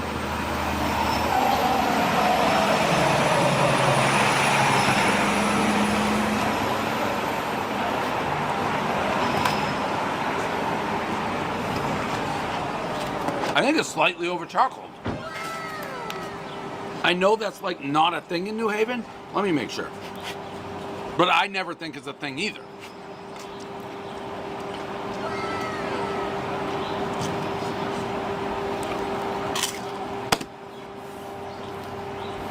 A tiny bit over charcoal. It's that fine line, I guess. I mean, the pizza's great. The flavoring, the sauce, everything. I think I'm going 7.9. Only because I think they left it in the oven maybe 20 seconds too much. I gotta go talk to them, take a picture. I'm probably gonna ask, and I'm probably gonna feel bad because they're excited. I think it's slightly over chocolate. I don't know what that, go Pats? I think it's slightly over chocolate. 7.9, really, really good. And it is New Haven. Austin, you think this, it looked like it from the bottom. I think it's slightly. They got everything. Picture? Yeah. I got an honest question for you. Yeah. Is this slightly over charcoal? No. That's how you do it? Yep. Wow. I thought it was slightly over. It's a well done pizza. Yeah, which I love. I mean, I gave it a good score, but it was charcoal. Yeah. And I like charcoal. Yeah. Wood fire too, you know? Not a traditional coal fire like you see. Maybe that's why I think it's a little bit different. Yeah. Anyway, very good, very, very good. Thank you. Charcoal, we go, that surprised me. Yeah. All right, want to do a pick? Yeah. All right. How long have you been here for? 6 years now. Oh, wow. Long time. I started with the pizza truck. Okay. And then, Oh, Jesus Christ. Thanks again for the 50 membership, Street Vegan. I don't know why you keep doing that. the next year opened a pizza restaurant and been doing pretty good ever since. Good. Glad to hear it. Thank you. Oh, wait, hold on. Yeah, the camera's Cool. so exciting. So you're allowed to tell us, and I gotta wait to see it on Instagram. 7-9. Like, I thought everything was great. Like I'm saying, I like charcoal. I hate saying it because I know that's like the New Haven style, which is my favorite. Well, This to is be as honest, I know charcoal-y it was as your I've ever pizza had. too. And What's that? I tried to make it a well-done pizza because I see the pizzas you review and I said, you know, I think I. But you're saying this is what it always is. Yeah, that's what we do. How charcoal It is.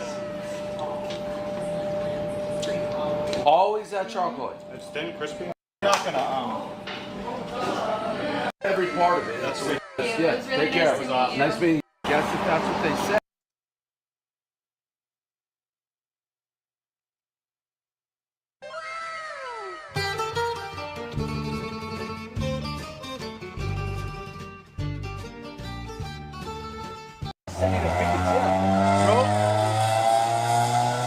That car was loud. Rows of beats. That sign, amazing. They did get a new one. The inside of this place I absolutely fucking loved. Like a dive bar, old school. Now, the guy at the bar, they both were fans. There's a bartender and a guy eating. He goes, this is either going to be the best pizza you've had or the worst. Was this going to be a strange pizza? Was it? No. The best or the worst? The best or yeah. I don't know what that means. It doesn't look like a Beats to me necessarily. It's definitely floppy. It's weird. It's definitely not a Beats. Like, let's just say that. Now, they've been around from 1947, so I guess you can say a Beats however you want. This is almost like, feels almost like a Rhode Island like strip, except hot. Like, it's very fluffy.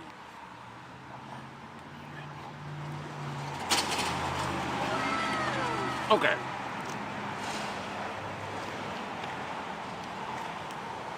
The guy's wrong. It's not my favorite pizza. It's not my least favorite pizza. But I know what he's saying. I know what he's saying. It's unique. It's different. This is a Beats. That sign. No, this is not. I don't know what this is. This is like a fluffy something.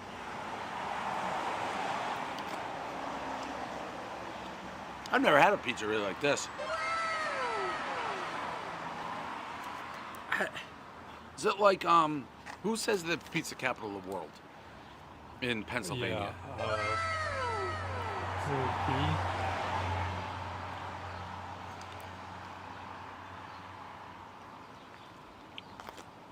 They got the statue that says pizza capital of the world. Far.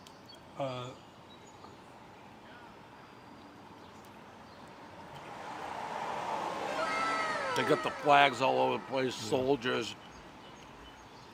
It's like pan pizza, because when people went Fargo, anyways, it's kind of like that pizza. I'm gonna go. What a weird pizza. In a bag too, you serve this in a bag? Listen, the vibes are unbelievable. The sign is unbelievable. The no nonsense people are there are unbelievable. It's not the worst pizza I've ever had. It's definitely not close to the best. I'm gonna go 7-1. I think you're eating nostalgia here. What the hell is the name of that? Fargo Pizza. Are you cracking while I look it up? XRP. It's all right now off the top. 230 XRP, like.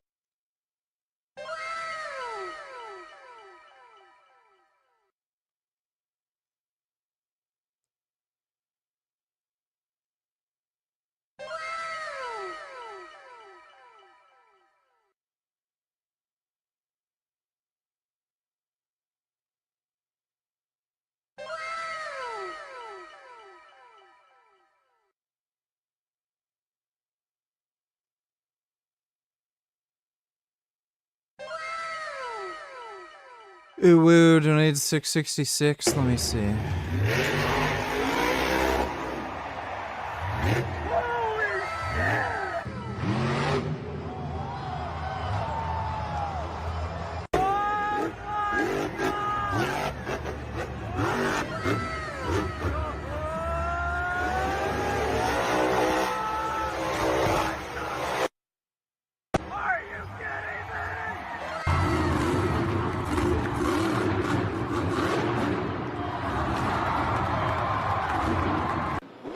Slap wheelie!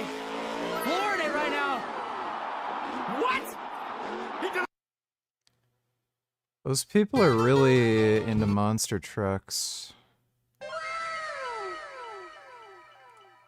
Con who? My brother Al. Al? Yeah, last name Coholic. Al Coholic? Coholic, yes. Coholic. Coholic, yes. Will alcoholic please come to the service desk, please? Is it Mike? Yeah. His last name? Hoochie. Hoochie? Yeah.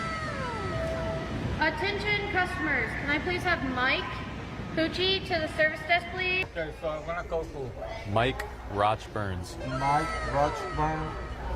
Please come to customer service. Mijo. Jack, mijo, por favor.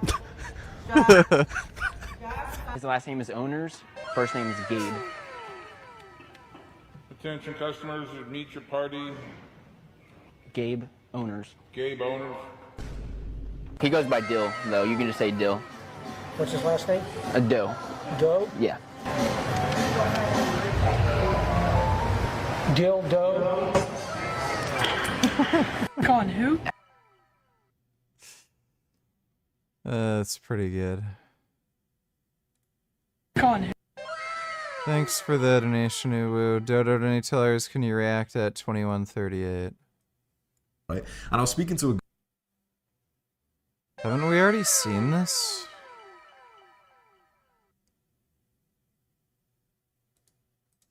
Iron minders. You need to have, like, I love that phrase, an iron mindset, like a brain that just can push off these attacks. Because I'm telling you right now, this is how the world works. You know how I was just saying we send off like these kind of frequencies to our self-belief. The problem is other people send us theirs. What if the moment a girl walks into the gym, she just happens to take a glance at you when your posture is a bit shit, she's gonna send this invisible frequency of like, oh yeah, he looks like a bit of a bitch. You will literally feel like, you know, sometimes you feel like you're having a good day and randomly you start feeling a bit down. Or sometimes you're having a bit of a bad day and randomly you start feeling good. I promise it's this weird fucking emotional frequency shit. Other people are trying to infiltrate your fucking brain with their beliefs that like float through the earth. Just imagine they're like invisible fucking like rays or something. And why would you let their fucking... No, that's not what's happening. Beliefs infiltrate your fucking brain. If there's someone who walks into the gym, imagine it's like another guy, he's like, oh, he looks at you like, oh yeah, he's not that muscular. Imagine fucking listening to that, because being humble is the increased view of other people. Fuck you. Fuck you. Why the fuck am I gonna let other people's fucking like... Okay, well that's nice and retarded. Thanks for the donation, Dodo.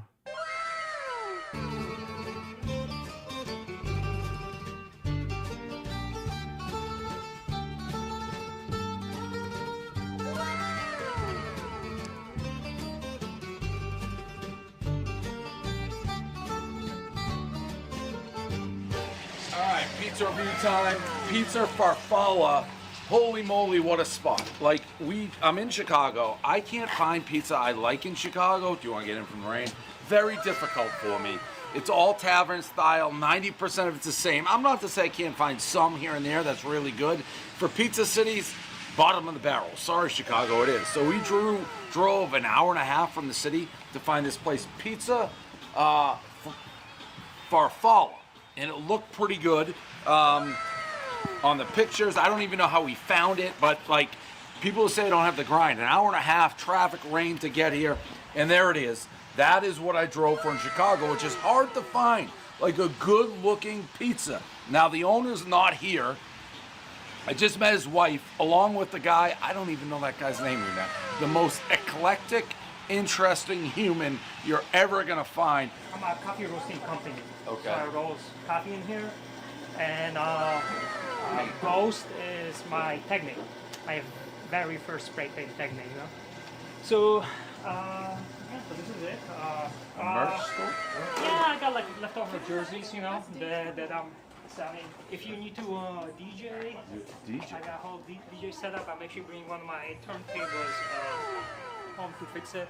I'm very passionate about this stuff. The coffee. The coffee. Roasting. I work with small producers like micro lots. You know, this is like the best coffee out there. This comes from Colombia, vacuum seal. It's There's literally no food that I can order. I can't order anywhere. Everywhere is closed or too far. Yep, I'm thank sure you. you're accustomed to that. You know? No, I don't. Yeah. I don't know. That's a rumor. People say I was So a this is cokehead for green years. coffee. I'm not. Yeah. If you're into Legos. Legos. Legos? Yeah, my blood sugar's getting low. I didn't There's a eat little enough everything. today. Oh god, yeah. So we do cars and coffee like a big. I'm having trouble actually eating a large amount of food. I had potatoes and tofu in the morning, and then I did a workout, and then I couldn't eat like more potatoes and tofu, so I just had like some blueberries and protein powder. Huge event, we get like close to 1,500 people. They run for like 4 hours. So Yeah, I don't like drag race cheese. cars too. You drag race cars? Not a fan of day of cheese. This place in here, it's a coffee shop, it's a memorabilia store, it's a graffiti store, it's a DJ parlor, it's everything. And this guy said, he goes, when you're in here, you're in my brain. Not too many places like this that I've been in. Very unusual. It is. Eclectic in a good way. Yes. You know, so I always tell people you're kind of like inside my head, you know, because that's kind of what I I'm believe into. that's a hell of a trip. And you are literally in his brain. I root for guys like that.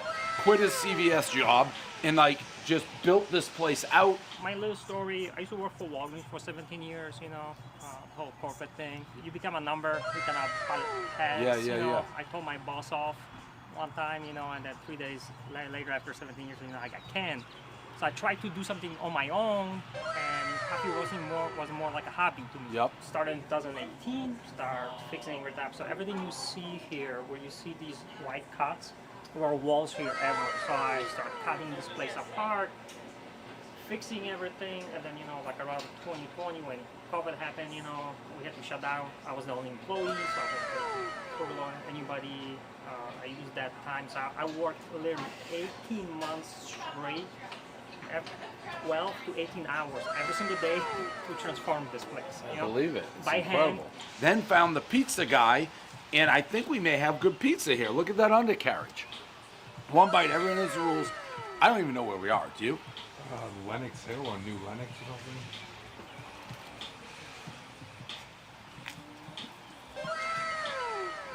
Very good. I was getting worried the 90-minute drive wouldn't be worth it.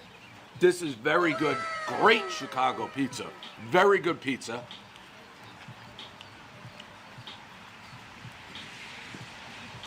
Wow, what am I going to give this?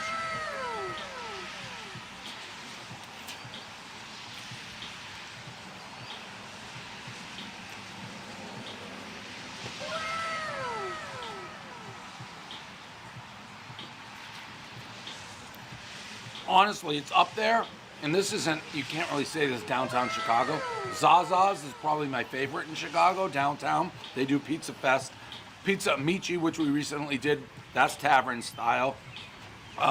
Bungalow, tavern style. Frank and Vinny's, tavern style. But non-tavern, this I would be putting probably 7.9. Real close to an 8.1. For Chicago, mid-8s. Like for Chicago style, for me, is a mid-8. This would be, bar none, one of the best pizzas in the city. The overall experience, outer space. Like I'm not gonna give it like, I love this guy. I love the place. I love the story of the pizza guy quitting his corporate job. A must hit. And this is definitely an 8 Chicago pizza, no doubt about it. So yeah, worth the trip. I assume it's already well known in these parts, but definitely worth it all the way around. Buy a Carlton Fisk White Sox jersey and get some great pizza while you're at it, and have great coffee while you're at it. You'll shit yourself, but still worth it. There you go, that's a review. I don't know if that was an 8.1. What was it? It's very good. It's my favorite. It's also like, you can't find pizza like this downtown Chicago, really. Not at all. Really? Not at all. No. She lives in Wow. Chicago. I says, we come here. There's one place that I'm aware of that has pizza that's like similar style that's good, Zaza's. But other than that, That's why we drove an hour and a half. It's worth it. Yeah, I'm glad very, you- very good. This doesn't exist in downtown. Oh wow. It is. He's gonna. It's the only pizza we'll eat. That's Yeah. for kids. Very It's the only good. pizza we'll eat. Well, hopefully it brings business. This place is great. Passion, from him. There's a story behind how he named his pizza. So pizza di farfalla, which is a butterfly. So This could have been A1. story is his mom, she passed away. And she always told him that she's gonna come back as a butterfly. So he actually renamed his pizza when he opened up after her, because she taught him how to cook and make pizza, When the fuck is the thing gonna be over?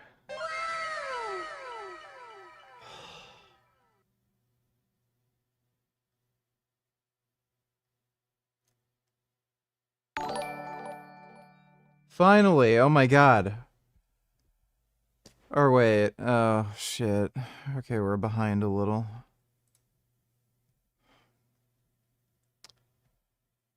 I think it's finally over though.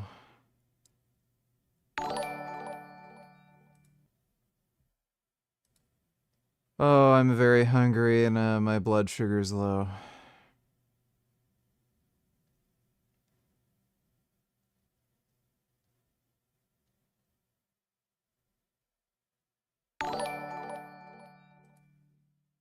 Hey Bay. How are you? I'm fine. I'm fine like wine. Let me see. Happy man or no? Nah. Really? Yeah. I mean, you've had it. I have. Sometimes on vacation, I'll drink it recreationally. It's like every once in a while. You drink coffee?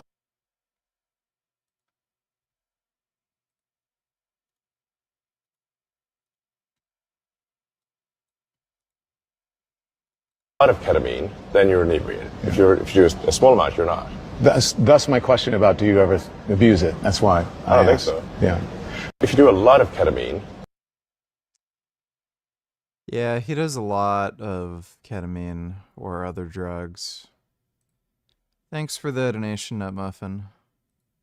Great. Really good. I was I'm like shaky. saying you can't find this downtown. Yeah. The New York, where you guys from? Chicago suburbs. So how'd you make this type of, no one makes this type of pizza. No, he does this. So that's the thing, like, he's done this forever, okay? We've been together 20 years. You know, if I was a billionaire, I would probably make a house with lots of slides. Lots of slides and underground layers. Like, this would be the ground. And then I'd have, like, a racetrack with cars, you know, to go around here.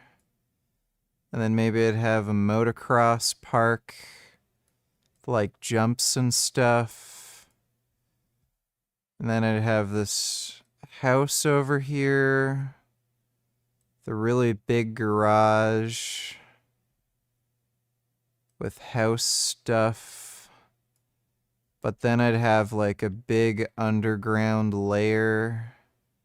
Probably have a slide that goes down into an underground chamber, like video games and stuff. If Jasmine knocked on your door right now with a vegan pizza and offered to suck the soul out of you for old time's sake, would you allow it? No. I'm not that desperate. Thanks for the donation, dude. And I'd have my weight training stuff. And then I'd have another slide. Just going down to a room that I can like chill in. And then I'd have another slide that goes to like a different room. And then I'd have a secret trapdoor that nobody knows about that goes into like another room.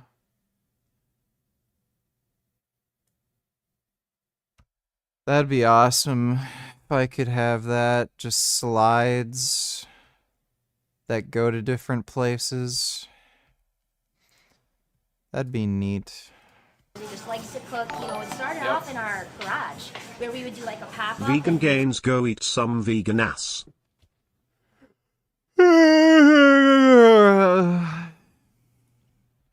Very often in a gym, yeah. Yeah, somebody sent me this. That's AI. Maybe I'll eat ass later. Thanks for the donation, pick my pubes.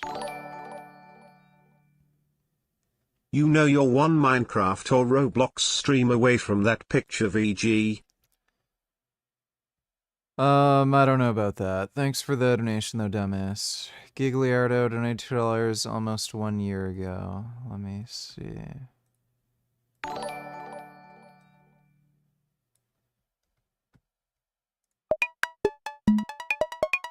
Do you want to win big money? Take part in the annual dancing competition. The prize is $20 billion. Dancing competition. Don't be late. Hell yeah, that looks awesome. $20 billion, do you know how many shrooms I can buy with that? I gotta find a dance teacher and win that money.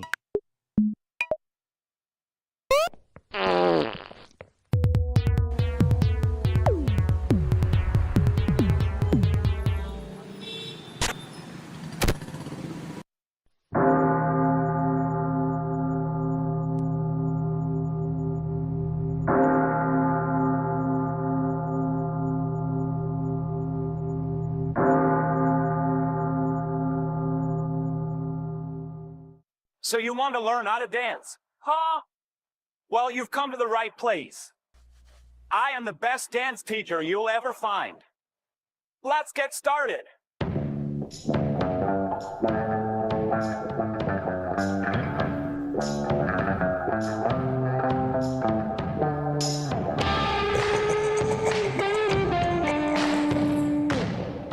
And so, Vegan Gains learned to dance. He danced and danced. And then he danced some more. Finally, the day of the competition arrived. The day of the competition has arrived. Now get in there and show them what you got.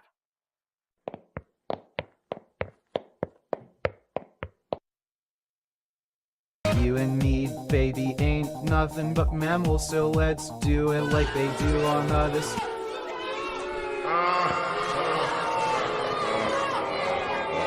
I failed. I'm a failure. I worked so hard, and I failed. That's right, VG, you failed.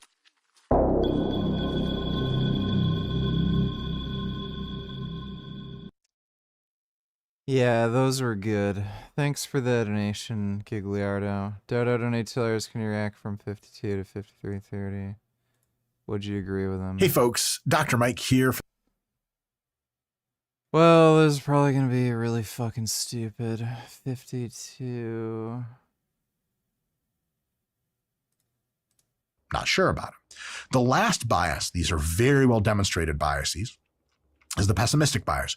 You've no doubt heard me talk about it a bunch. It's where people will just have negative views about the trajectory of overall development and the economy for no good reason. Most people know that things back in the day were better. Right? In the 2000s, they were better. In the 1980s, they were better still. Shit, in the 1950s, we were living large. Except every single thing I just said is backwards wrong. There is no more prosperous time than today. Not ever by a long shot. And in 10 years, we'll be oodles more prosperous. Things get better all the time, almost all the time. If you have an optimistic bias, it would actually be more realist than even just base reality. If you say, well, things are about the same back then as now, you would still be wrong. Most people think things are getting worse. And it's easy to get politicians to do real dumb shit if they say things are getting worse. Guys, I have a quick example. Donald Trump's slogan, "Make America Great Again." Well, when was America greater than today? Objectively, never. So how are we making it great again? How the fuck do people fall for that shit? Because they have the pessimistic bias and they erroneously deeply believe that things used to be better, and that's wrong. And so what ends up happening is democracy aggregates these biases. People go to the voting booth, they vote with these biases. It aggregates them into bad policies. And this is majoritarian error, not random error. It's not like some people know about technical stuff in economics, some people don't. They vote random. Yeah, I guess I'd agree with most of that. Thanks for the donation, Dodo.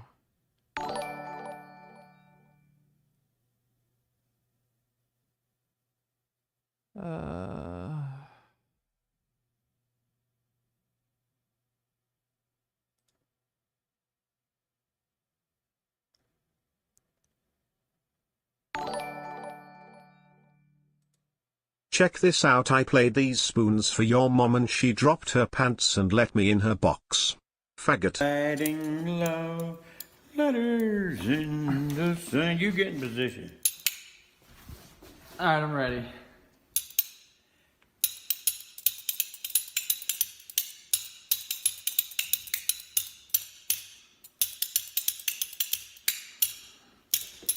Show me how you're holding it there. I want to see the back side of your hand. This? Yeah. Alright. Yeah, that's cool. See, this is all important. This is this is the tuning knob here.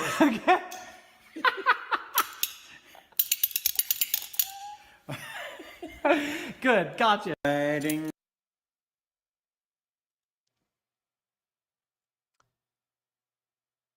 That's amazing. Thanks for the donation, Spoon Player. We would kind of do cars and coffee as a pop-up. People like it a little. Okay, I'm gonna have to go eat some food. I am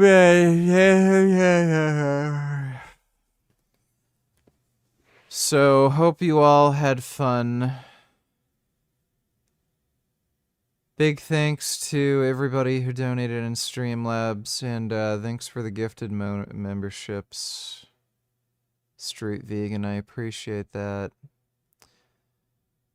But I go eat and sleepy tired now.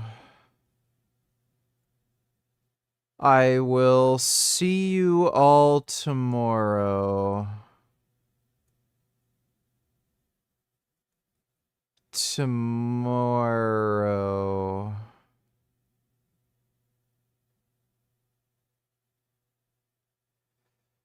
But thanks again, everybody. Sweet dreams. Nighty night.